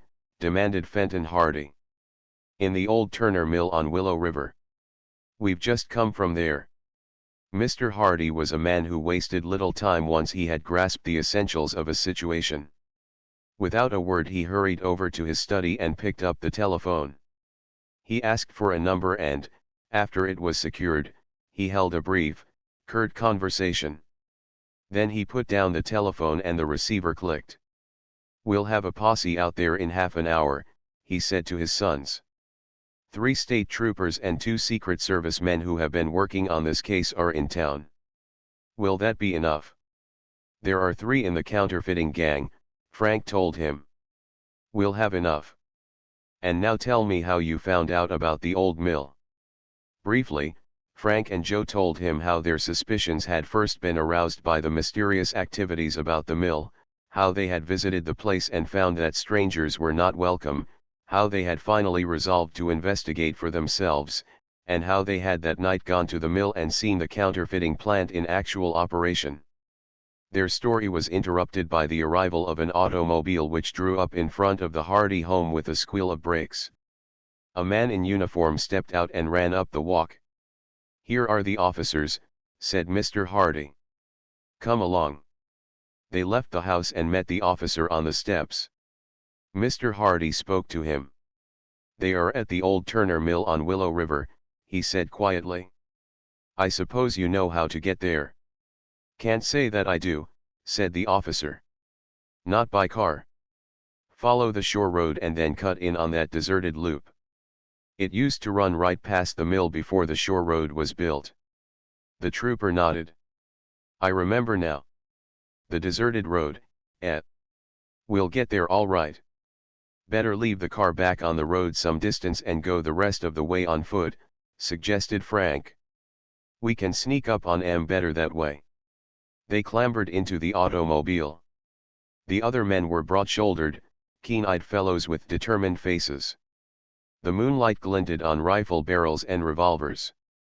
Through the cool night sped the automobile, out the shore road, leaving Bayport behind, until at last the car turned off into the deserted road, rocking and bumping to and fro in the ruts. When they reached the place where Frank and Joe had abandoned the motorcycles earlier in the evening, the boys spoke to the driver, whereupon he brought the car to a stop. They got out and stood in a little group in the moonlit road. Fenton Hardy was in charge of the raid, and he gave his orders quickly and with precision. The men were to follow the road until they reached the meadow between the wood and the mill. The troopers were to deploy out so as to come up in the rear of the mill, the Secret Service men and the others were to take the front way. They trudged down the road until at last they stood at the edge of the wood and they could see the mill below them in the moonlight. Then the three troopers moved off to the right, keeping well in the shade, preparatory to cutting down across the meadow toward the back of the mill. Fenton Hardy, the two Secret Service men and the boys walked boldly across the meadow. They were not seen. There was not a sound from the mill. When they reached the front of the building they could see the dark forms of the three troopers who flitted across the grass and waited in readiness back of the mill in case anyone should attempt to escape that way. Mr. Hardy tried the front door. It swung open. He stepped inside. The Secret Service men followed. The boys crowded close at their heels. "Which room?" whispered the detective. "At the top of the stairs," Frank told him. At that moment the door of the workroom opened and they could see a man run out onto the landing. "Who's there?" called out a startled voice. It was Markle. He was clearly silhouetted in the light from the workroom. "The police," answered Mr. Hardy. "Put up your hands. We have you covered." In reply, Markle flung himself flat on the floor, there was a streak of crimson, and a revolver shot roared out. Mr. Hardy and the Secret Service men had their weapons ready and they replied with a fusillade of shots. The light in the room at the head of the landing had gone out. With a bound, Mr. Hardy reached the stairs, then raced up the steps. When he reached the landing, however, he found that it was deserted. Markle had escaped the bullets and had crawled back into the room, for the door was closed. Fenton Hardy launched himself against the door of the workroom, but it did not budge. He could hear sounds of voices, a noise of banging and of running about in the room beyond. The Secret Service men and the two boys reached the landing. "Break in the door," snapped Mr. Hardy. Together they launched themselves against the door, and there was a splintering sound, but still the barrier held. Again. With a concerted rush they plunged forward once more. The door fell in with a crash. Fenton Hardy switched on his flashlight, for the room was in darkness. There was the printing press, there was the table with the packages of counterfeit money, but the counterfeiters were gone. The window was wide open. They had made their escape that way. From beneath the window came the sound of rough voices, a shot, a loud yell. Mr. Hardy ran to the window and looked out. "We got 'em, sir," called out a voice. Underneath the willow tree were 6 figures, and 3 of them were troopers. Each man held a prisoner. The counterfeiters had been captured. XXV. The Reckoning. When the full story of the activities of the counterfeiters became known next day, Bayport found that the Hardy boys had succeeded in breaking up one of the most dangerous bands that had ever baffled the federal authorities. After the capture of Uncle Doc and his associates, Fenton Hardy and the Secret Service men had wasted no time.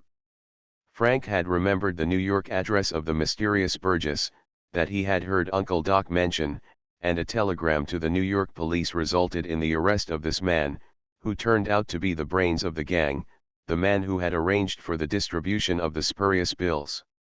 The crooks in Barmett Village, and the rascally woman in black were also apprehended.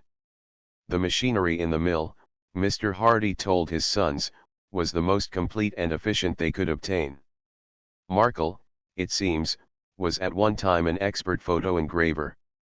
He furnished the engravings that enabled them to make such an excellent imitation of United States currency, while Uncle Doc and the other man helped him turn out the bills. Burgess saw to it that they got the proper paper and also planned the distribution. There were enough bad bills lying on the table when we raided the place to have netted them almost $500,000 between them.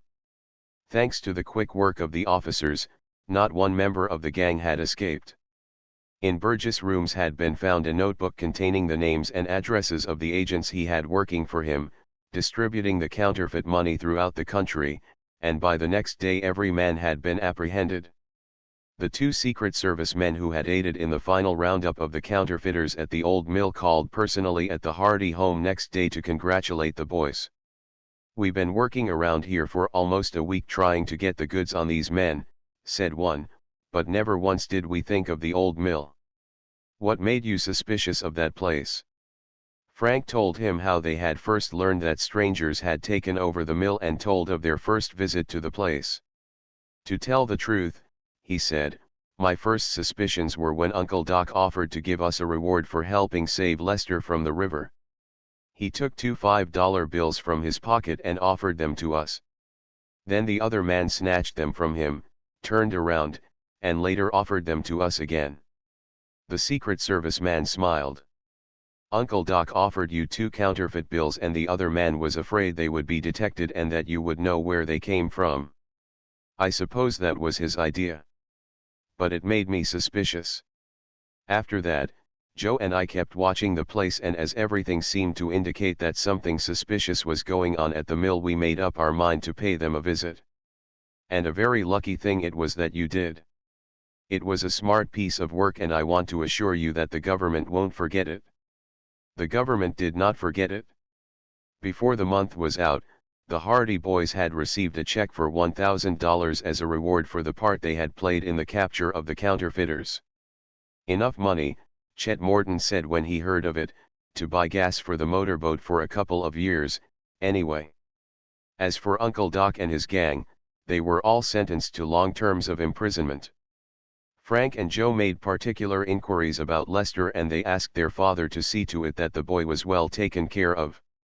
The result of Mr. Hardy's efforts in Lester's behalf was the discovery that Uncle Doc was not the boy's uncle at all, but a rascally impostor who had made claim for the lad at an orphan asylum and who had planned to bring him up in a life of crime. A well-to-do citizen of Bayport, who heard of the case, offered to give Lester a home and see that he was sent to school. The boy was accordingly assured of a brighter future than had confronted him while he was with Uncle Doc, and no one was more pleased than the Hardy Boys. We'll take you out with us in the motorboat, Lester, they told him. Will you? He asked, his face lighting up with pleasure. Sure, you're one of the gang now. And will you take me with you when you go detectiving? When we go what? Exclaimed Joe. When you go detectiving. The Hardy Boys laughed. Oh, you mean when we're trying to be detectives? We'll see, Lester. But the chances are we won't have a chance to be detectives for a long while now. Counterfeiters don't start operating around Bayport every day, you know. And it's a good thing they don't, Joe added. But the Hardy Boys were destined to have other adventures in which they were to have opportunities of displaying their ability as detectives quite as timely as those which had fallen to their lot in the affair of the old mill. What some of these happenings were will be related in the next volume, called, The Hardy Boys, The Missing Chums. When they received their check, which was the reward from the government for their clever work in running the counterfeiters to earth, they were accompanied to the bank by Chet Morton and Lester, Jerry Gilroy and Phil Cohen, Tony Perto and Biff Hooper, for the Hardy Boys had promised to celebrate by treating their friends to ice cream, to be followed by a motorboat race, wherein Tony, in the Napoli, was going to make a second attempt to beat the sleuth. I guess $10 will cover it, said Frank, as he handed the check over to the cashier. We can buy gas with the money that's left over. And you want to deposit $990? Yes. The cashier handed over two $5 bills. Chet Morton seized one, bit it, gazed reflectively at the ceiling for a moment, then gave it back to Frank. I guess it's good, he said. There's so much counterfeit money going around, these days, that one can't be too careful. Colophon. The Secret of the Old Mill. Was published in 1927 by Franklin W. Dixon. This ebook was produced for Standard eBooks by Elizabeth Miller Bolt and is based on a transcription produced in 2023 by Greg Weeks, Mary Meehan, and the online distributed proofreading team. 4. Project Gutenberg. And on digital scans from the Internet Archive. The cover page is adapted from The Secret of the Old Mill, a painting completed in 1927 by Walter S. Rogers. The cover and title pages feature the League Spartan and Sorts Mill Gaudi. Typefaces created in 2014 and 2009 by the League of Movable Type. This edition was released on March 26, 2024, 5:28 p.m. and is based on Revision 79. The first edition of this ebook was released on March 26, 2024, 5 p.m. You can check for updates to this ebook, view its revision history, or download it for different e-reading systems at standardebooks.org/ebook/franklin-dixon/the-secret-of-the-old-mill. The volunteer-driven Standard eBooks project relies on readers like you to submit typos, corrections, and other improvements. Anyone can contribute at standardebooks.org. Imprint. This ebook is the product of many hours of hard work by volunteers for Standard eBooks, and builds on the hard work of other literature lovers made possible by the public domain. This particular ebook is based on a transcription from Project Gutenberg and on digital scans from the Internet Archive. The source text and artwork in this ebook are believed to be in the United States public domain, that is, they are believed to be free of copyright restrictions in the United States. They may still be copyrighted in other countries, so users located outside of the United States must check their local laws before using this ebook. The creators of, and contributors to, this ebook dedicate their contributions to the worldwide public domain via the terms in the CC 01.0 Universal Public Domain Dedication. For full license information, see the uncopyright at the end of this ebook. Standard eBooks is a volunteer-driven project that produces ebook editions of public domain literature using modern typography, technology, and editorial standards, and distributes them free of cost. You can download this and other ebooks carefully produced for true book lovers at standardebooks.org. The Secret of the Old Mill. By Franklin W. Dixon. Uncopyright. May you do good and not evil. May you find forgiveness for yourself and forgive others. May you share freely, never taking more than you give. Copyright pages exist to tell you that you can't do something. Unlike them, this uncopyright page exists to tell you that the writing and artwork in this ebook are believed to be in the United States public domain, that is, they are believed to be free of copyright restrictions in the United States.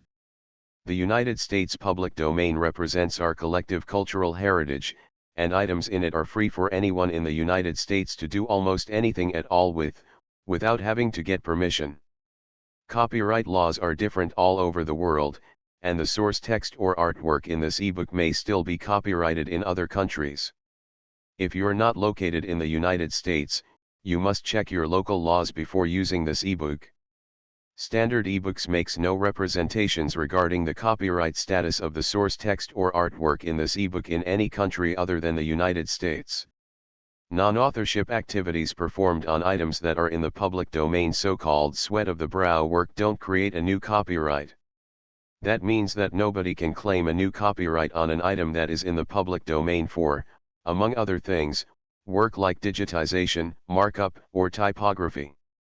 Regardless, the contributors to this ebook release their contributions under the terms in the CC 01.0 Universal Public Domain Dedication, thus dedicating to the worldwide public domain all of the work they've done on this ebook, including but not limited to metadata, the title page, imprint, colophon, this uncopyright, and any changes or enhancements to, or markup on, the original text and artwork. This dedication doesn't change the copyright status of the source text or artwork. We make this dedication in the interest of enriching our global cultural heritage, to promote free and libre culture around the world, and to give back to the unrestricted culture that has given all of us so much. Table of Contents. Title page. Imprint. I. A $5 bill. 2. Counterfeit money. 3. The Hardy Boys at School. 4. Another Victim. V. Curing the Joker. 6. The Old Mill. 7. In the Mill Race. 8. Joe's Courage. 9. The Rescue. X. The New Boat. 11. a man in a hurry. 12, seasick. 13, Paul Bloom. 14, Con Riley guards a package. 15, the chase. 16, a plan of action. 17, what Lester said. 18, suspicions. 19, the rug buyer. XX, a note of warning. XXI, at the mill. XXII, through the roof. XXIII, the alarm. XXIV, trapped. XXV, the reckoning. Colophon. Uncopyright. Landmarks. The secret of the old mill.